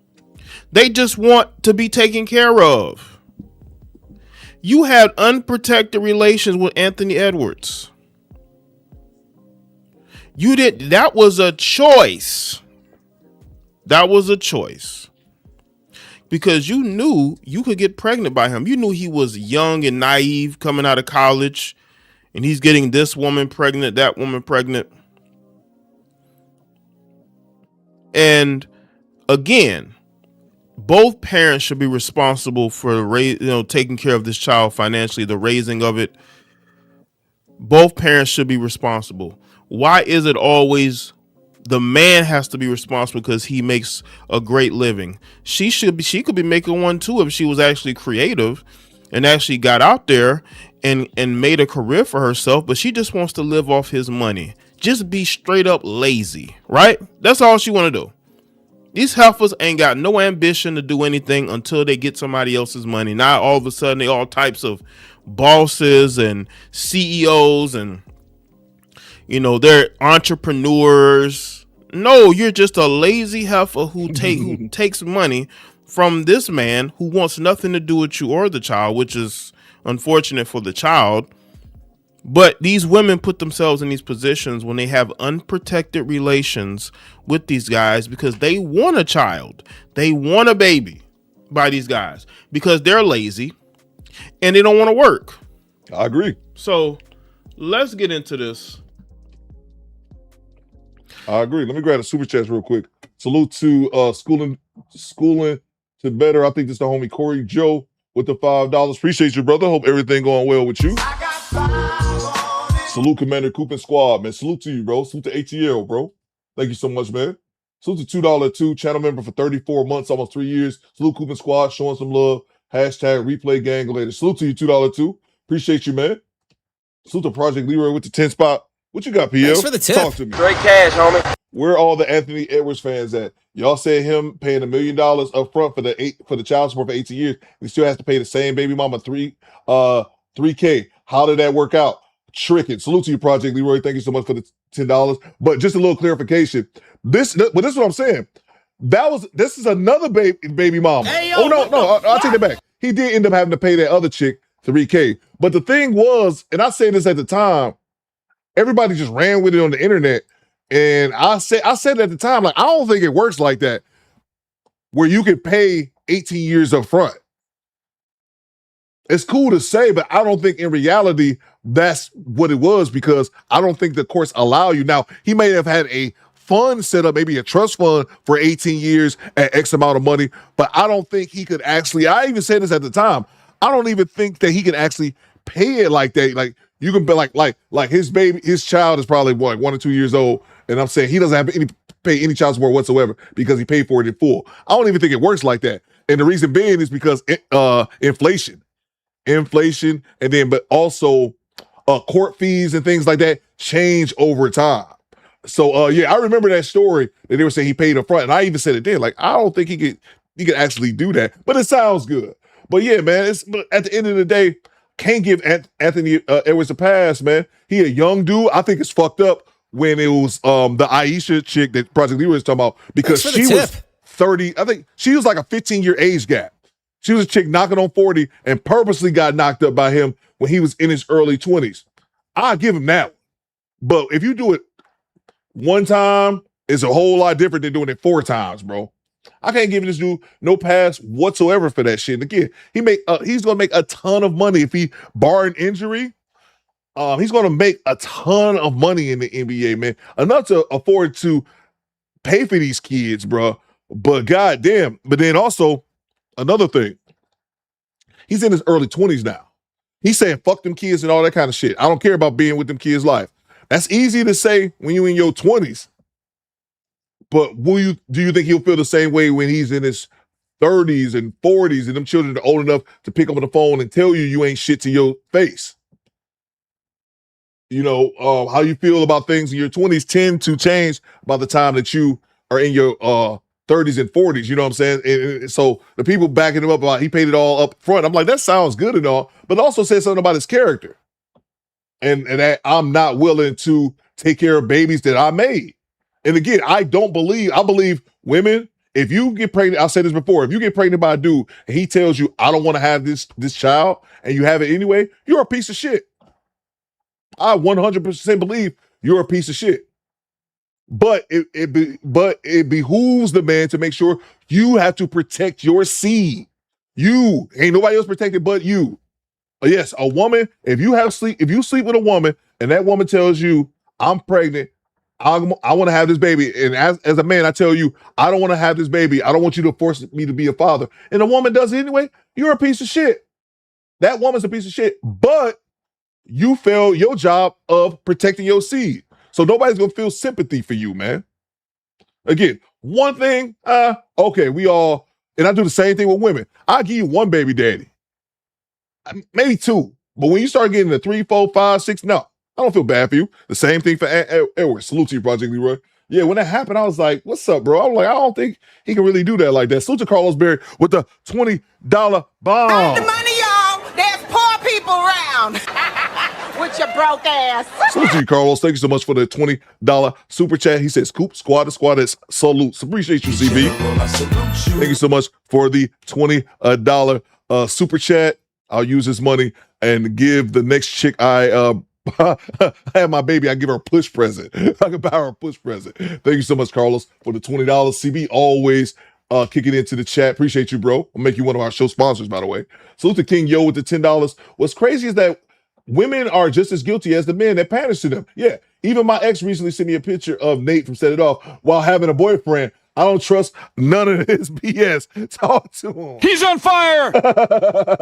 Yeah, man, they know what it is, bro. They won't know what it is, man. And they're absolutely just as guilty, bro. Let's say it. You gotta think about it. The men not supporting these panderers, King Yo. It's the women. They not support dudes. Majority of dudes, you know, you always gonna have that those who are the exception to the rule. But dudes, they not sitting back watching these pandering ass dudes, the Yadas, the Derek Jacksons, insert whoever the new flavor of the month is that's pandering on TikTok. It's the women supporting it, absolutely, bro. And they all know what the game is, bro. And I just personally, this irritates me. You hopping on just to have somebody tell you what you want to hear, even though it's complete goddamn nonsense. Salute to you, King Yo. Thank you so much for the $10 super chat. NBA star Anthony Edwards is now on the hook for $14,000 a month in child support for his ex, Alexandria, and the money is for the kid he claims he never even met. According to court docs obtained by TMZ, the amount was determined based on the Minnesota Timberwolves guard's monthly income of nearly $4.8 million, and the figure represents a massive increase over the baseline amount around the $32 per month. Alexandria was asking for a higher amount. Of course she was. Of course she was. Because the money is for her. It ain't really for the child. It's for her. That we need to establish that women, it should be mandatory for women to have employment before they collect any child support, because that child support is not for you to live off of. It's not for you to pay all your bills on. It's not for you to go on vacations with. It's to take care of the child's needs. The docs say Alexandria pulls in around $1,000 per. Do y'all believe this? So this heifer's broke. So this heifer is straight up broke. No job, no career. What is your purpose? Except for having a baby by an NBA player. She testified that she hopes to complete her college education to better support the child. Well, you haven't completed it yet? What you waiting on? The court noted that Anthony has enough money to spend $31,000 on food, $70,000 on entertainment, and $30,000 on vacations because it's his money. It's his money. It ain't hers. Again, it should be mandatory for these women to have jobs before they collect any child support. She talking about she hopes to finish her education. When you gonna finish it? Is it gonna be next year, the year after that, the year after that? You ain't never finishing it. In addition to child support, the judge ordered Anthony to take out a life insurance policy worth about $2.6 million, with Alexandria named as the primary beneficiary, and pay Alexandria legal fees totaling around $21,000. That to me is very strange. Why are judges ordering these guys to take out life insurance policies for the baby mama? That is very strange. I can agree with that. That is very, very strange, because he's not even in a relationship with her. And he's just a $2.6 million life insurance policy. Listen, Anthony, be very careful out here. I can agree with that. It is kind of wild. The court ordered you to take out a $2.6 million life insurance policy on your child. But and it goes to her.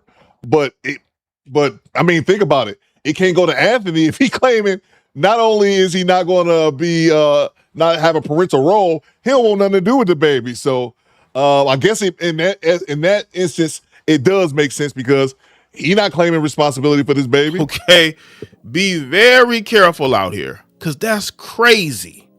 And she's the beneficiary. That is wild. This guy is a healthy professional athlete. Alexandria and Anthony share a son, Amir, born in 2023. The docs note that Anthony admitted under oath that he never met his son in person and is not seeking to have any parenting time with the kid. I think that's why the judge probably gave her the $14,000 because he wants nothing to do with the child. So they're trying to take it out on him financially. It's not going to work. He doesn't care. No, he don't care. As TMZ first reported, Anthony was ordered to pay $3,000 to his other baby mama, Aisha Howard, over their daughter. Kids, they ain't cheap.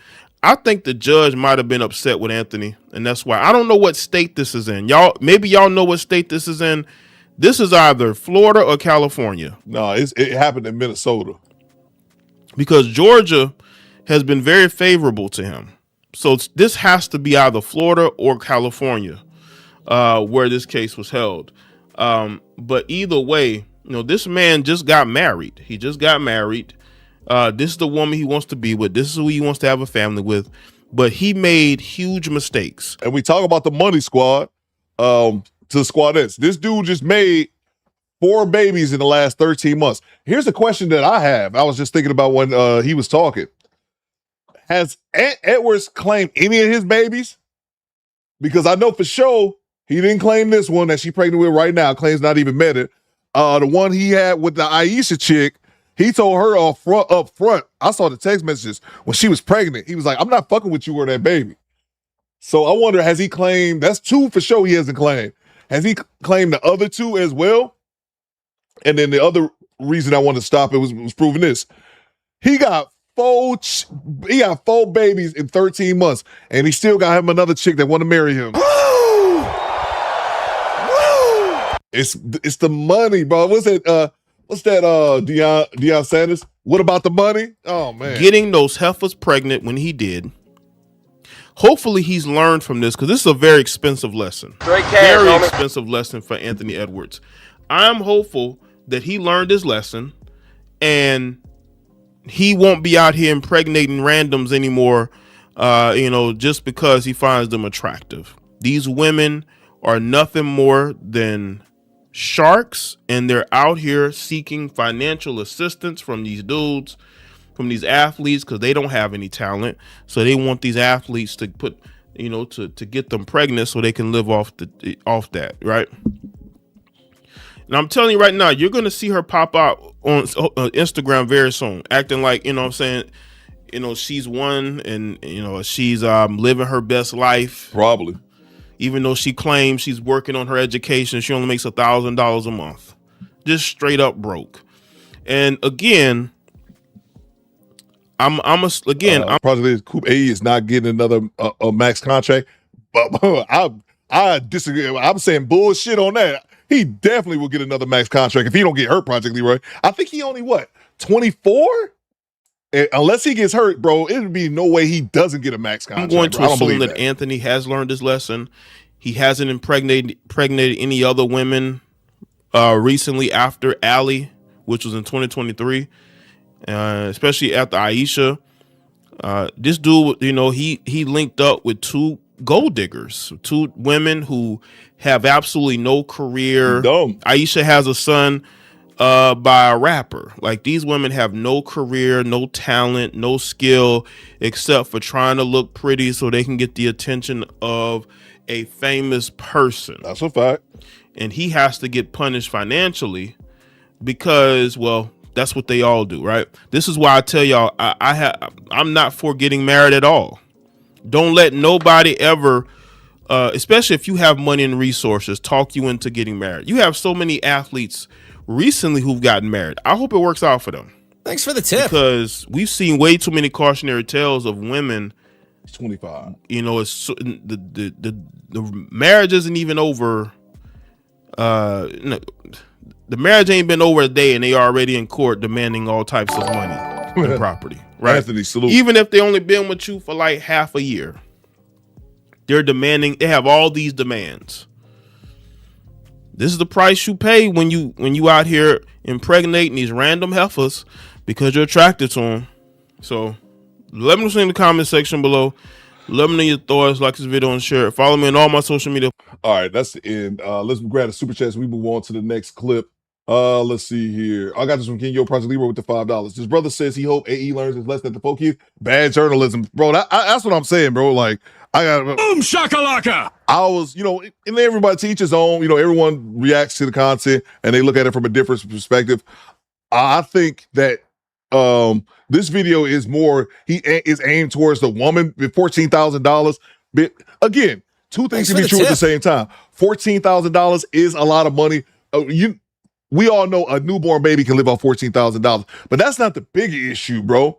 If this was a random NBA player and it was his first child, oh, I'd be all on it. This goddamn broke ass, because they all broke holes. They are broke holes, and he's right on from this aspect. They are broke chicks with nothing else going on but them trying to be pretty because they too lazy to go out and get it for themselves. So their life's plan is to get pregnant by an NBA player so I can get 18 years worth of child support. That is 100% their plan.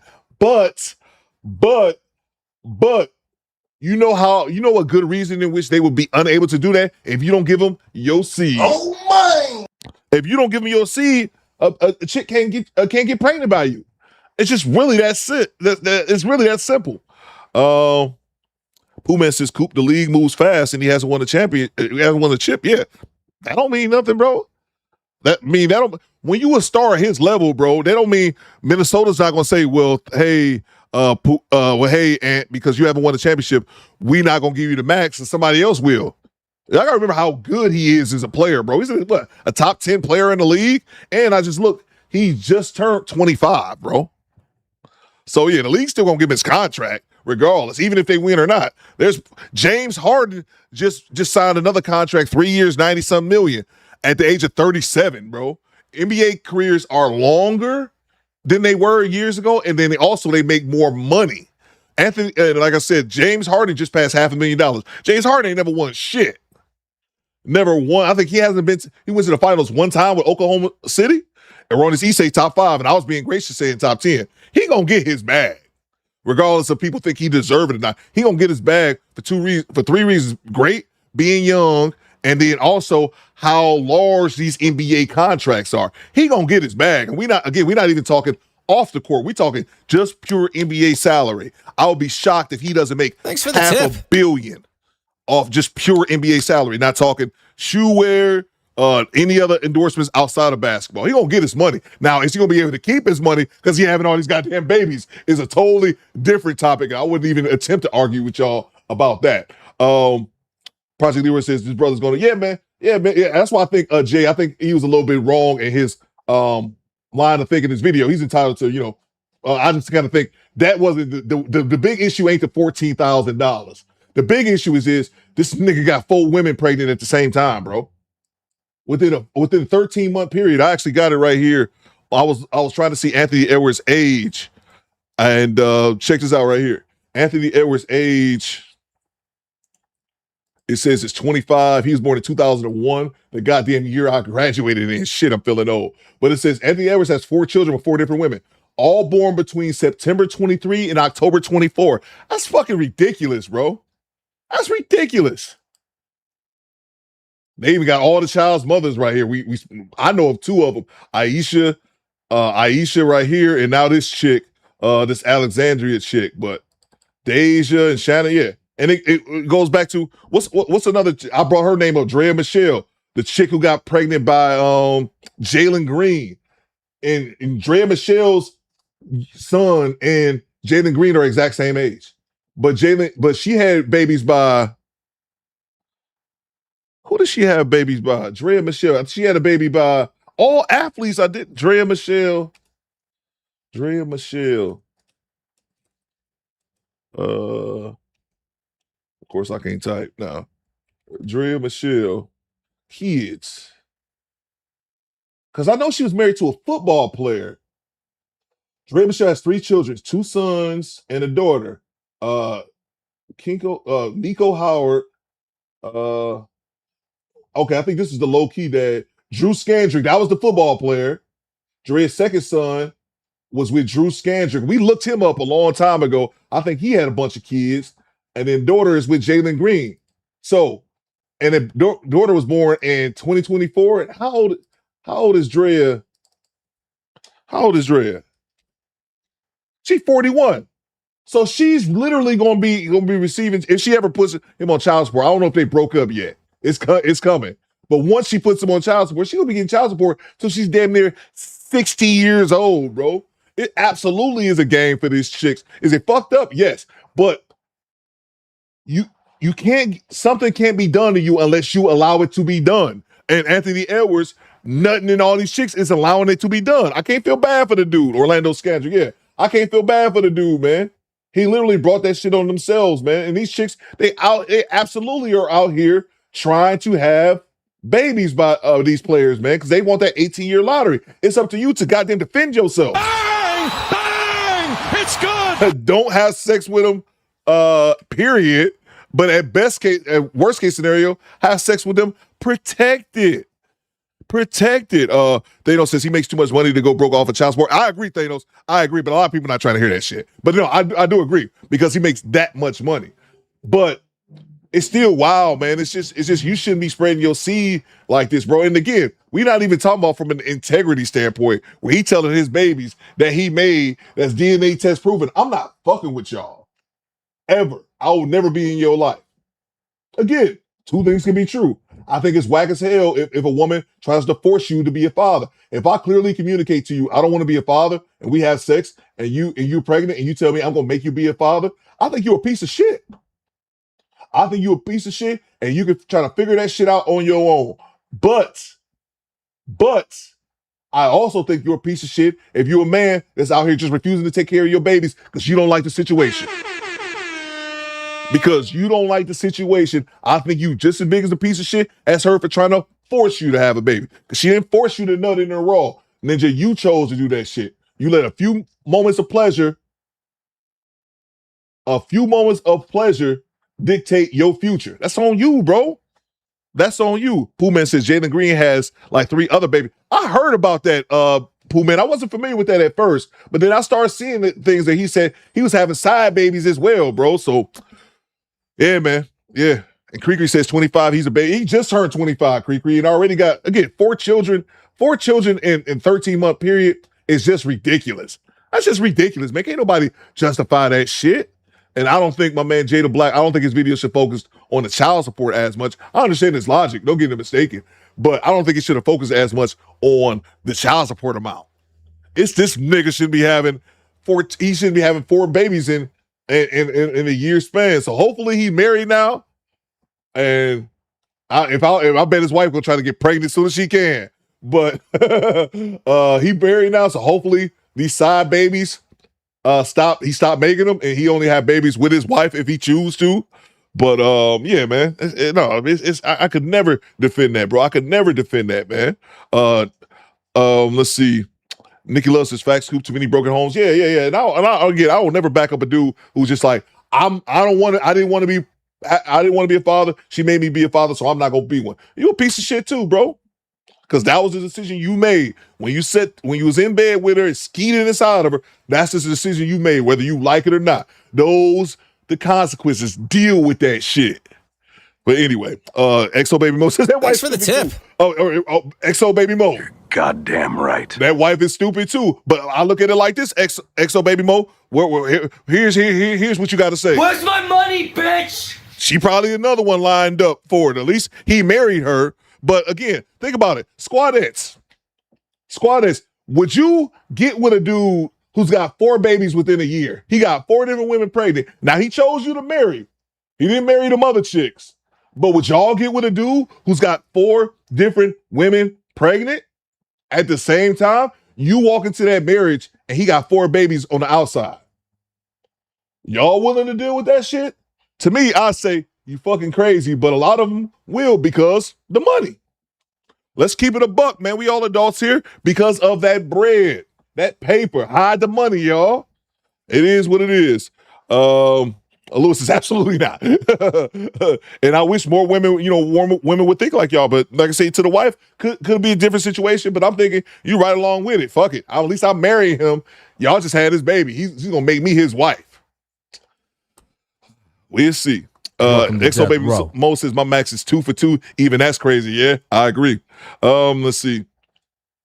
Divine Photo says, you mean to tell me Anthony doesn't have a person in his group to tell him straight up? And bro, I think about that with all these players. Zion, what's going on, Kobe? My brother's sisters-in-law did it and she is pregnant and that nigga is broke. And that's sad, Kobe, because they'll be fucking right here fucking broke me. I told you that story about my cousin. My cousin had one baby by a dude that didn't want to have his baby when she was about 19 or 20. Cool. Waited 10 plus years and had two other babies with a dude who already had like 11 children. He had like 10 children or 11 children by like 10 different women. Gave that dude babies 11 and 12. I will never get it, bro. Access denied. I will never get that shit. But anyway, let's move on. Make sure I didn't have any more super chats. Salute to Rachel. Why don't these guys learn and practice discipline? I love my money and folks like to share it except with my. I love my money and like to share except with my husband. Yeah, in fact, yeah. I think a lot of them. All of them don't. I mean, we're men. I'm not gonna lie, Rachel. I haven't been there where I thought with my little head and not my big head. But I believe, Rachel, I sincerely believe that dick discipline is what separates men from boys. I'll say it again. I wholeheartedly believe that having dick discipline is what separates men from boys. I believe as a man, you have to leave dick discipline. You have to leave that recklessness with your dick or having to fuck everything. You got to leave that in the past in order to graduate from being a boy to a man. And some men, Rachel, some men never grow out of that phase.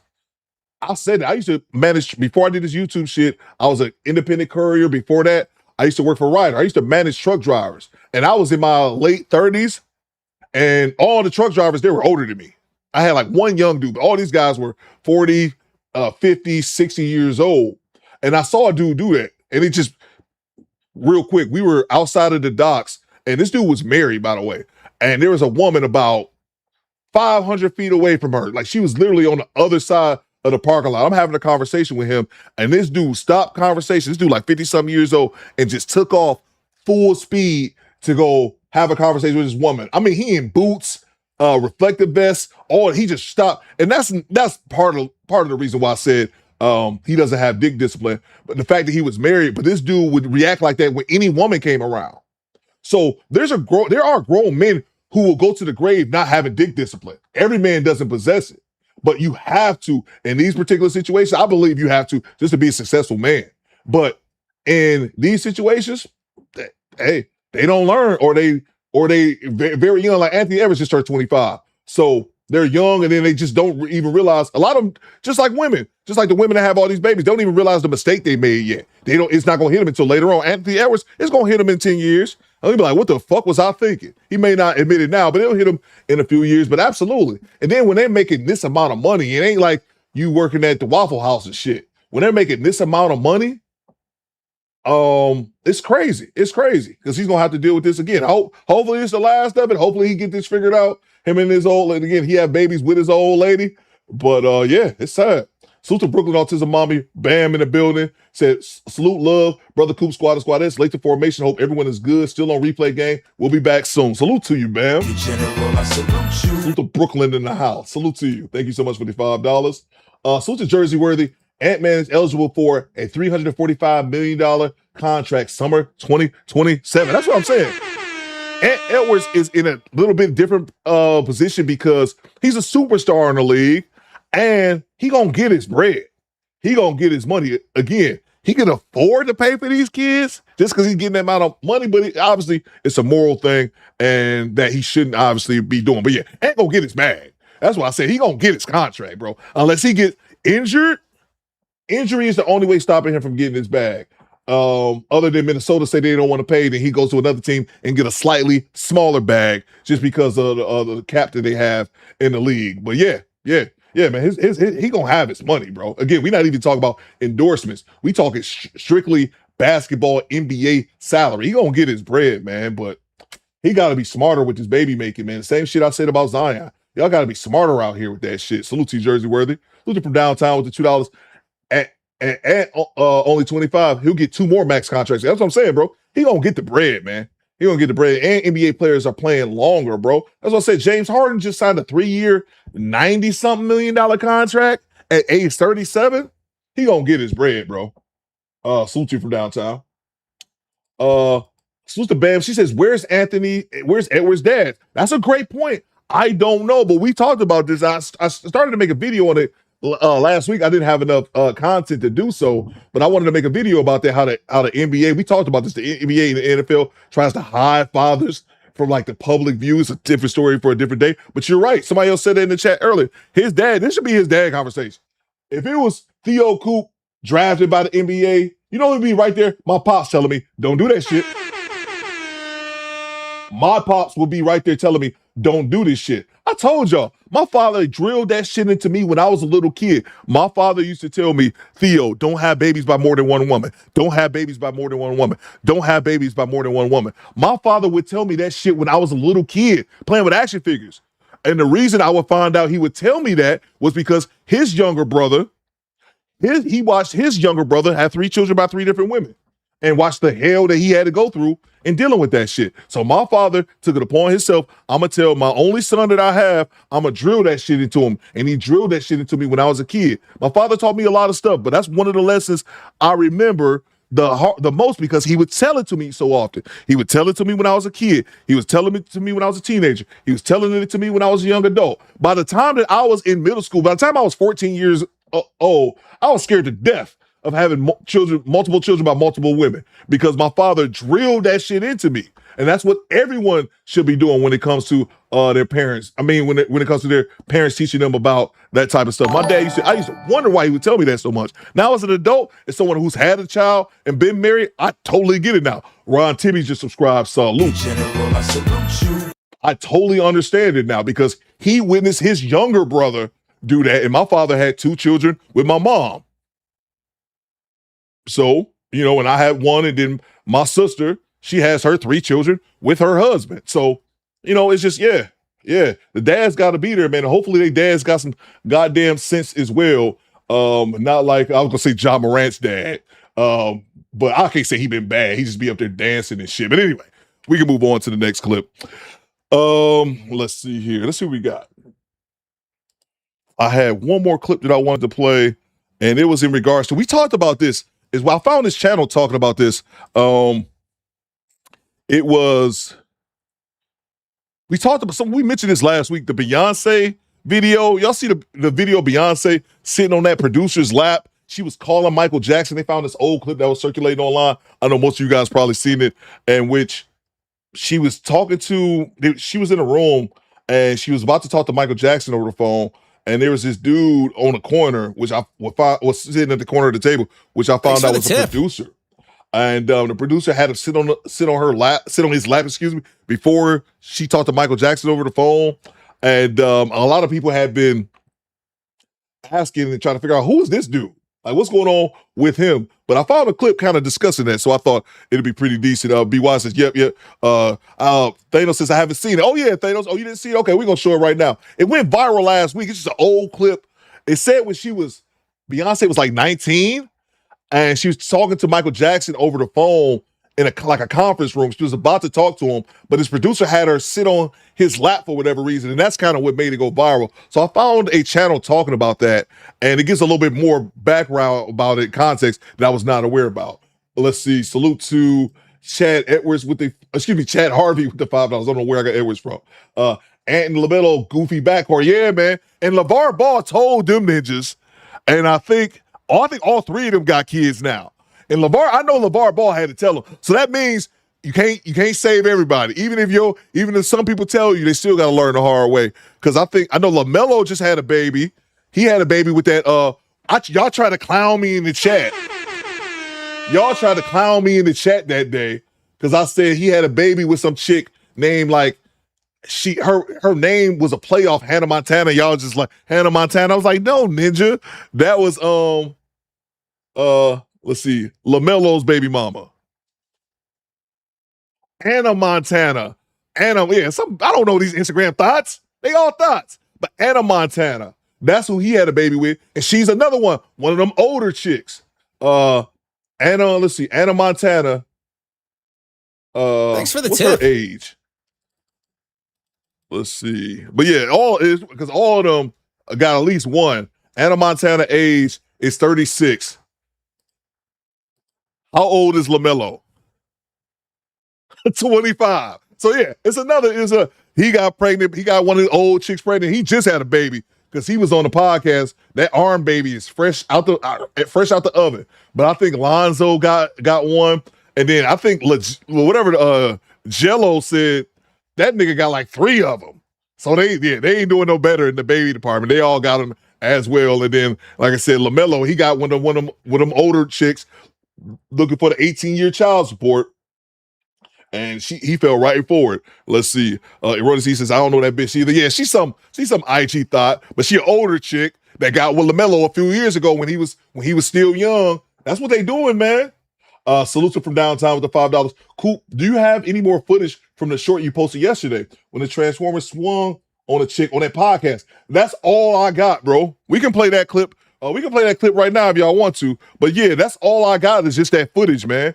That channel, I couldn't find it on YouTube, that particular video. That's all I had was the 90-second footage. If y'all did not see that, we can play that clip as well. This clip from what was that shit called, bro? If y'all missed that, this tranny hit this woman during this podcast. It's called like Now That's TV or some bullshit. Yes, it takes 2 of y'all to talk to me. Yeah, now let's see. Project Leader said, don't check Coop's browser for IG thought. It's not, bro. I don't be checking for him, bro. So you ain't gonna be nothing in there. This is it. Yeah, I don't know from downtown. I don't know what the hell this was about. I don't know anything about this podcast other than it's called Now That's TV. What I could tell from it, bro, was it's this ratchet ass shit. I actually need to move this. Let me move this down a little bit. This is this ratchet ass shit.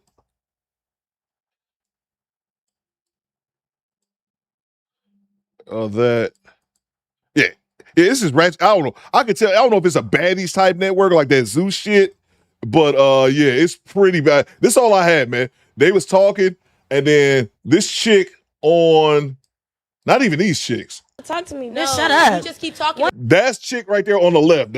I'm by. That's a man. The chick that's on the left of the screen, that's under the logo. This chick right here. This is a dude. And yeah, she slaps. This is the unedited version. I couldn't show the slap in the video, but that's all I have, bro. It's just this 90-second clip. 1, 2, 3. You just like BCB. 1, 2, 3. You start all that shit. Ladies and gentlemen. So Baby Mo says now that's TV is like Zeus network. Okay. Ladies and gentlemen. Because she being messy. She talking to T. Hold on. I'm fish. Hold on. Yeah, you are fish. No shame. Like they say, you need to get some titties. Look, another one. 1, 2, 3. Ladies and gentlemen, swerve. Why you starting with Savannah? Ain't nobody starting with y'all. Y'all all three gotta talk to me. But hold on, real shit. I gotta gang up with my people said. Go ahead, Shaba. What was you trying to say before you I said, ladies and gentlemen, why y'all sit this nigga next to me? That's a woman. No, that's a woman. You see these dudes, and I got news for them. I got news for you. That means you're gay. You see these gay dudes, and this is what I be talking about, man. This is what I be talking about. You see these gay dudes talking about, no, that's a woman. That's a motherfucking man, bro. That's a goddamn transformer. That's a woman. My ID say female. Okay, tell this nigga the truth. Stop being messy, bitch. Look at both of us. He had to tell you to fix your teeth. No. Get up. You on my dick, bitch. Your shit big too. Girl. 1, 2, 3. Ladies and gentlemen. Did you get your 500 back? Did you get your 500 back for real? She just went to get the outfit. That's a podcast tag. I think y'all should separate Savannah and Shaba. Get this nigga on my face, cuz. Stop. Why you saying? Yeah. Oh my God, no. No. Oh She done damn died. Oh my damn. Nigga Love says he's a woman. He says that's a woman. That's what I be saying, man. That's what I be saying. He slapped that mother. He slapped her real quick. Oh, yeah. No. Oh my God, no. No. Oh she done damn died. Oh my she God. She done damn died. Yeah, stop. Oh my God. Oh no. I just said. That's all I got from downtown. Go Creekery says everyone doesn't need a podcast. Everyone does not need a podcast. That's all I have from downtown. I scoured the internet trying to find more. I don't know if it's on Instagram but I don't think YouTube is a big part. Not for that part. But yeah, bro, that's all I had, man. Thank you for your question. That's all I had. I was hoping to get more. I would have made the whole video about that, but that's all I had. Salute to you from downtown. Thank you so much. And let's see here. Let me go back to this clip real quick because I did want to say this about those two gentlemen claiming that was a woman. They maybe need to look out. Look out, faggot! Oh, that drop is going to get me in trouble. I already know it. Salute you from downtown. That drop is going to get me in trouble. Devontae says, women campaign for this. Now you got to face the consequences. Talk to him, bro. That's what I said in the video I did. I said that in the video. I said, man, y'all the ones that's campaigning for this shit. Of course, not all women, but the women and the gay dudes that was saying that we can do it all together and that everyone's good and we don't need to, everyone's a woman. I'm like, all right, okay, it's all cool when they put hands on you, but just make sure you yell out. Look out, faggot! All right, I'm done. All right, I had to do it one more time. One more time. Then she sit up here trying to fight this dude, which I'm not mad at. He hit her. But, no, man, it ain't cool, man. Dude shouldn't be putting his hands on a woman, man. Say what you want to say about Coop. I'll laugh. But I always say men shouldn't be hitting women. The only time a man should be ever hitting a woman, in my opinion, is self-defense. With that being said, I owed you guys a longer clip of the fight in London from last week. I couldn't find a longer clip. I found it right now.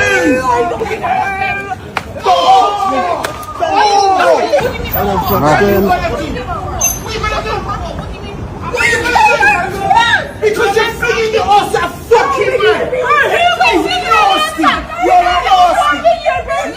What's going on, bro? You didn't see them flinging at the ass for the Indian man there?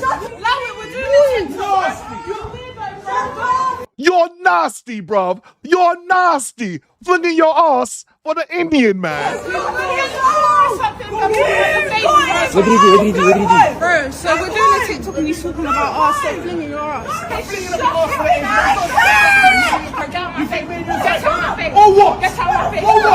Or what? Or what? What are you going to do?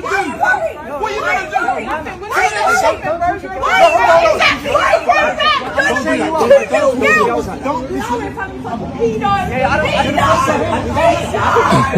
Don't shout at me. You pedo, bruv.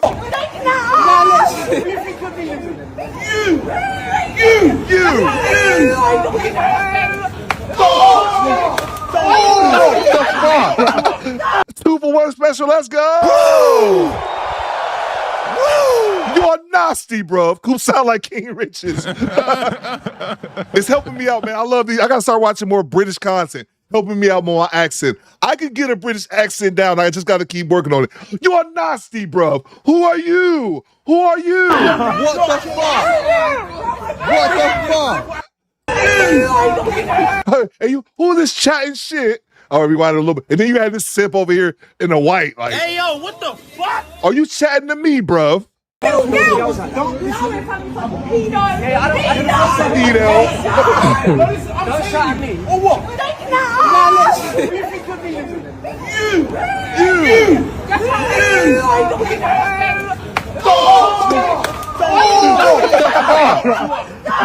What the fuck? Thanks for the tip. What the fuck? Has absolutely nothing to do with nothing. I just wanted to play that clip. I owed y'all that from last week. Let's get back to the regularly scheduled program. Salute to you, Devontae. Thank you so much, man. Devontae back in the super chat. He slapped him like he was trying to get the session back on the old TV. Oh my! Isn't it? That's so great, man. He's like, you're nasty. You're nasty, bro. And a reminder, that dude just rolled up on them. Those two chicks was making TikTok shaking their ass. In all seriousness, he should have left them alone. He just poking his nose in their business, governor. But he decided not to. Thanks for the tip. He decided, y'all business is my business. You should be thinking your ass for the Indian man. Let's move on. Salute to you, Devontae. That's so great. That's so great. Let's see. I want to say United Kingdom, UK. Fuck yeah. Salute to Rob with the $10 super chat. What you got, Rob? Talk to me, bro. Straight cash, homie. He says, hey, Coop. Ty says, I'm glad that happened. I love it. Bullocks. I love it. Salute to Rob. What you got? Hey, Coop. Ain't that the homeboy with the glasses that's in the police car saying he can't believe his car is being towed? That'd be great. That'd be great if he had a British accent where he was screaming, "You bitches!" Oh my God! No, y'all didn't call a tow truck for my car. You bitches! You fucking bitches, bro! I swear to God, I hate these fucking people. Hate these fucking people, bro. Cause why the fuck is y'all towing my car and I've done nothing? Damn! I swear to God, I hate you white ass people. I fucking hate you white ass people, bro. Hate the fuck out of these white ass people, cause bro, I've done nothing, and they towing my fucking car, bro. They're towing my fucking car. They're locking me up for no fucking reason. Oh, I promise you. I promise you. I fucking promise. I fucking promise. I swear to God. I swear to fucking God. Let me the fuck out of this car, bro. Damn, it's fucking hot. My fucking back hurts. And I've done nothing. Nothing the fuck wrong. Nothing. Salute to you, Rob. Thank you so much for the $10. Man, if he had a British accent, man, I wish I woke up tomorrow with a British accent. You know how much bullshit I do? Nothing. I say, like, it'll change my life. I just be on here talking with a better accent. Let's see. Salute to, thank you so much, Rob, for the $10. Salute to the Little Gaming Channel back in the super chat. You seen the one dude walk up on him and thought twice. Exactly. Goddamn right. Exactly. He did. That's what I'm saying. My man said he came up to him. I don't know. I say probably instigating, but he came up to him and my man was like, well, once he started talking shit, why you chatting at me? Because that's what they say, chatting shit. Why you chatting at me, bruv?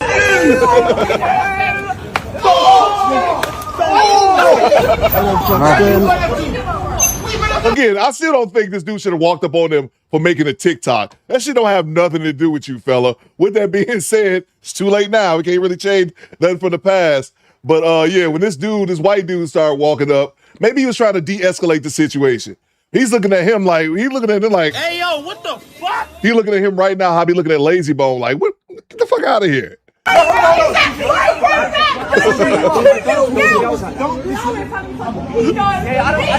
And then they called him a pedo for no reason. I was like, why you gotta be a pedo? Don't chat at me. He said, don't chat at me. Don't chat at me, bruv. What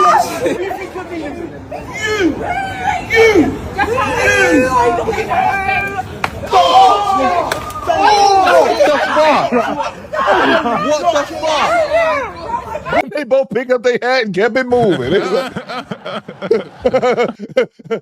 Look at the Indian man in the back getting the show. They both picked up their hats and went right along their day, governor.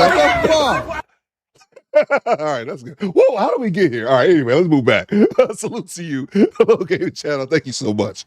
Our random London coverage. We'll do better journalism from time to time. We checking into international affairs over there in the United Kingdom. Dave says, I'm back and I've seen this. I played this short clip last week, it's just a slap. I wanted to give people the one with the background, the more context, even though it doesn't change anything. 2 women still got slapped. Anyway, Top Row, don't chat at me, bruv. Welcome to the London squad. That's great. I saw the double-decker in the back, Daniel. The double-decker bus, that's so great. All right, anyway. Thank you very much, Big Oldie. Back to normal programming. What do I have here? Okay, we were talking about the Beyonce clip. I got a quick clip here from, I never heard of this channel, Blackie Speaks. He's got like 1 million subscribers, but he talks about the Beyonce video right here. If you guys haven't seen it, he said the Beyonce video is really weird. Let's go. All right, here we go. Come on over here. Here, you can do. You want to sit up? You want to make this easier? You can sit on my lap, Michael. Now, some of you guys might have seen this clip that recently started circulating of a 20-year-old Beyonce sitting on the lap of a producer named Mark Schaffel. And the whole reason Beyonce was even around this man in the first place had to do with Michael Jackson.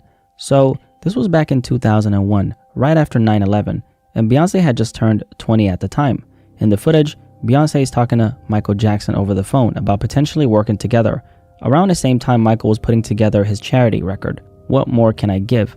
But when you actually look into who Mark Shaffel is and what eventually happened between him and Michael Jackson, this clip gets a whole lot stranger. So basically, this was recorded all the way back in 2001, and while portions of this footage have existed for years, it really started making the rounds on a much larger scale recently. So this is the clip I was talking about. I think Theo said he hadn't seen it yet.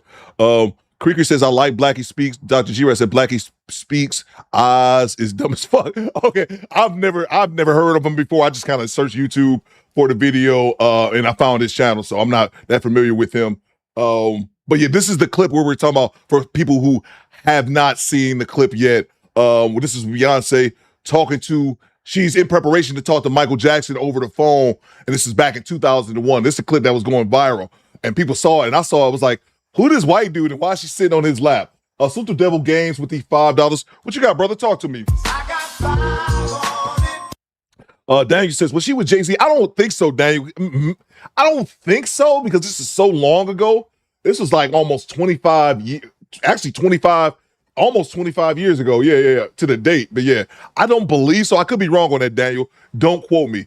Salute to Devil Games with the $5. What you got, bro? Shout out to the great soundboard on YouTube, the greatest soundboard on YouTube, Mr. Theo Audacious Coop. Appreciate you, bro. Bang! Bang! It's good! Thank you so much for the compliment, man. And the $5, by the way. I appreciate it, man. Thank you so much. Greatest soundboard on YouTube. That's a fact. Goddamn right. Salute to you, brother. It really started making the rounds on a much larger scale recently. At the time, Beyonce was, of course, like I said, only 20 years old, still a member of Destiny's Child. And she was in the studio recording vocals for Michael Jackson's charity single, What More Can I Give? And that's where the man sitting right there comes into the story. His name is Mark Shaffel. And at this point, Mark was actually working pretty closely with Michael Jackson. He was the executive producer behind the charity project and essentially one of the people helping Michael organize everything behind the scenes, coordinating sessions and bringing together this massive list of artists that Michael wanted on a record. And Beyonce was one of those artists. So in this footage, Beyonce is sitting there with Mark and Michael's team when Michael ends up calling during the session. And Beyonce is clearly starstruck. I mean, who would not be? She's being told Michael is a huge fan of hers. She can barely believe she's about to speak to him. And then at one point, Mark looks at Beyonce and says, you want to make this easier? You can sit on my lap. You want to make this easier? You can sit on my lap. Michael? Now, the backstory to all this is actually quite interesting because the man Beyonce is sitting on wasn't just some random producer who happened to be in the room. Mark Shaffel had become somebody who was working pretty closely with Michael around his time. The two had reportedly become friends a few years earlier. And despite Mark having basically no background in the music business, Michael eventually brought him in as the executive producer for this What More Can I Give record. Now, mind you, this was a huge project. Michael was basically trying to put together another massive charity record in the spirit of We Are the World, following 9/11, bringing in artists like Mariah Carey, Celine Dion, Usher, and Destiny's Child. So Mark suddenly found himself helping oversee a Michael Jackson record filled with some of the biggest artists in the world. And Michael clearly trusted this guy. So when you see Beyonce sitting there talking to Michael on the phone, that's the position Mark had managed to put himself in. And that's when you hear him tell her, you want to make this easier? You can sit on my lap. Now, what makes this story considerably stranger is when Michael Jackson and the people around him would apparently learn about Mark not long after this footage was recorded. Because Mark Shaffel's background wasn't in the music industry, right? Before he ever became the executive producer of a Michael Jackson record, Mark had spent years producing and directing gay porn. He and a business partner had owned an adult film company, and Mark himself later openly acknowledged that this had been his business for years. And according to Michael Jackson, he had absolutely no idea about this. Years later, during a videotaped deposition, Michael said one of his lawyers actually had to show him footage proving what Mark had previously been doing. And then Michael said, I was shocked. According to testimony from one of Michael's former attorneys, Michael appeared angry and upset when he was shown the material. And that same night, he called Mark and told him that he was off the charity project. So I guess he told him to go and beat it, right? And this is where the story starts getting even messier. Because despite Michael trying to cut ties with Mark in 2001, Mark would somehow end up in Michael's orbit afterward. He later helped Michael produce television specials, handled various business matters for him, and eventually the relationship between these two completely fell apart. to the point where Mark sued Michael Jackson for millions of dollars and Michael countersued him. And by 2006, they were fighting over money in a Santa Monica courtroom. But honestly, the lawsuit itself isn't even the most important part of this story. What's more interesting is what the whole situation says about how close Mark had managed to get to Michael Jackson in the first place. And that's what makes this Beyonce footage a lot more interesting to me. Because when you first watch it, you're basically just seeing this awkward moment where a young Beyonce is told to sit on a producer's lap while she's trying to talk to Michael Jackson. But once you know the backstory, you realize that the man sitting there had somehow worked his way into a position where he was now in the room working around Beyonce and had direct access to Michael. Now, obviously, I can't look at this clip and automatically turn it into something that Beyonce herself has never said happened. There isn't evidence that Beyonce had accused Mark Schaffel of grooming her or doing anything sexual to her. But what is interesting is that this wasn't the only time a young Beyonce found herself navigating an industry where older people around her could have a lot more control over the situation than she did. So Beyonce has actually been pretty outspoken about this aspect of the music industry, talking about having to slowly take control of her own career as she got older. She once explained that when she turned 18 and started becoming more involved in the business side of her career, she began clashing with her own father, who was also her manager. I had to just tell myself, at some point you have to be the adult that your father has raised. According to Beyonce, there were times she would tell him no to an opportunity and he would book it anyway. And then she felt like she had to go through with it because backing out would make her look bad. And even back when Destiny's Child was a thing, Beyonce talked about people trying to push the group into presenting themselves in ways they weren't comfortable with. Basically, people around them were trying to push them toward a more revealing, sexualized image. The kind of thing people still criticize today when they talk about how young female artists get marketed. And keep in mind, the members of Destiny's Child were basically around 20 years old at the time, still extremely young and already having to set boundaries around how much of themselves they're willing to show. And I was just about to say, if I remember correctly, I don't believe that Destiny's Child was like super sexualized, but then I just saw Beyonce posing a second ago in that yellow dress. I don't know how accurately I remember that. Let's see. Salute to got super chat here from Janessa. What you got, Janessa? Talk to me. She says, put on a poll. Do you agree that kids need to get paid for going to school for perfect attendance? I don't agree with that at all. I saw that, Janessa. I saw a video they were saying, I don't know if that was here locally, but I saw some video where they were talking about a potential perk is children getting paid cash.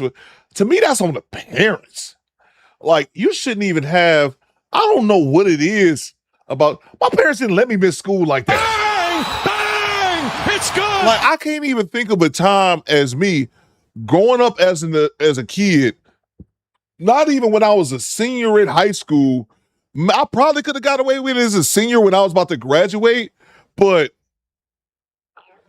I can't even think of a time where I told my mom leaving out for work, and I'm saying, I'm not going to school today. Like, unless it was a snow day, and unless I was sick, my mother was not letting me not go to school. Like, in today's generation, it's different. I'm not even gonna lie, my ex-wife, she'll be like that. You know, like, oh, he didn't go to school today. He didn't feel like, you know what I'm saying, I didn't wake him up, or I didn't feel like this, or like my son will talk my ex-wife, I don't want to go to school today. And she'll let him stay home. Like, I can't even fathom that because that wasn't my experience. Going to school was never an option for me unless I got sick or we were snowed in. Like, it never was an option to me. So I think that's cool for, you know, as like an extra incentive. I think it's okay, but I think that shit should be on the parents. Why in the fuck are your kids not going to school?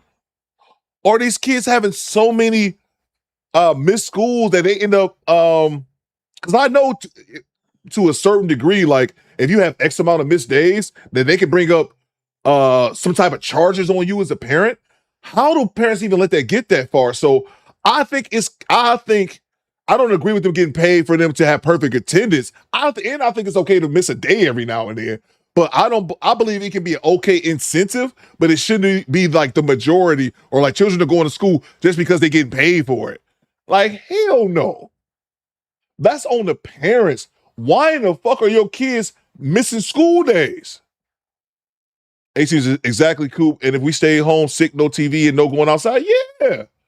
Yeah. And I remember like I don't know if I'm assuming they still have it, but like truancy hours. If you were a kid, I graduated from high school in 2001. I'm not the old head in the chat, but I'm definitely an older head.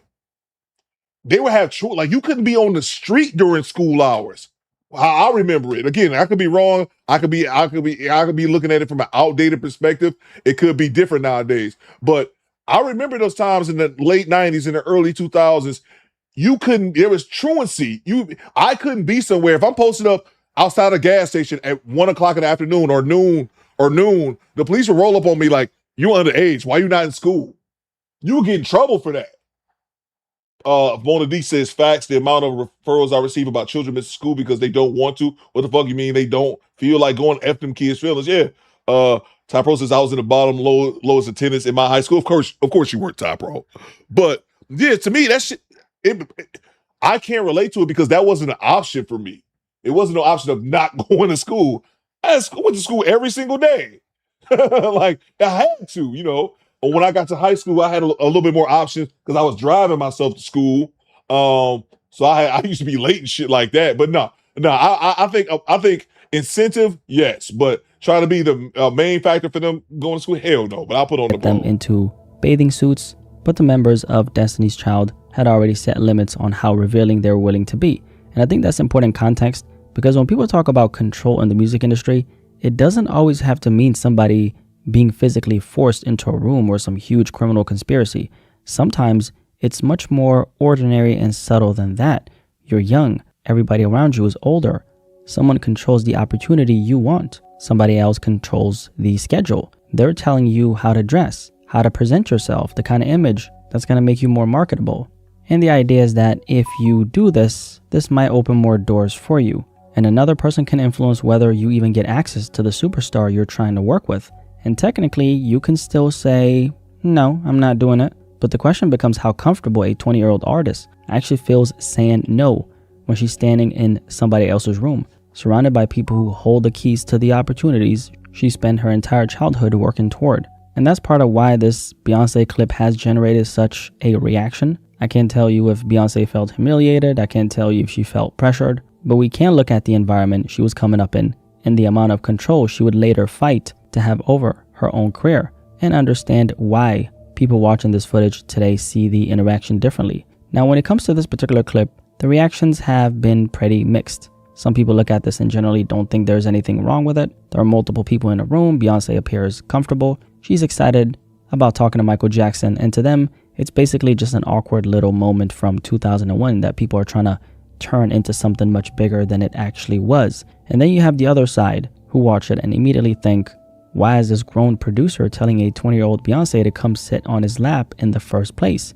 And I definitely lean more toward that second reaction. Not because I watched the clip and immediately thought something crazy had happened to Beyonce behind the scenes. I mean, we don't really have evidence of that. It just felt kind of off. And I think the reason why this is actually worth looking at a little closer is because of what we already know about the entertainment industry in general. There's always been this strange gap between what the public gets to see and what actually happens behind closed doors. The public sees the interviews, the red carpets, the studio footage, but obviously those are usually the moments somebody was comfortable enough to record and eventually comfortable enough to release. And I've always looked at situations like this a certain way. If something slightly strange actually makes it all the way to the surface and we, the public, we see it, meaning somebody filmed it, kept it, and years later decided to release it to the public, you naturally start wondering what the moments that don't make it to the surface actually look like. And I'm not saying that automatically means something sinister happened here. I'm saying that the entertainment industry is an industry built almost entirely around controlling what people see. It's almost like a game of illusions. And interestingly enough, that's literally part of how this Beyonce footage became public in the first place, because the producer Mark Schaffel apparently recorded a huge amount of Michael Jackson's private life during the years that he was around him. He told TMZ that between 2000 and 2003, he filmed tons of footage showing Michael's day-to-day life, Michael traveling, hanging out with friends, interacting with other celebrities. And this footage, I'm assuming, was a part of all that, right? And now more than 20 years later, Mark is apparently trying to package that archive into a documentary series about Michael. And that's kind of the point here. When you're dealing with an industry built around image, access, and perception and illusions, you always have to remember that the version we eventually see is still only the version somebody else chose to show us. So when people watch this clip and ask, if this is one of the moments they were comfortable showing us, what did the moments we never saw look like? So of course it doesn't automatically prove anything happened behind closed doors, but considering everything we know about how much access Mark had to Michael, and then how complicated that relationship eventually became, and just how much unreleased footage he apparently still possesses, I think it's a fair reason to look at this moment a little differently. So the footage overall is just kind of weird. I mean, really, he could have just been like, hey, take the phone and you can sit here, but then he's telling her to sit on his lap. So the fact that he was comfortable enough in this environment to ask her that, and that didn't even register to him as something that might look weird, I think that in itself stands out. So it does really expose how certain behaviors can start to feel normal inside these industries when everybody in the room is used to operating a certain way. So I guess the question is, was this even necessary? I don't think so. But what do you guys think? Especially knowing the backstory behind the producer and Michael, and how when Michael found out that he was basically directing and producing gay porn in his past, he basically distanced himself from him. Curious to hear what you guys have to say. I beg your pardon. Thank you so much. That was at the gay corn part. How this dude go doing gay corn and then nobody knew about that, but somehow he got super close to Michael Jackson's inner circle. Thank you so much. This channel is called what's it called? Blackie Speaks. Blackie Speaks. Again, I was unfamiliar with this channel. I just thought that was a good video to describe whatever the situation was with Beyonce. I think Thanos makes a good point right here. I'm not against paying kids for going to school, but that needs to be combined with good grades. Absolutely.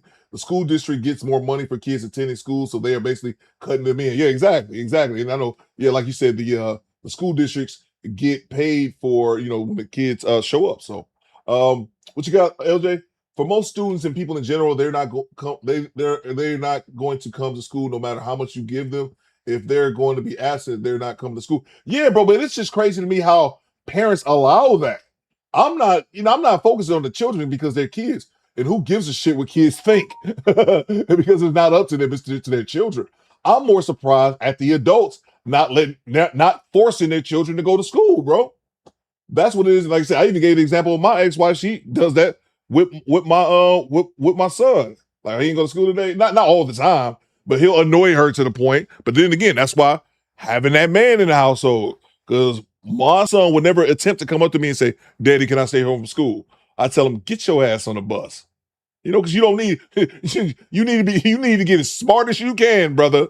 You know what I'm saying? Like, so I think that falls on the parent. It's more kids are going to be kids. Kids are going to go the lazy route, be bums, lay around the crib, eating hot pockets and Cheetos and shit, not trying to do anything with their life. That's what they're going to do, man. But I think that's up to the parents.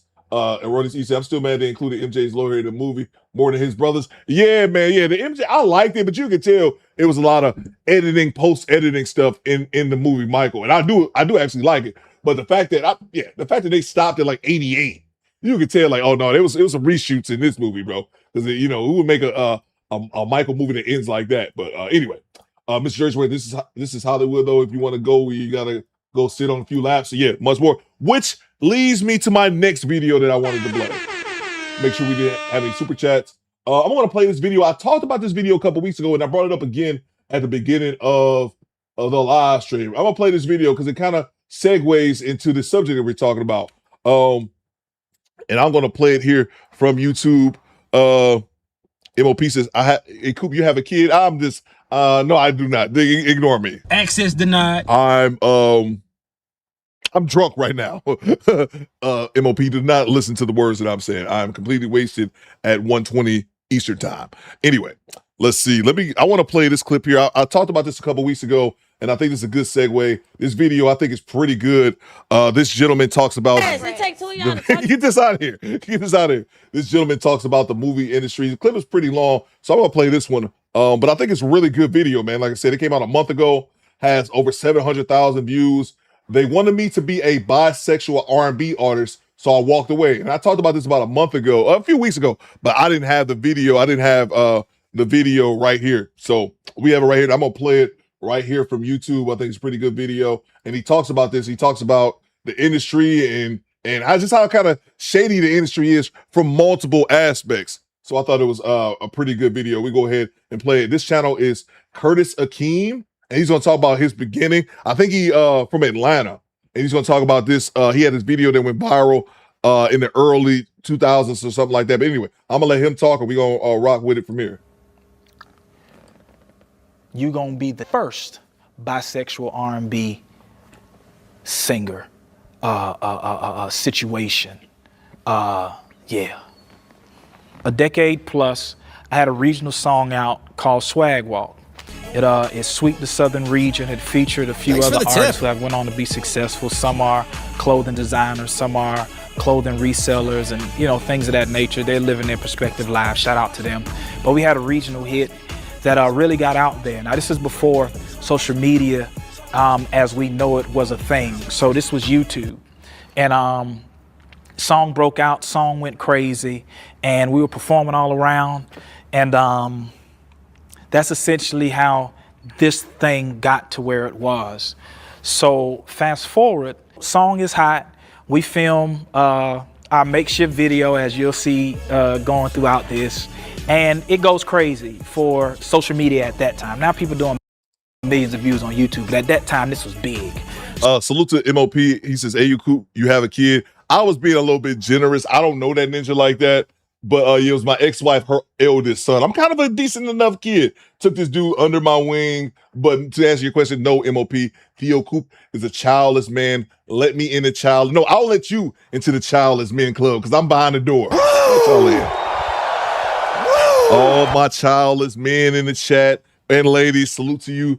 We are very disciplined people out here. Let's get back to it. Thank you very much for the $2, MOP. So, song blows up, we performing, I'm singing, I'm dropping other records, but this record is hidden because we putting all our energy behind it, all our little money behind it. We performing summer everywhere with this song. And it gets into the right hands. I get that call. I get the call saying, "Hey, what you trying to do with your career?" We'll call him Martin for right now. It's close to his real name. We'll call him Martin. Martin says, "Hey man, meet me. I'm in Atlanta. Let's talk." So we meet up. He asked me flat out, "Are you ready to go now?" If I was to say, let's go now, what are you doing? I said, "I'm going now." Now, caveat, I was supposed to go on a date with this young lady. I mean, she was so fine, she was so bad. But these are my dreams. I'll find plenty of ladies. That's what I'm thinking. So I let the young lady down easy. "Hey, baby, I'm about to sign a deal. I can't come on a date." Of course, she doesn't believe me. Nobody believed me at this time.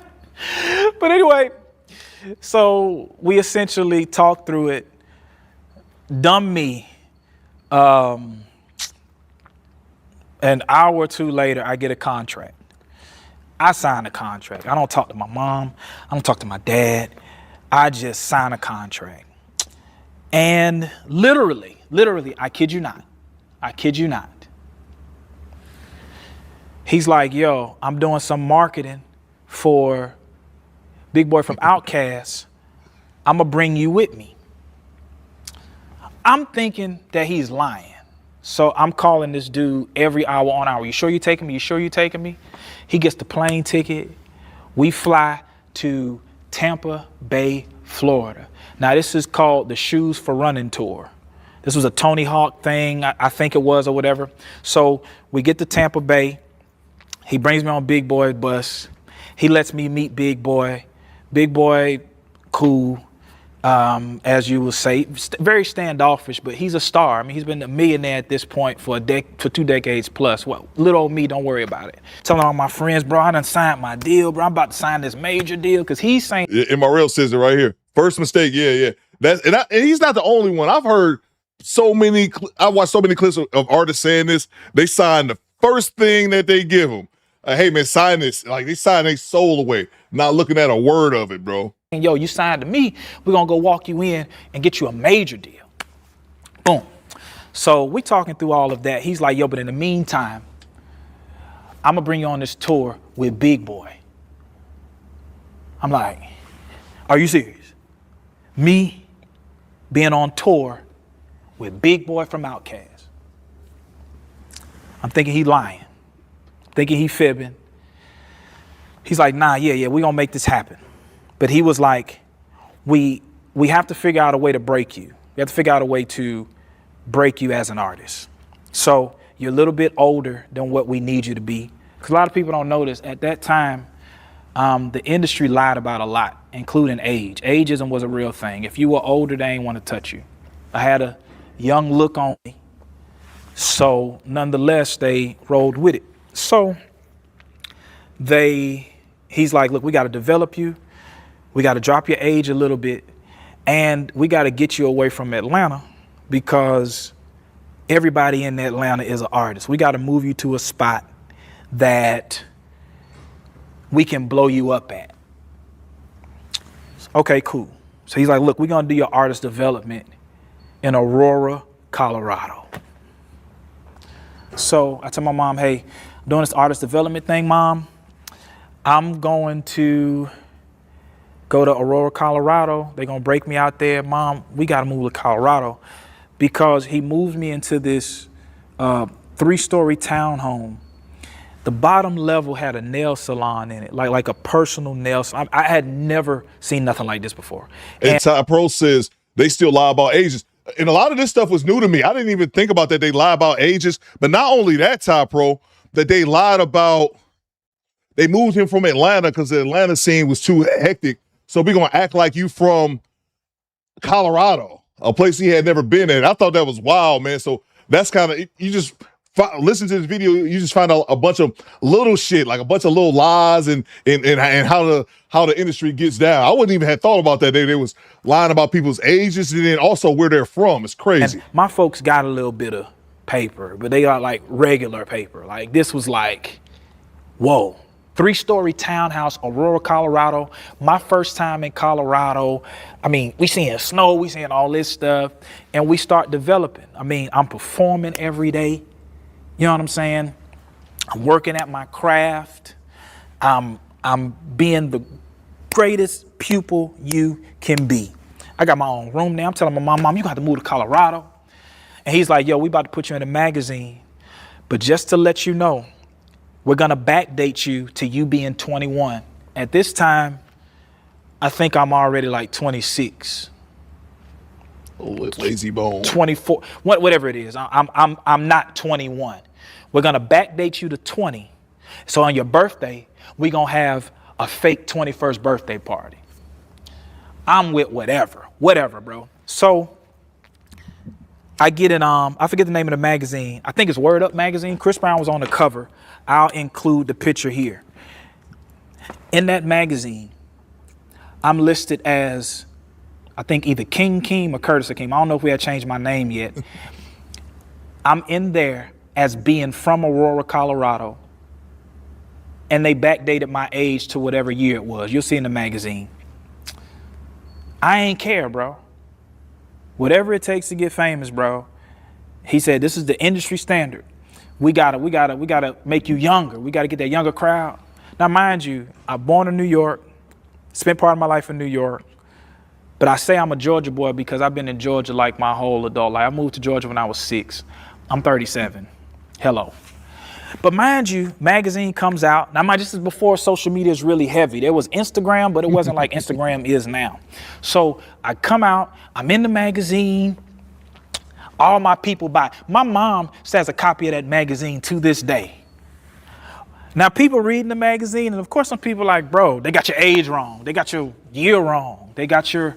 You're not from Colorado. But I'm like, bro, this is what we got to do. Don't worry about it. I'm going to blow up. Blah, blah, blah. We doing the artist development. He get that letter in the mail saying it's time to go on tour. It's time to go on tour with Big Boy. Time to go on tour with Big Boy. He gets a big old check because he's handling the marketing for Big Boy. Okay? I think it's like a $20,000 check. It's a big old check at the time, biggest check I'd ever seen. He gets $20,000. He like, yo, Kurt, we out. It's time for us to go on tour. He goes to New York. I come to Atlanta. He's like, yo, Kurt, this major label is going to sign you. Okay. Major label signing your boy. Signing your boy. So at this time, I'm in Atlanta, waiting to go on tour with Big Boy. He's in New York, working on a major label deal. In my contract, I signed over my likeness, I signed over my power of attorney, and I signed over any money had to go through this production company. Any dollar had to go to this production company. He signs the deal, he comes back, no money. But we going on tour, whatever, we going on tour. We go on tour, man. We meet at Big Boy's manager house. I don't know if I want to say her name. She was not the nicest person to me. She just wasn't a nice person. Tour life, cool. You know what I'm saying? I think we went like to Athens for like to perform with B.O.B. or something like that. This is a UGA. They had a phone party, crazy. But essentially we driving up the East Coast. I think we go to UGA. We on tour. We on an RV, Big Boy and his crew on a big bus, but we going to every city. I'm enjoying tour life. Caveat, tour life is fun for about a week, because after a week, that bus get real small. I bet. And if one person gets sick, guarantee you, everybody's gonna get sick at some point. But nonetheless, I digress. Another show that sticks out to me is we go to Charlottesville, Virginia. This is before Kendrick Lamar pop. This is when he had that pull-up song, that one song. But he was hot on the mixtape circuit. He was the opener for Big Boy. I don't know if it was a full concert or was it just. I think it was a full like college concert. Charlottesville, I forget the name of the school, but I want to say it was Charlottesville, Virginia, whatever big school that is in there. Kendrick Lamar at that time was traveling with like 6 tour buses, by the way, bro. He was already a star. That's when he still had the low, curly but boosie fade thing going on, jean jackets, all that stuff. Man, I gotta find that picture. Somewhere. But nonetheless, that show goes crazy. Big Boy shuts it down. Mind you, Killer Mike is on this tour. But nonetheless, they performed all the Purple Ribbon stuff. You could find me in the, hey, I'm on it. That song would tear down everything. But nonetheless, we traveling. Nonetheless, one of Big Boy's people gets sick. One of his it wasn't his DJ. It was this cool guy. He gets sick. He starts getting other people sick. So they start sending people home till they get better. So around this time, I think my homeboy gets sick. Anyway, we stop at the nearest Amtrak station. He sends us home. So we in Atlanta felt like forever.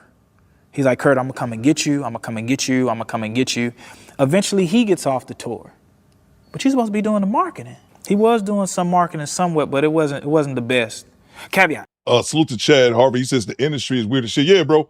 And watching this video, man, it just gave me a bunch of little small peek behind the curtains and kind of see how the industry moves, man. And it's like once he gets to towards the end is when really lets the cat out the bag, man. But yeah, bro, absolutely, man, absolutely. Thank you so much. Because he had us handing out CDs. He brought us on tour to make us the street team for Big Boy. I'm not there for that, bro. Ain't that some shit, though? They bring you on tour. You have your hit. You had this hit popping in the A, and they do all this only to bring you on tour and have him be the street team and shit. Passing out posters. I'll be mad as hell, too. I ain't here to hand out no CD, bro. So nonetheless, I think they go to California or they go somewhere out west. He comes home off the tour. He says, yo, Colorado, we ain't going back there. We going to North Carolina. Nobody ain't popping North Carolina yet, Keem, since P.D. Pablo. We're going to go to North Carolina. He buys himself an office space.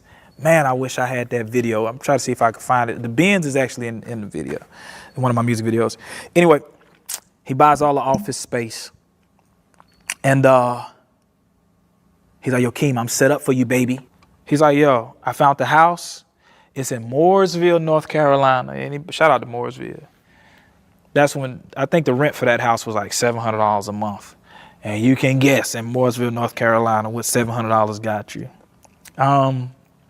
We get to the house. We in this 3-bedroom house, 4 guys, but it's cool. This dude buys a party bus out of nowhere. I still ain't got no money. He buys a party bus. He's like, yo, this how we gonna break you, Keem. We gonna throw dollar parties on the bus. And when people get on the bus, we gonna make them buy the single. Mind you, not a bad idea. Not a bad idea if you think about it. You get to get on a party bus for free. You got drinks, you got stuff, and admission is buying my single with $2 party because you got to give $1, and then you got to go buy the single off iTunes, or give $2 and we'll give you a physical copy. We can scan it. He had the whole scan. Side note, y'all, when they were selling physical copies of CDs, venues would scan like hundreds of copies of CDs to mark up the money, to mark up the CDs sold. So a lot of your favorite artists, they probably sold a lot of CDs, a lot of albums. They ain't really sell that much. Labels bought CDs back and stuff. But nonetheless, we learned about that. So we scanning CDs, we doing our own thing. We promoting a few songs at this time. Don't want to really get into the music because it's so unbecoming of who I am now. Amen. Nonetheless, we throwing these parties, and they going good. I mean, they going great. You hear me? They going great. We having a ball. We partying. We took that bus to North Carolina A&T. We took it to UNCC, UNCG. We took it to Livingstone. I got pictures. Some of y'all was on that bus. Woo-hoo-hoo. Nonetheless, whatever. So we promoting the single. He's like, yo, King, it's time to take you up to the office so they see us working, cause we was working, dog. We was selling CDs. I mean, we was working hard, bro. We go up to this major label. No, remind you, all this time he been touring, bouncing. They going all through the South, saying that he was posted up in Colorado. He ain't received a dime of this money. Not a dime. He didn't receive a dime yet. What you got to find photos? Coop, did you hear about that Nitro Camden making money after the abuse from his mother? Yeah, if I'm not mistaken, I could be DP, but that's the guy that was one of those Twitch streamers or something like that. I didn't see the video, but I saw it a few places. I guess he was streaming and like his mom walked in on him and was telling him about herself, going off. I did not see it, but I did. If we talk about the same person, then I believe I saw something else where after that, his subscribers just went through the roof. I thought I saw something that was like 200,000 subscribers after that. And I don't know his backstory. I don't know if he was like a brand new guy just coming into the scene, but yeah, man, that's dope if it turned around. You know, he made that huge turnaround, but I didn't see the video though. I meet with the exec.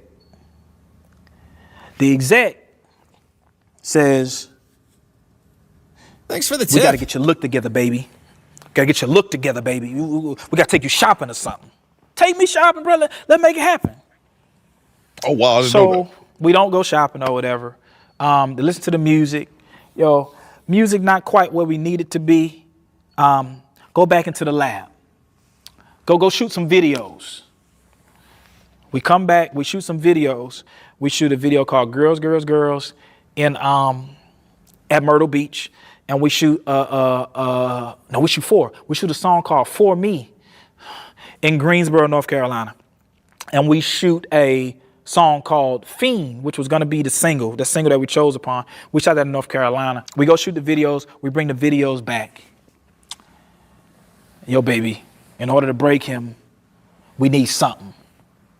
He too skinny, you know what I'm saying? Teeth kinda, my teeth are fixed now. But at the time, you know, I had, you know, praise God, I got braces later. He too skinny, you know what I'm saying? You know what I'm saying? This dude named August Alsina, he about to drop. We got to get ahead of that, because if August Alsina drop before him, we're going to have a hard time. Let's see. Pooh Man says his mom beating him. She bit him on his face. Oh, wow. I didn't know it got that serious. I got to watch that clip. I saw the thumbnail for it, and then I stumbled upon something else, a clip of his subscribers running up like crazy. So I thought that was dope, but I did not see the clip of his mother assaulting him like that. Top Pro says, Coop, this is a good short on it. Let's see here. Oh, hey, Top Pro. It's short. Nigga, that's 15 minutes. Nigga, that's not a short. That's a 15-minute video. We'll come back to that. Let's see. This nigga said it's short. Where am I at, bro? Jesus.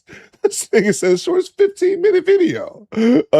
Salute on me, Chris, with the $5 super chat.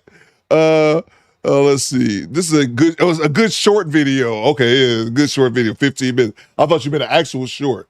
My apologies. What you got, Chris? Talk to me, bro. What's good, Coop and squad? Vegas late tapping in, but I'm still alive. Salute to you, brother. I got you right here. I'm still alive! My boys at the station still giving me crap over Sissy say, fight me fast. That's what I'm saying. Bang! It's good! Oh, you bastards. Chris, hold me back. I forgot about that.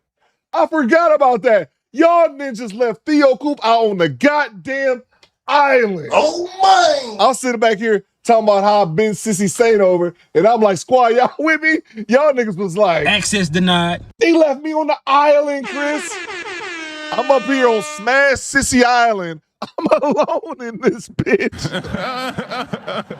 I'm alone on Smash Sissy Island. I forgot about this. I mean to check you bastards. I got beef with the chat. I had my hand up like, back me up, squad. These niggas said, no. You lose. The squad said. This too is false. It wasn't nobody but Chris. The homie, me and Chris on Chrissy Smash Island. You bastards. Oh, thank you so much, Chris. I wish you would have brought this up earlier. I would have raved about this shit for 10 fucking minutes. The squad supposed to have my back. You supposed to rock with y'all commander. Y'all niggas was like, Access denied. nigga, you on your own. You son bitches. Oh, I'm mad. I'm mad again. Thank you very much, Chris, for the $5. And you bitches. I'm so mad about that. God First damn it. Thought was, fuck y'all. Yo, Keen's what we gonna do? I was so we bad. Gonna get a picture. Salute to you, Chris. Of you and this young lady coming out the same hotel. Y'all gonna kiss each other. We're gonna get a picture of that, and we're gonna send it in the media takeout. Cause she already hot. So it's gonna be like, yo, who is this new dude she talking to? Fight me! I'm like, yo, I got a girl. Man, bump your girl, man. Your girl gonna be rich if you do this kiss. Bump that. You know, we gonna do it. Nah, man, I guess they reach out to the girl. The girl had, something happened. She said no. They're like, all right, boom. We got to figure something else out to break them, baby. Send them back to North Carolina. So we doing shows. You know what I'm saying? At this time, we start a van business doing expediting. This is how I got into trucking. Because we needed something to do. We needed some money. All this money, I ain't got none. But we keep finding money to buy vans. We keep finding money to buy this and buy that. My mama was paying my cell phone bill, bro. I'm a signed artist. Where's the money? Man, that's wild, bro. A side artist. And you were working for all these months since they got to die. You still alone. Y'all ain't shit. Y'all ain't fuck y'all. Y'all ain't shit, man. Where's the money? Label says, I got it. We know what we gonna do. We know what we gonna do. I'm like, finally. They finally see my talent. Mind you, at this time, I'm recording songs every day. That's all I'm doing. That's all I'm doing. Recording music. Doing radio interview. Shout out to Waleed the Coyote. I don't know why he don't respond to me no more. Cause I ain't do nothing to you, bro. Martin owe you money, not me. He was handling the whole budget. But also by this time, caveat, Martin was scamming a lot of people. He was promising people this, getting money for sponsorships, and not coming through. So there was a lot of people that wanted my head. I didn't know. I found out later. Whatever. Nonetheless, he's like, yo, Keen, the label's ready. They ready to break you, baby. Ready to break you. Yeah, salute to you, Don Jeter. He says, Thanks for the tip. Oh, man, what that mean? I think when he mean break him, Don Jeter, salute to you, by the way, Don Jeter. I think when he said break him, he means like break him into the industry, get him on. Because he started off in Atlanta, Don. I don't know when you walked in on the story, but he started off in Atlanta and he had the song that went kind of viral. So that's where the industry found him once he put out a song that got a ton of views. And now he's been on the road with them for months.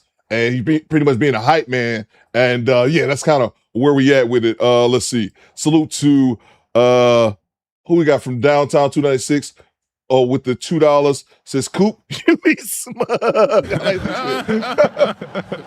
forgot all about that. I'm glad Chris reminded me about this shit. Squad didn't have my back. I just knew somebody's gonna be like, "Oh yeah, crew. Oh yeah, Coop." And the squad was like, "Oh, what?"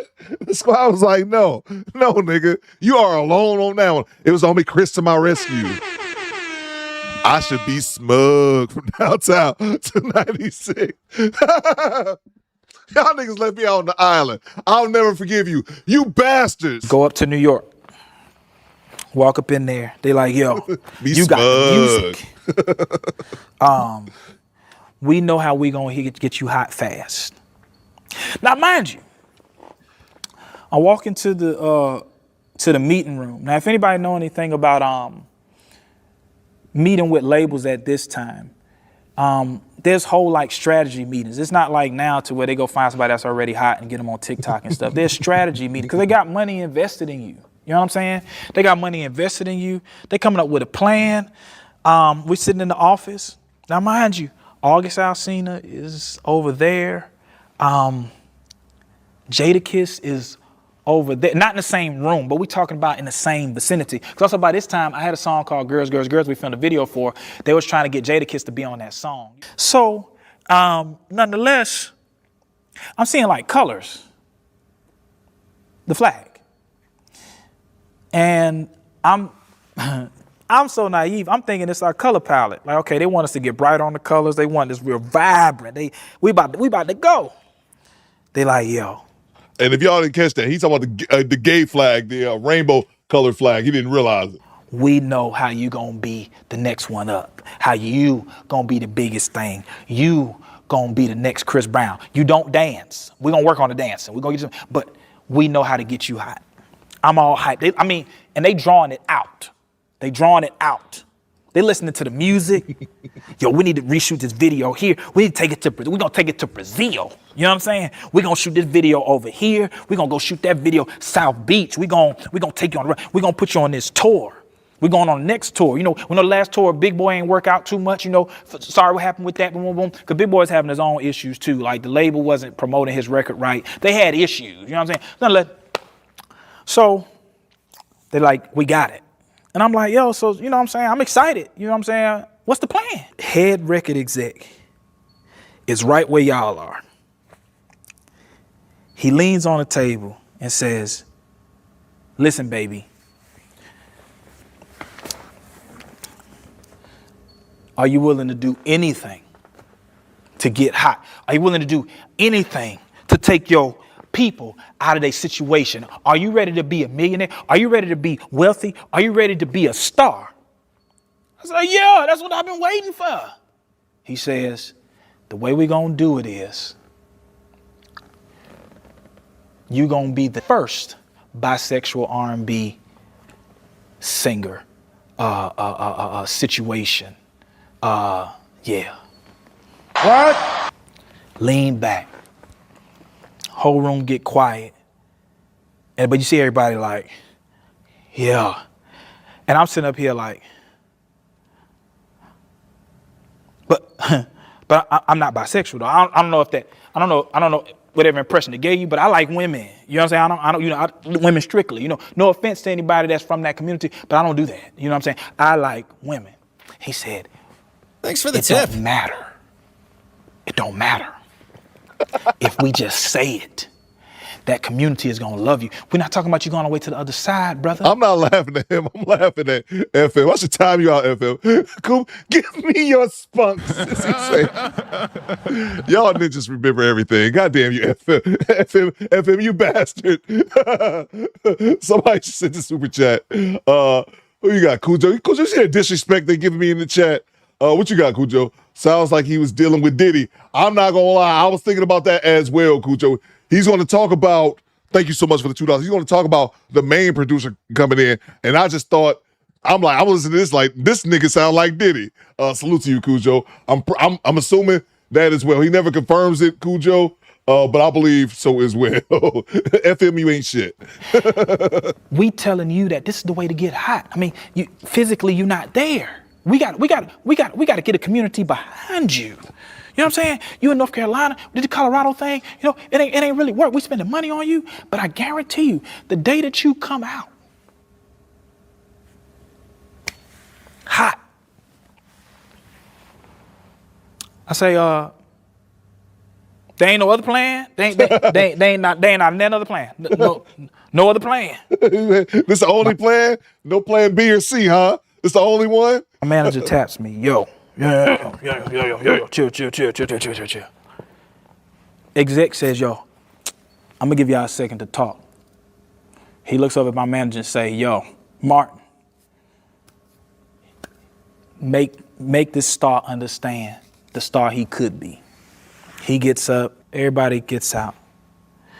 Martin, old scraggly, bad breath,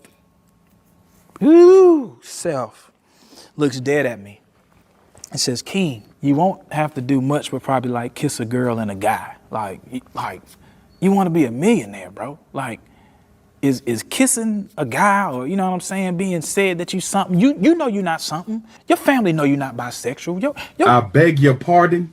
Girl know you're not bisexual. We just trying to get the money. I say, Martin, you a damn fool if you think that's what I'm gonna do. He said, yo, you gonna be broke.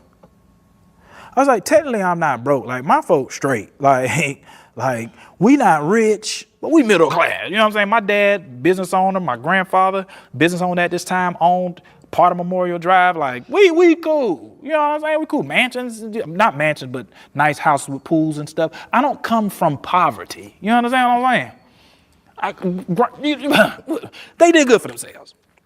I was like, yo, we not doing that. Exec assistant walks back in, have y'all made a decision? Martin says, yo, we need a little more time. Exec says, well, tell them to get out. We send them to the studio and let them talk about it, but we need to know if he's gonna be a star by the time he leaves New York. There's a brief moment where I'm like, yo, King, it's just a kiss. It might be just a kiss. It may not even be a kiss. I mean, King, you know, this is for your family. Like, I'm thinking about my son at the time. Like, I could kind of see this. You know what I'm saying? Like, I could kind of see where this is going. We get to the studio. I'm like, yo, Martin, if you can assure me somehow that I won't have to do anything obscene, I got to get my family up. And I don't know, I'm saying up because they were straight, you know what I'm saying? But I'm like, get my family up. We can see this. But I need it, you know what I'm saying, in some sort of writing, no kiss clause or something crazy. He's like, all right, baby, we can figure that out. The record exec is at the studio, bro. This record exec, he's also a hero of mine at this time. I don't know if this Negro heard or just knew. He walks in, he says, so we got a star now. And Martin was like, yeah, you know, just a couple stipulations. He's like, okay, stipulations. What stipulations you got, Playboy? I ain't mean to say Playboy. I'm like, I don't want to. Yeah, he let the Playboy slip. I think we definitely talking about Diddy. I don't want to, you know, do all, you know what I'm saying. I don't even kiss no man. He was like, what's the matter with kissing a man? He's like, I mean, kissing a man, you know what I'm saying? It's like kissing your mother or something. What's the matter with? For some reason, I start reading the room real fast. I look at Martin. Martin is kind of looking at me like, I mean, you know, like this, like take that, almost take like that. I mean, what's the matter? What's the matter with doing it? You know, I start to feel trapped.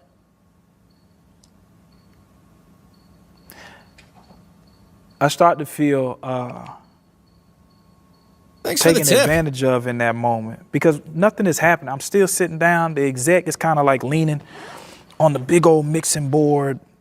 You know what I'm saying? And I start reading the room. Martin, I start looking at his assistant. He's like looking like,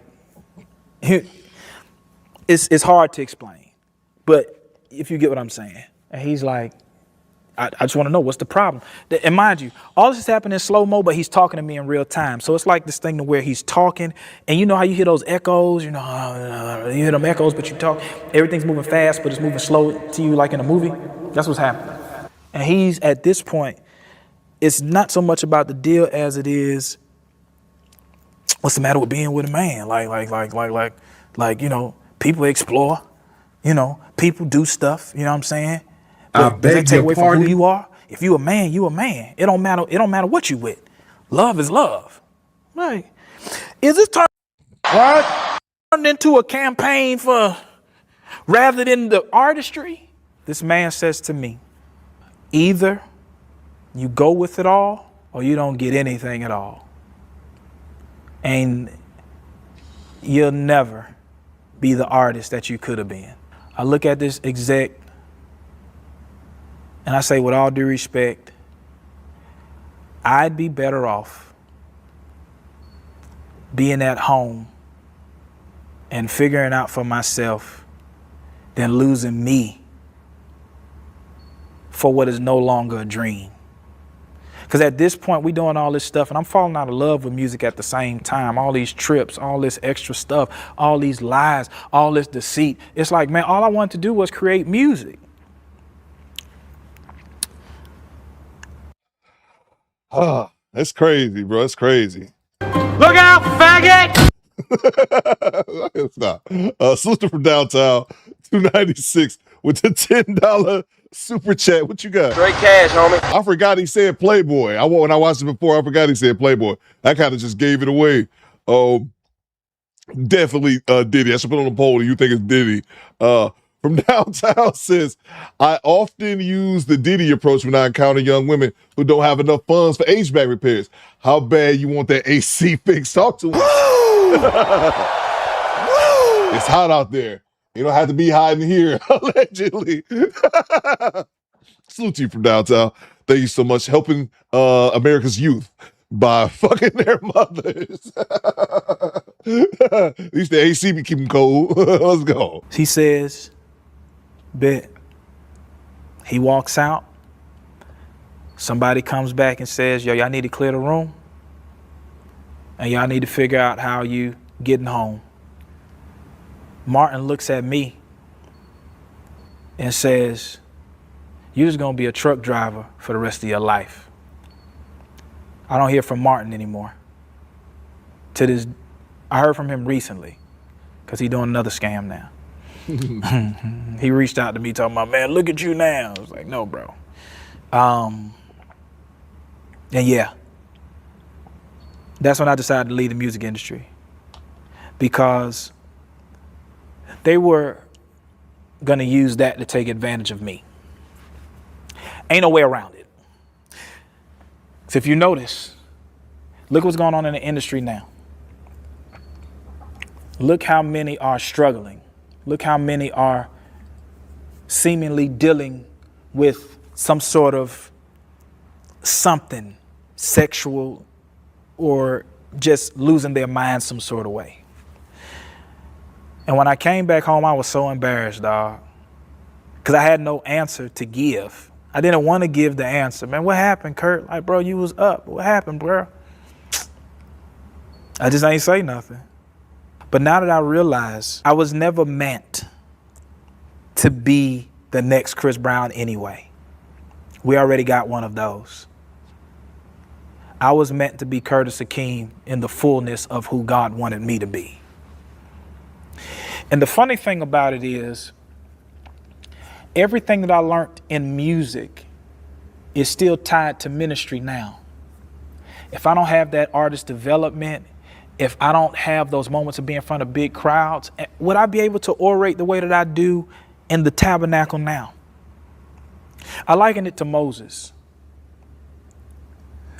Moses had to go to Egypt to learn the sciences and math of the Egyptians, but he was never meant to be an Egyptian. Because if you look at Moses' tabernacle, it's reminiscent of Egyptian architecture.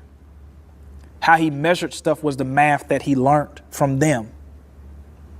So in all of this story time, I want you to get this. God is a protector. And anything that God brings you through can be of use. So I ain't sad no more. I'm not mad anymore. And I'm thanking God that he protected me from my own mind. And look at what he's done for me now. Preacher, content creator. I travel for free because of the work I put in. None of that comes without those moments of being on tour, learning how to perform, learning how to be who I am now. And I have a beautiful family. And everything is still intact. And I'm not ashamed. I don't have to walk around here like something crazy happened to me. And the fact that I was able to live, I'm able to identify with people. That's really it. Love you all. Going great. There you go, man. That's the end of the story. That's the end of the video. I thought it was pretty good, man. I thought it was a pretty good story. Give you a lot of insight into the background of the music industry and what happened behind the scenes, rather. But let's see. MOP says he should have protected you from the man meat. Y'all niggas is brutal. But I don't think they did him, though, man. I think they was going to, but I don't think he did. It sounds like they didn't get a chance to do him because he backed out before he backed out when they told him they had news for him. Salute you from downtown. Thank you so much. Such a little gaming channel with the 10 spot. What you got, bro? Straight cash, homie. Let's see. President Leroy says, boo his man. Mike Berry says, Coop, that was awesome, bro. Okay, salute to you, bro. Cree says, what's his name? His channel is right here, Cree. Can you see it? It's Curtis Akeem. I'll try to blow it up a little bit.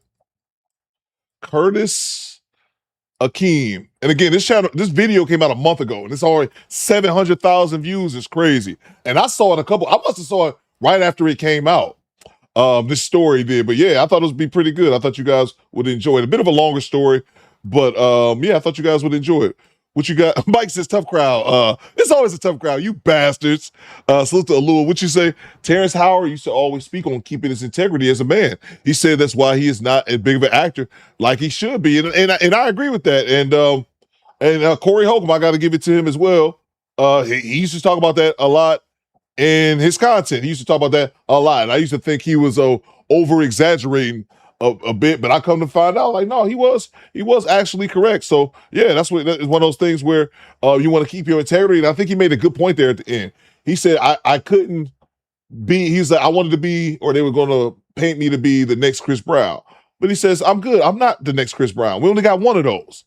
Like, and it's okay just being exactly who you are, exactly who you were meant to be. He talked about, I heard him talk about, I think a cargo van or box truck earlier, and he's talking about being a truck driver. So maybe he was successful in transportation, and as well as content creating and things like that. And again, I think he saved his butthole. I think this weird. He was trying to say Mark Cooper is very informative. Yeah, I thought it was as well, man. I thought y'all would enjoy it, but he didn't fall for the trap. They set him up for it, and he was like, no, I'm good, man, because some things aren't just worth, like you got to say your integrity or your soul if you're a religious person. Some shit just ain't worth it. That's why I don't feel bad for, like, the people inside of, like, actors and all this. People want to be famous, man. You know the sacrifice you got to make. It's one thing when you don't know, but once you know and you continue to try to participate in Hollywood, and you in the belly of the beast, surrounded by all these degenerates, that's on you. If it's that important to you to be famous, no, you got to deal with it. But it's one thing when you don't know, you're just going into the industry blind-eyed, like this gentleman seeming to be, when you just don't know and they just hit you with it. Okay, you're gonna have to be gay and bisexual. And then he's like, it's one thing if you just saying that, but he's talking about you gonna have to kiss a man. He objected to the executive, who we all think is Diddy, objecting to him because he objected to the idea of kissing a man. What's wrong with kissing a man? They didn't even get down to the nitty gritty of the contract. They couldn't get past that point. But hey, what do we have? Do you think, this is on the poll, do you think money should be used as an incentive for kids to improve attendance in school? 18% says yes, 60% says no, 22% says meh, if it helps. And yeah, I do believe that it can be used, as an incentive to help, but I also think that shit should be coming from your parents. Missing school shouldn't be an option. Like, at least for me, it wasn't an option when I was coming up, but it does seem like times have changed, man. And again, I thought one of the incentives for people to go to school was, that they would charge your parents. Whatever happened to that? Are they not doing that? They're not enforcing truancy anymore, where like your parents would get in trouble and get criminal charges if you missed school. Thanks for the tip. I could have swore that was a thing, but it must not be. And many kids out here just be missing school all willy-nilly. Let's see.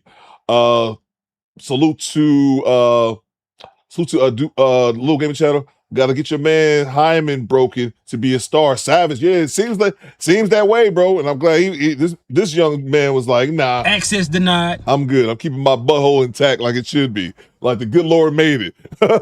But yeah, man, that's crazy, bro. I would have never. I mean, it's always like some scandal, but as I realized if I got older and learned more about the industry, is just terrible, bro. Whether it be the entertainment industry, period, whether it be music, film, you had the Harvey Weinstein.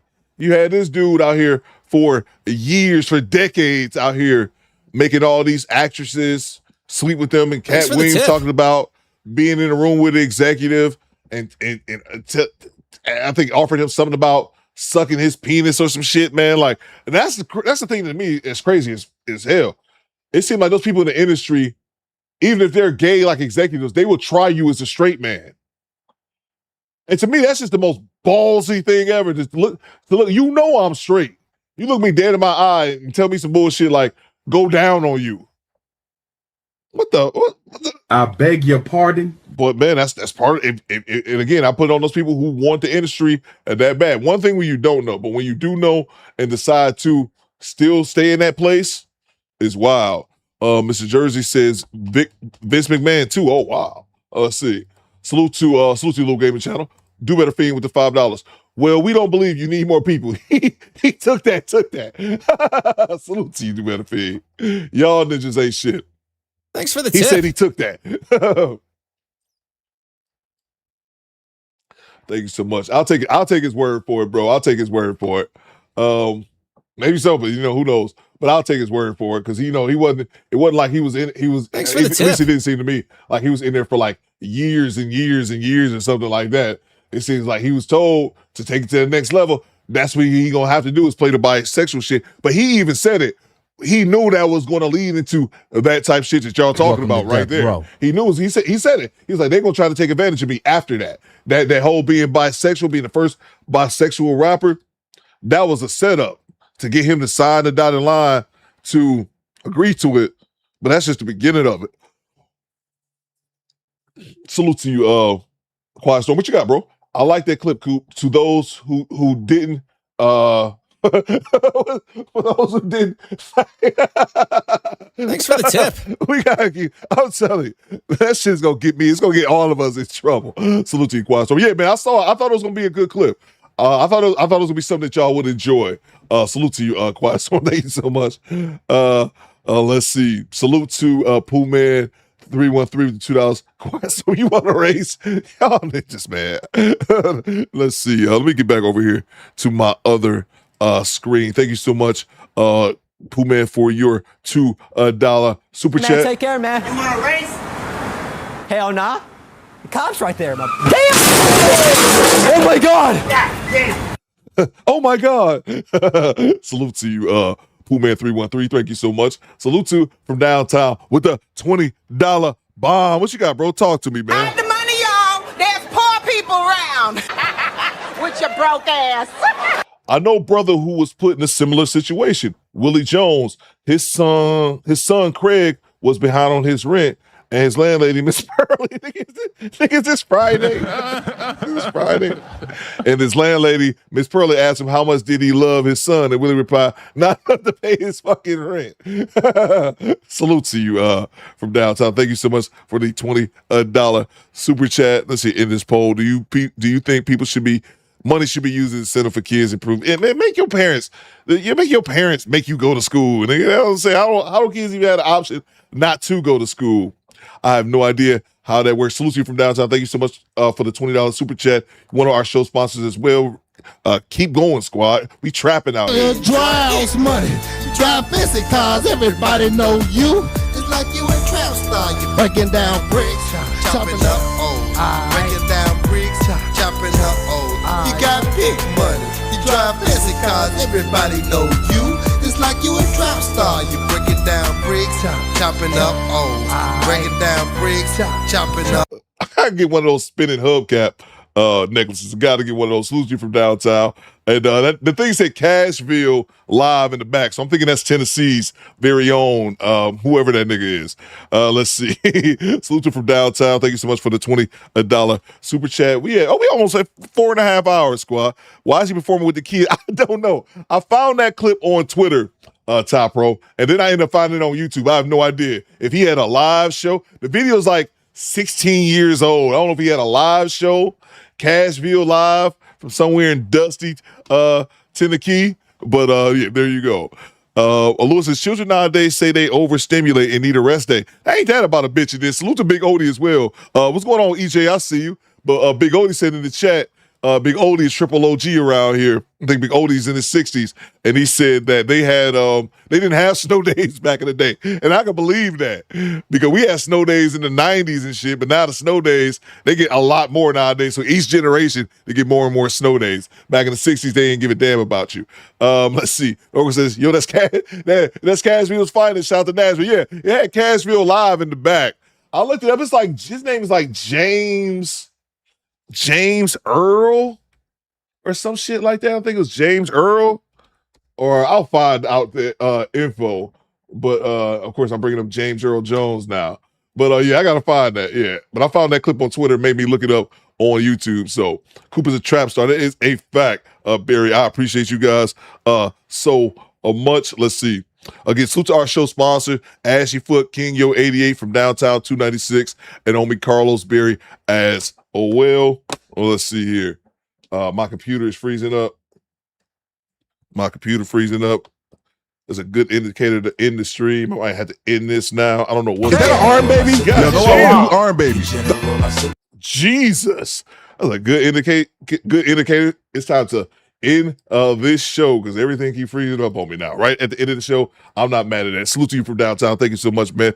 Again, salute to our show sponsors from downtown 296, King Yo 88, Carlos Berry, and then I think I'm missing another person. I believe that was Ashy Foot Productions. Thanos says you forgot my super chat. Let me see, Thanos. Let me run it back, Thanos.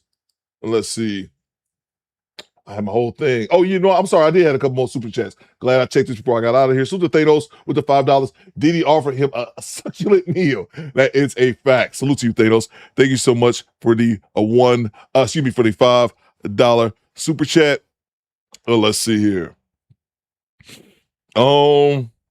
Let's see what I got here. Salute to Kim Netter, channel member for 21 months. He says, I'm atheist, but man, the industry evil than an MF. Yeah, bro, me too, bro. Me too, man. I see it, bro. I see why. Yeah, man. Seems like it's evil, man. It's always some bullshit in the game. It's never really about the artist and the artistry, if you will. You know, people want to put out their music, or if they're an acting fan or something like, or an actor, aspiring actor, like the homie Daniel in the chat. You know, they're just trying to perfect their art, man. It's not about that, bro. It's all about how much butthole you gonna give up, apparently, man. So sad, bro. It's sad. Salute to you, Kim Netter. Thank you so much, brother. Salute to Erroneous E with the 5 spot. I don't understand. because women have assholes too. Why not just get it from the ladies' ass, man, bro? That's what I'm saying, bro. Hey, yo, what the fuck? It's like Mike says, Coop the system saying, well, it's time to log. Exactly, Mike. That's exactly what it is. Coop showed a video of the streamer and his mom. I can't. I'll do it next time. I'll do it next show because I'm supposed to be meeting up with somebody at 2:30 in like 15 minutes, and I'm already gonna be late. Thanks for the tip.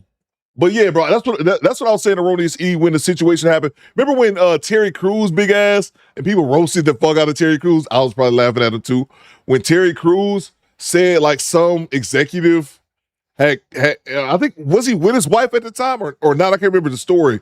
I thought he was with his wife, but anyway, some executive just walked up to him and grabbed his nuts, like, hey, yo, what the fuck? Or grabbed his dick or whatever. I was like, big ass Terry Crews. Somebody just walked up on him and just grabbed his shit, and that man is still walking this earth. He didn't get a broken jaw and a concussion. Wow, man. But yeah, man, it tells them how bold he is, man. Like I said, Cat Williams talked about that shit. But I think another one, I think they need to name names, man. Stop giving these motherfuckers passes. Name names. So-and-so did that shit, not some executive. Fuck them. Why are you trying to cover it for? They try to cover for them because they still want to be in good graces and they don't want to get blackballed out of Hollywood and they want to still get that Hollywood checks, man. Get the checks for the movies and those TV shows. Coop gonna be late for his gooch cleaning appointment. I'm definitely going. It's not a gooch cleaning appointment. I'm definitely going to be late. Thanks for the tip. Salute to you, Ron. Yeah, bro. That's what I'm saying. For them to be trying that on straight men, just like fuck it, I'm gonna try you anyway, bro. It's wild, man. Salute to you, E. Salute to Eric Jordan. He says for being a trap star. Thank you so much, EJ. Appreciate you, brother. Let's see. Salute to Janessa Coleman with the $2. Thank you, brother Coop and everyone. Thank you so much, Janessa Coleman, as well. But yeah, man, at least that dude, he didn't seem like he fell for it. He didn't seem like he went for it. They told him what it was, and he was like, it ain't worth it. Then he was talking about it as well. His family wasn't broke. Like, they weren't rich, but they weren't broke either. So he had enough resources not to have to go for any and everything. He wasn't out here hurting that bad. But let's see. Poohman says it had to be a woman. I don't see a man doing that to Terry. No, he talked about that. Poohman, I'm surprised you don't remember Poohman. That story went viral, bro. It was a, if I remember correctly, bro, he said it was a man. Let's see here. Terry Crews. Oh, it's not working. Terry Crews assaulted by executive. Let's see. Go right here. It takes two of y'all to talk to me. No, shut up. Just keep talking. 1, 2, 3. You just like BCD. 1, 2, 3. You start all that shit. Ladies and gentlemen. Not this. Cut that off. Not this. Yeah. He talked about it. He got ridiculed for it like crazy because everybody was like, how your big ass gonna get actor Terry Crews revealed that he was sexually assaulted in 2016 by William Morris in Endeavor. Okay, so he actually named his name. Motion picture department head Adam Vennett at a Hollywood industry party. Vennett grabbed and squeezed Crews' genitals in front of Crews' wife. Yeah, so I did remember that correctly. It was in front of his wife. And that's what I'm saying. You roll up on big ass Terry Crews and grab his dick in front of his wife, bro. And still, you didn't leave out that room unconscious in a on your way to the ambulance. Mike says, I remember Coop. Yeah, bro. I knew I wouldn't I remember it happened. I couldn't remember all the details. Yeah, that was 10 years ago. Crews pushed him away and confronted him, but chose not to retaliate physically out of fear of being stereotyped or imprisoned as a large black man. I don't give a fuck about them crackers' opinion on me. I'll be the angry black man, long as he unconscious. Bang! Bang! It's good! All that, man. Fuck all that, bro. I'm a man who I don't believe in violence, but I feel like I believe that it should be violence if you're defending yourself. But as a man, as a human being, there's certain lines you don't cross. And me being a man, being a straight man, ain't no dude gonna grab my junk. And we not fighting in that bitch. No, man. No, bro, you crossed the line, man. Vennett later called to apologize, but never gave an explanation. WME initially failed to take adequate discipline action. There's a lawsuit. Crews filed a civil lawsuit in early 2018. The parties reached a confidential statement in September 2018. But yeah, man, Pooh says, no, that motherfucker would have been in a coma. No, Pooh Man, yeah, that happened. He got ridiculed, bro. Like people in the community, and I was probably saying, I was saying that shit too. How your big ass gonna let some dude just grab you? But people was criticizing the fuck out of Terry Crews. Then after he started talking about it, again, this was 10 years ago. Then more and more people start talking about it. Then there was more and more stories coming about the Weinsteins and all these executives who were out here freaky deaky like this, man. But yeah. Absolutely, that happened, bro. Terry Crews was one of the dudes that kind of first kicked it off. Nikki says, "Why didn't Terry Will Smith him?" Yeah, like he said, chose not to retaliate physically out of fear of being stereotyped or imprisoned as a large black man. This nigga ain't about to go to prison for that shit. But I don't even buy this shit. I think it's because he didn't want to be blackballed because they were blackballed. They blackballed my man. What's the dude? Not Brendan Fraser. What's the dude that starred in The Mummy? What's the guy that starred in The Mummy? Was it not this dude? Oh, it is Brendan Fraser. Yeah. He talked about the same thing happening to him. It happened to him as well. Brendan Fraser wasn't in any Hollywood movies for years, bro. For years. He talked about that as well. Another thing, an executive touched him. And then yeah, man, Brandon, he had another situation as well, bro. So it happens, man. It absolutely happens. Brendan Fraser, executive.